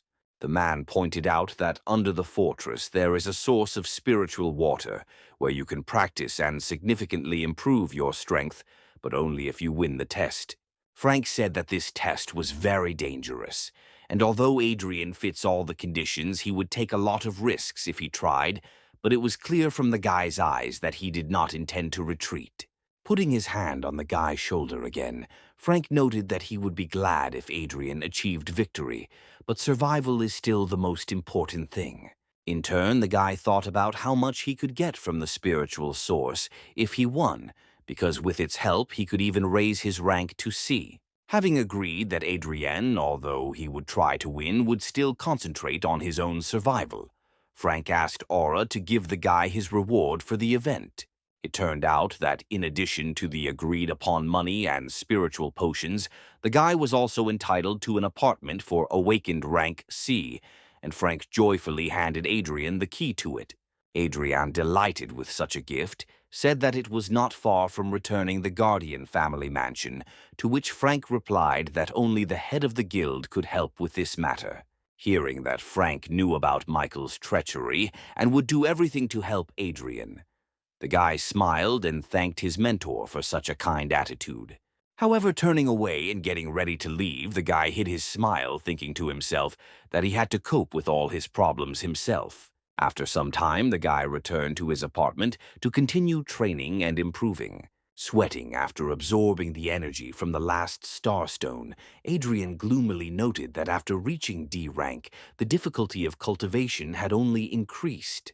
Having looked displeased at his hand from which the sand remaining from the starstone was pouring out, Adrien stated that even several hundred stones were not enough for improvement.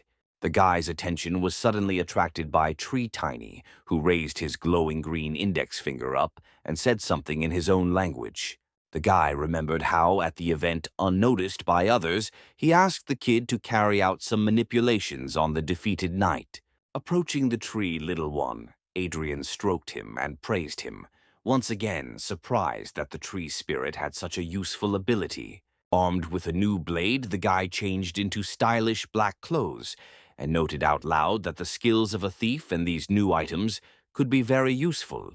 Opening the window and concentrating on the thief's reflexes and dexterity, the guy jumped out of it, planning to get to his target as quickly as possible.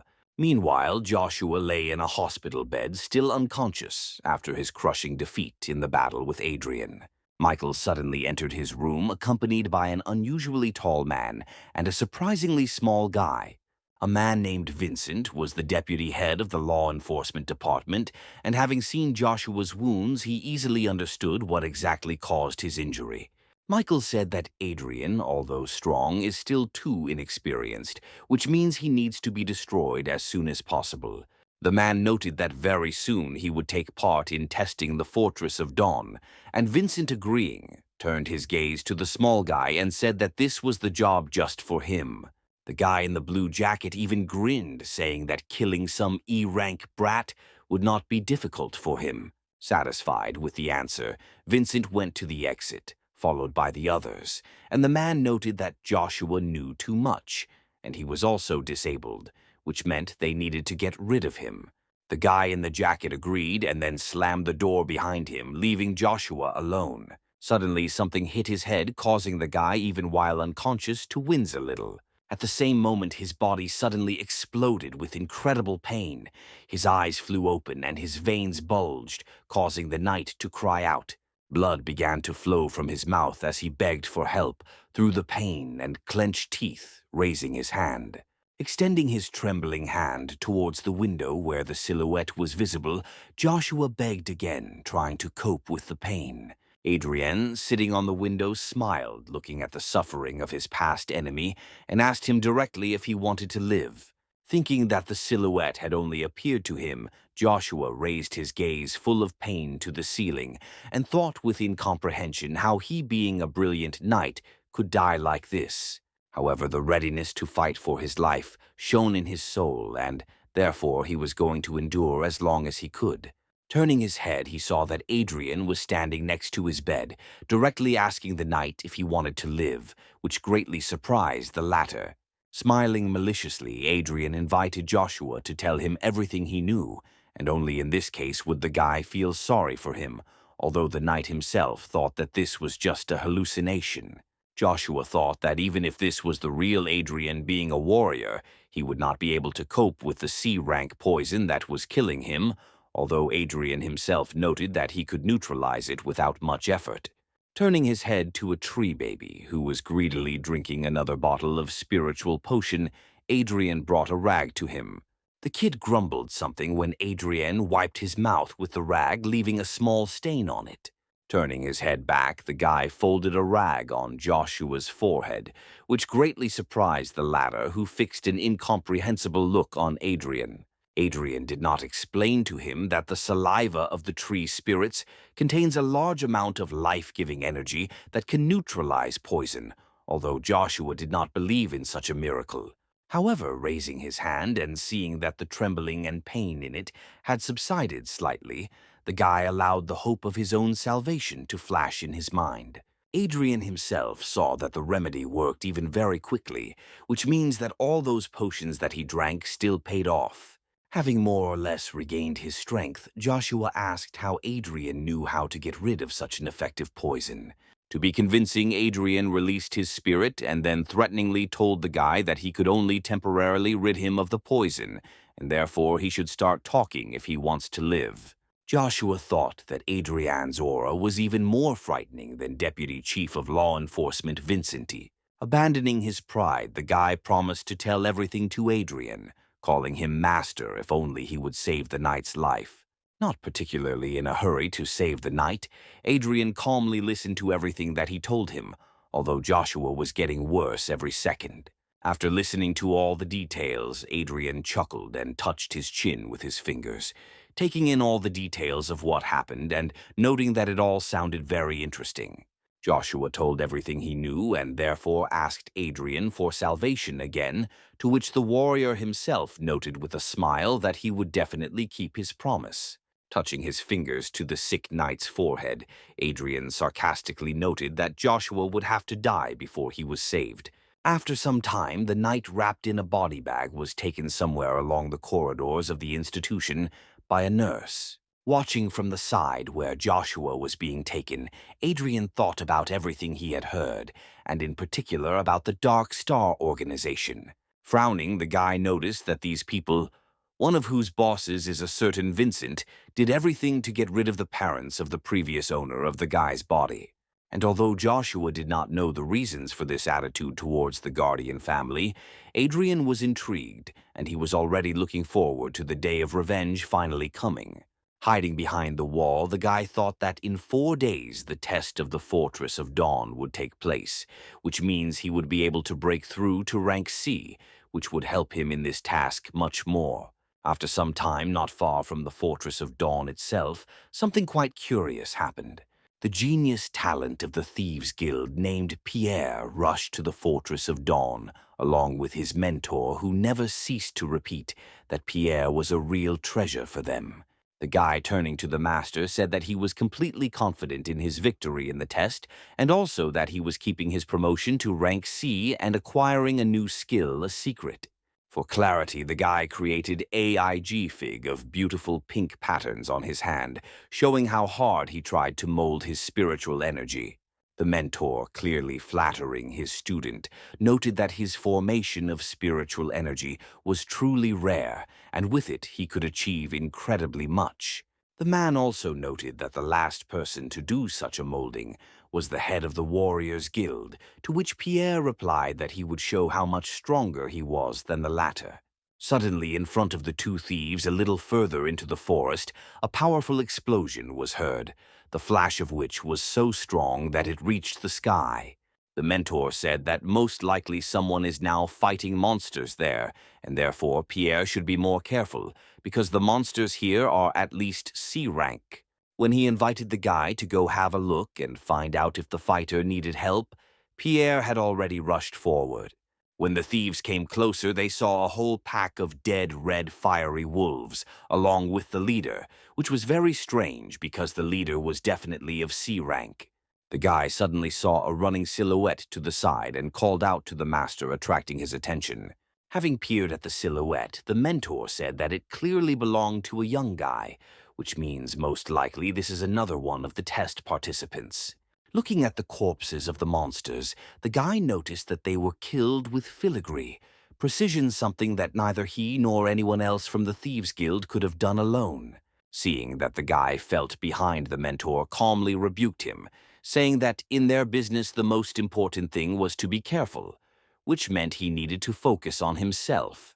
He noted that too many geniuses died only because they were too hasty, to which the student bowed his head and thanked the master for his teaching, promising to be careful with this stranger. A few minutes later, Adrien, in his black robe, reached the Dawn Fortress, cursing that he had to abandon such valuable bodies of the fire wolves because he was noticed. Putting aside his irritation, the guy took off his hood and looked at the huge, majestic building that stood in front of him, which turned out to be the Fortress of Dawn. His student was met by Frank, who came forward and asked if everything was okay, and also offered the guy to join their squad as an alternative to his solo adventures. It was clear that before the guy arrived, Frank was very worried, and when Adrien asked what it was about, Frank said with a smile that he was worried that the guy would miss the beginning of the test. Adrien kindly said that the mentor should not have worried, and that he was simply delayed on the road by several D-rank monsters. Having looked at the guy more closely, Frank said with interest that his strength had clearly increased during the week that they had not seen each other.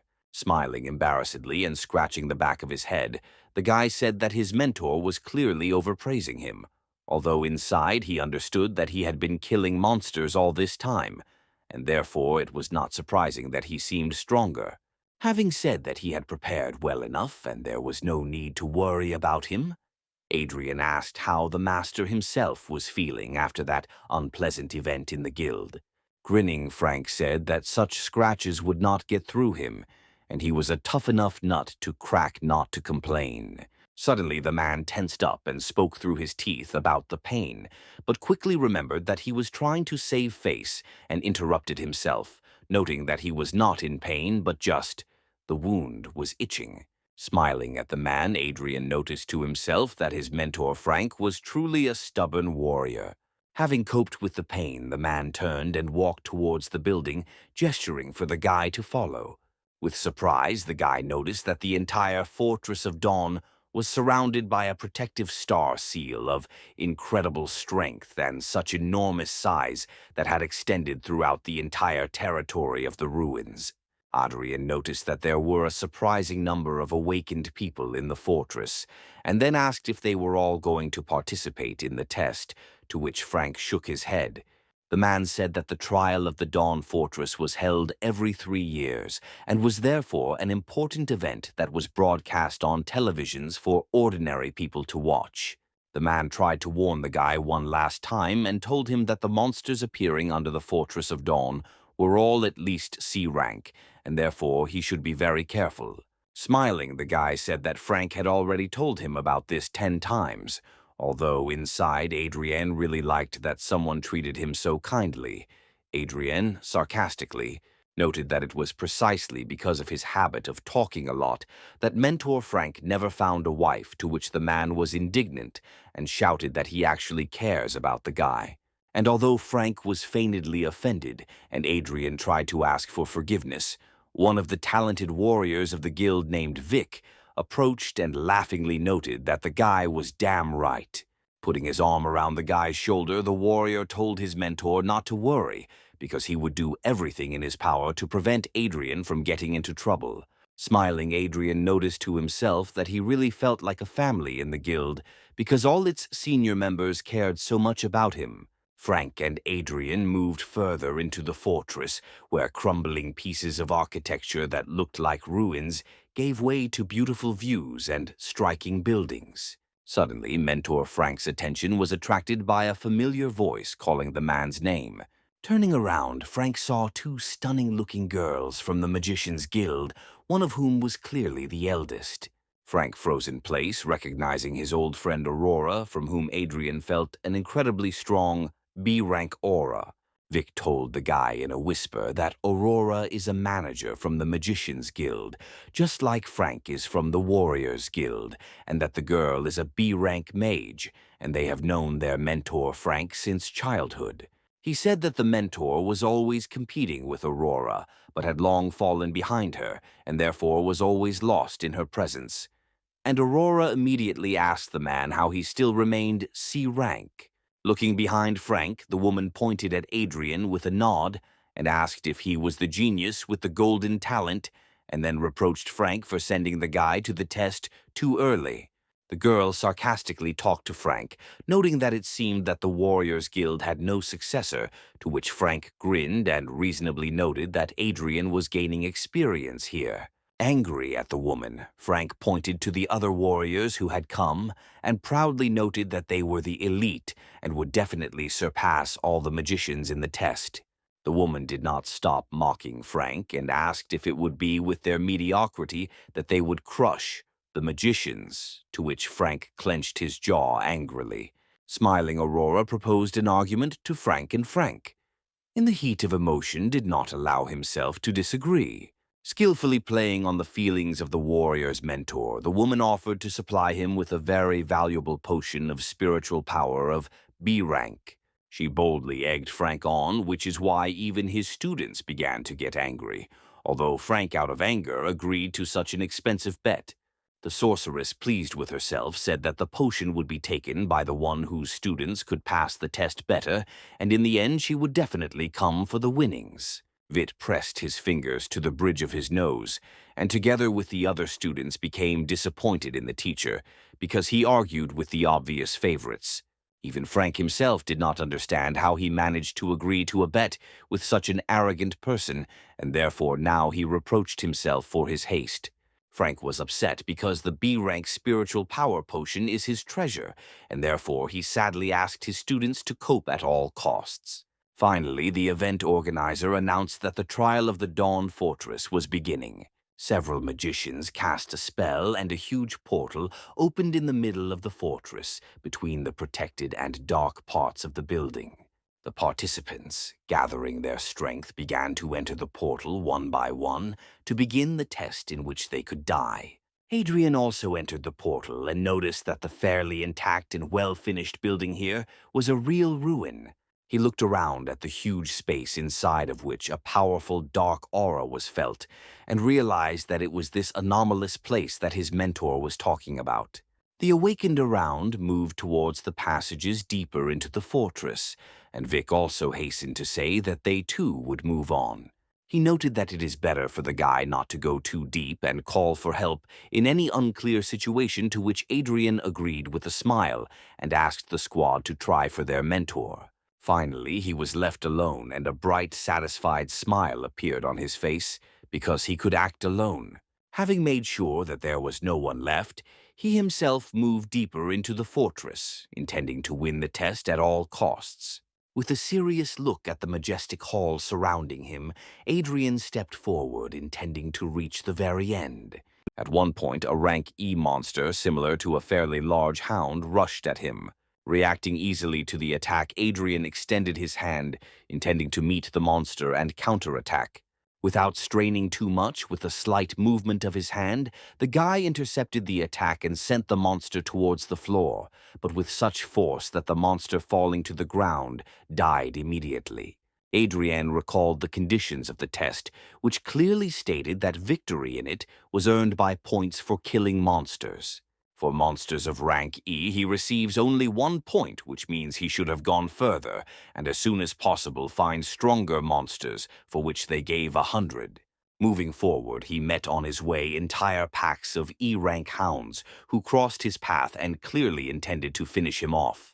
Frowning, the guy noticed that an ordinary awakened D-rank would obviously have problems in such a situation, but he was far from an ordinary awakened. Cursing, the guy ignited his fist and prepared for battle planning to quickly deal with these creatures and go find a stronger monster. The monsters immediately rushed to attack, wanting to tear the uninvited guest into pieces and not feeling any danger from the guy. A whole flock attacked Adrien, and their jaws threatened to close on his throat, but he did not even worry for a second and only prepared to repel all the attacks at once. Within seconds, each of the pack of hounds was lying on the ground, dead, and Adrien was upset because he had only just warmed up. Using the of his heart, the guy pulled their energy from the bodies of the killed monsters, intending to use it since they were otherwise useless to him. There were quite a lot of monsters, and therefore the guy could use their energy to form a spirit formation. Having saved this energy in a bottle, the guy put it in his spatial pocket. Once again, noticing its unsightliness, to which the tree baby, I said in his language that he liked it.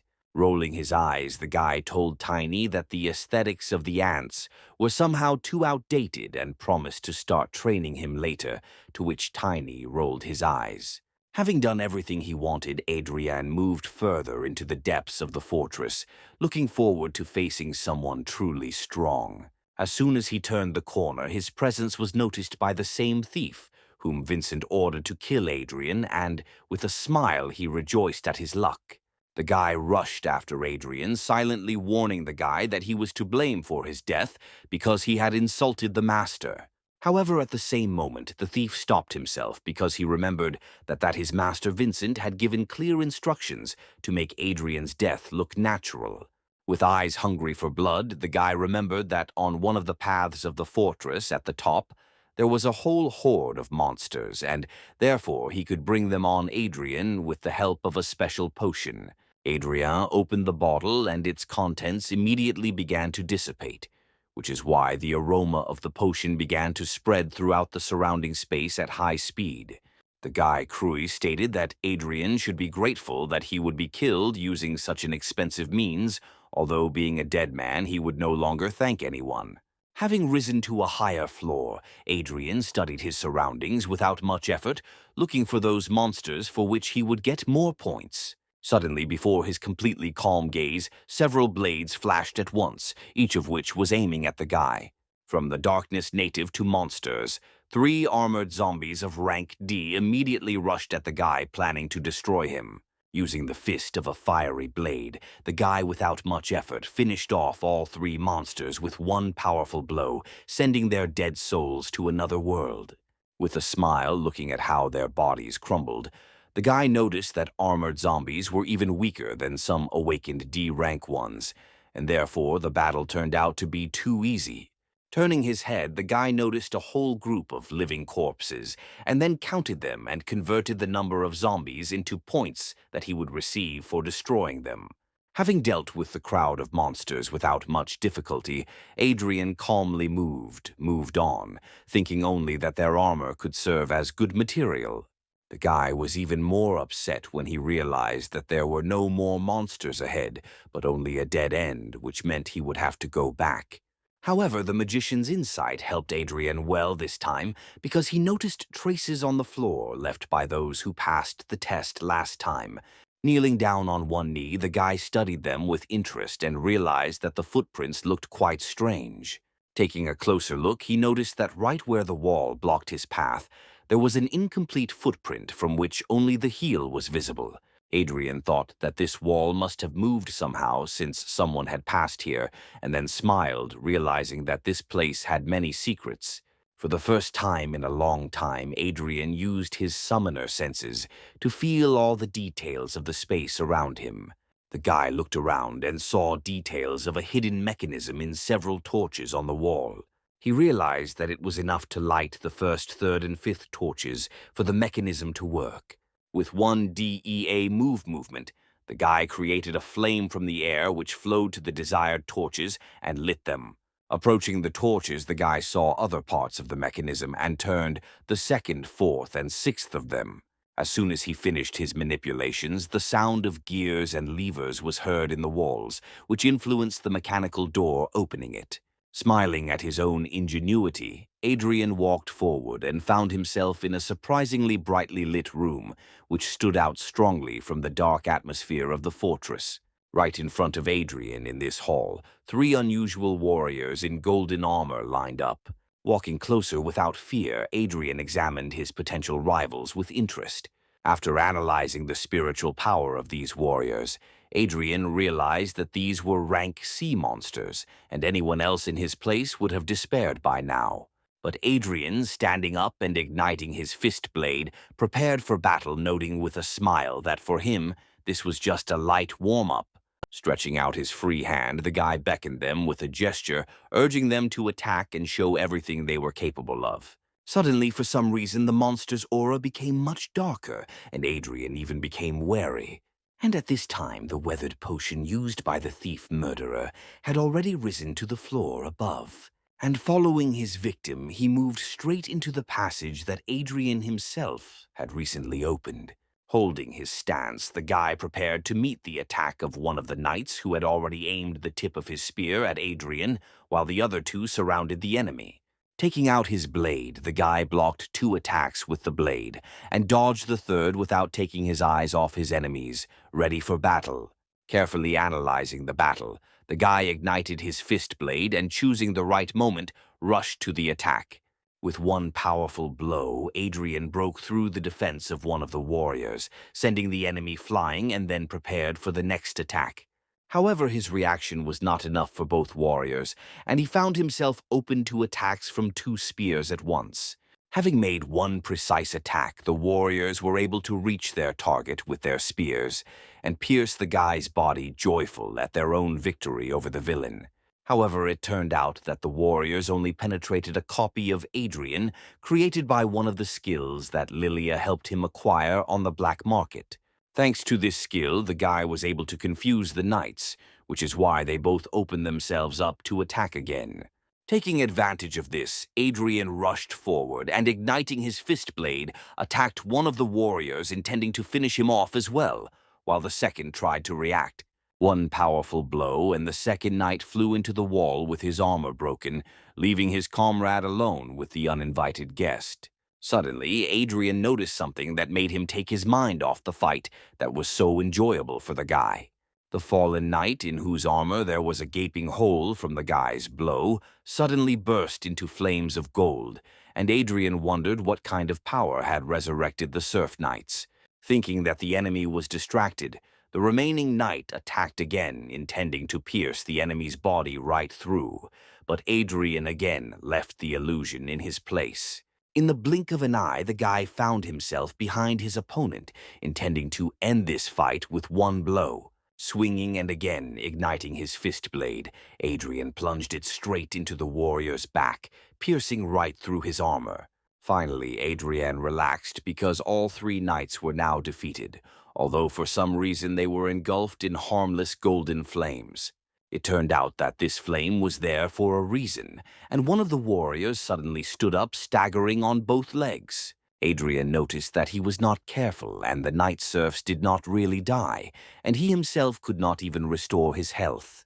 Using his special vision, the guy saw an unusual magical seal that was located on the floor of the room. Having looked at it more closely, Adrien realized that this seal is a magical puppet formation, and it is for this reason that the knight does not die from his attacks. Adrien realized that those who last entered this room died and were turned into puppets that could be resurrected to control their bodies. The guy realized that this room used to be something like a secret treasury, which required a similar special security system, although all the treasures had long been taken out. Suddenly, the eyes of the statue of an old man standing in the middle of the hall lit up, and she spoke in a booming voice demanding that the guy get out, opening his eyes. In surprise, the guy even smiled from the realization that a soul was born in this statue, and it became the spirit of a magical formation, which is why it itself became a treasure. He realized that this figurine had been functioning for thousands of years, fueled by spiritual energy from an underground source, and therefore its value was indescribable. Adrien thought that in his previous life it took him a lot of effort to create an 8th-level spiritual power formation, but with this figurine it would be much easier for him to achieve that power. Realizing that he simply could not leave without this figurine, the guy rushed into battle, ready to destroy all the knights just to get it. Coming closer, the guy realized that the statue had protected itself with a strong barrier of a light curtain through which ordinary attacks could not be penetrated. Looking up, he saw that the figurine eyes sparkled angrily brighter, and a loud voice suddenly sounded from it, calling on Adrien to die. Her power was so great that monsters suddenly appeared from everywhere, whose spiritual power clearly indicated that they were all puppets of this figurine. Looking up with interest, Adrien came to the conclusion that the figurine had decided to use all its powers, which meant he would have to take a risk. The guy used the thief skill to speed up his movement, and then the magician skill to hold the puppets around at least for a moment. Having given himself exactly a second to act, the guy rushed forward to the figurine, and thanks to the dispersion of magic was able to break through its protection and burst inside. As soon as he penetrated the protection, his hand immediately grabbed the figurine, snatching it from the pedestal.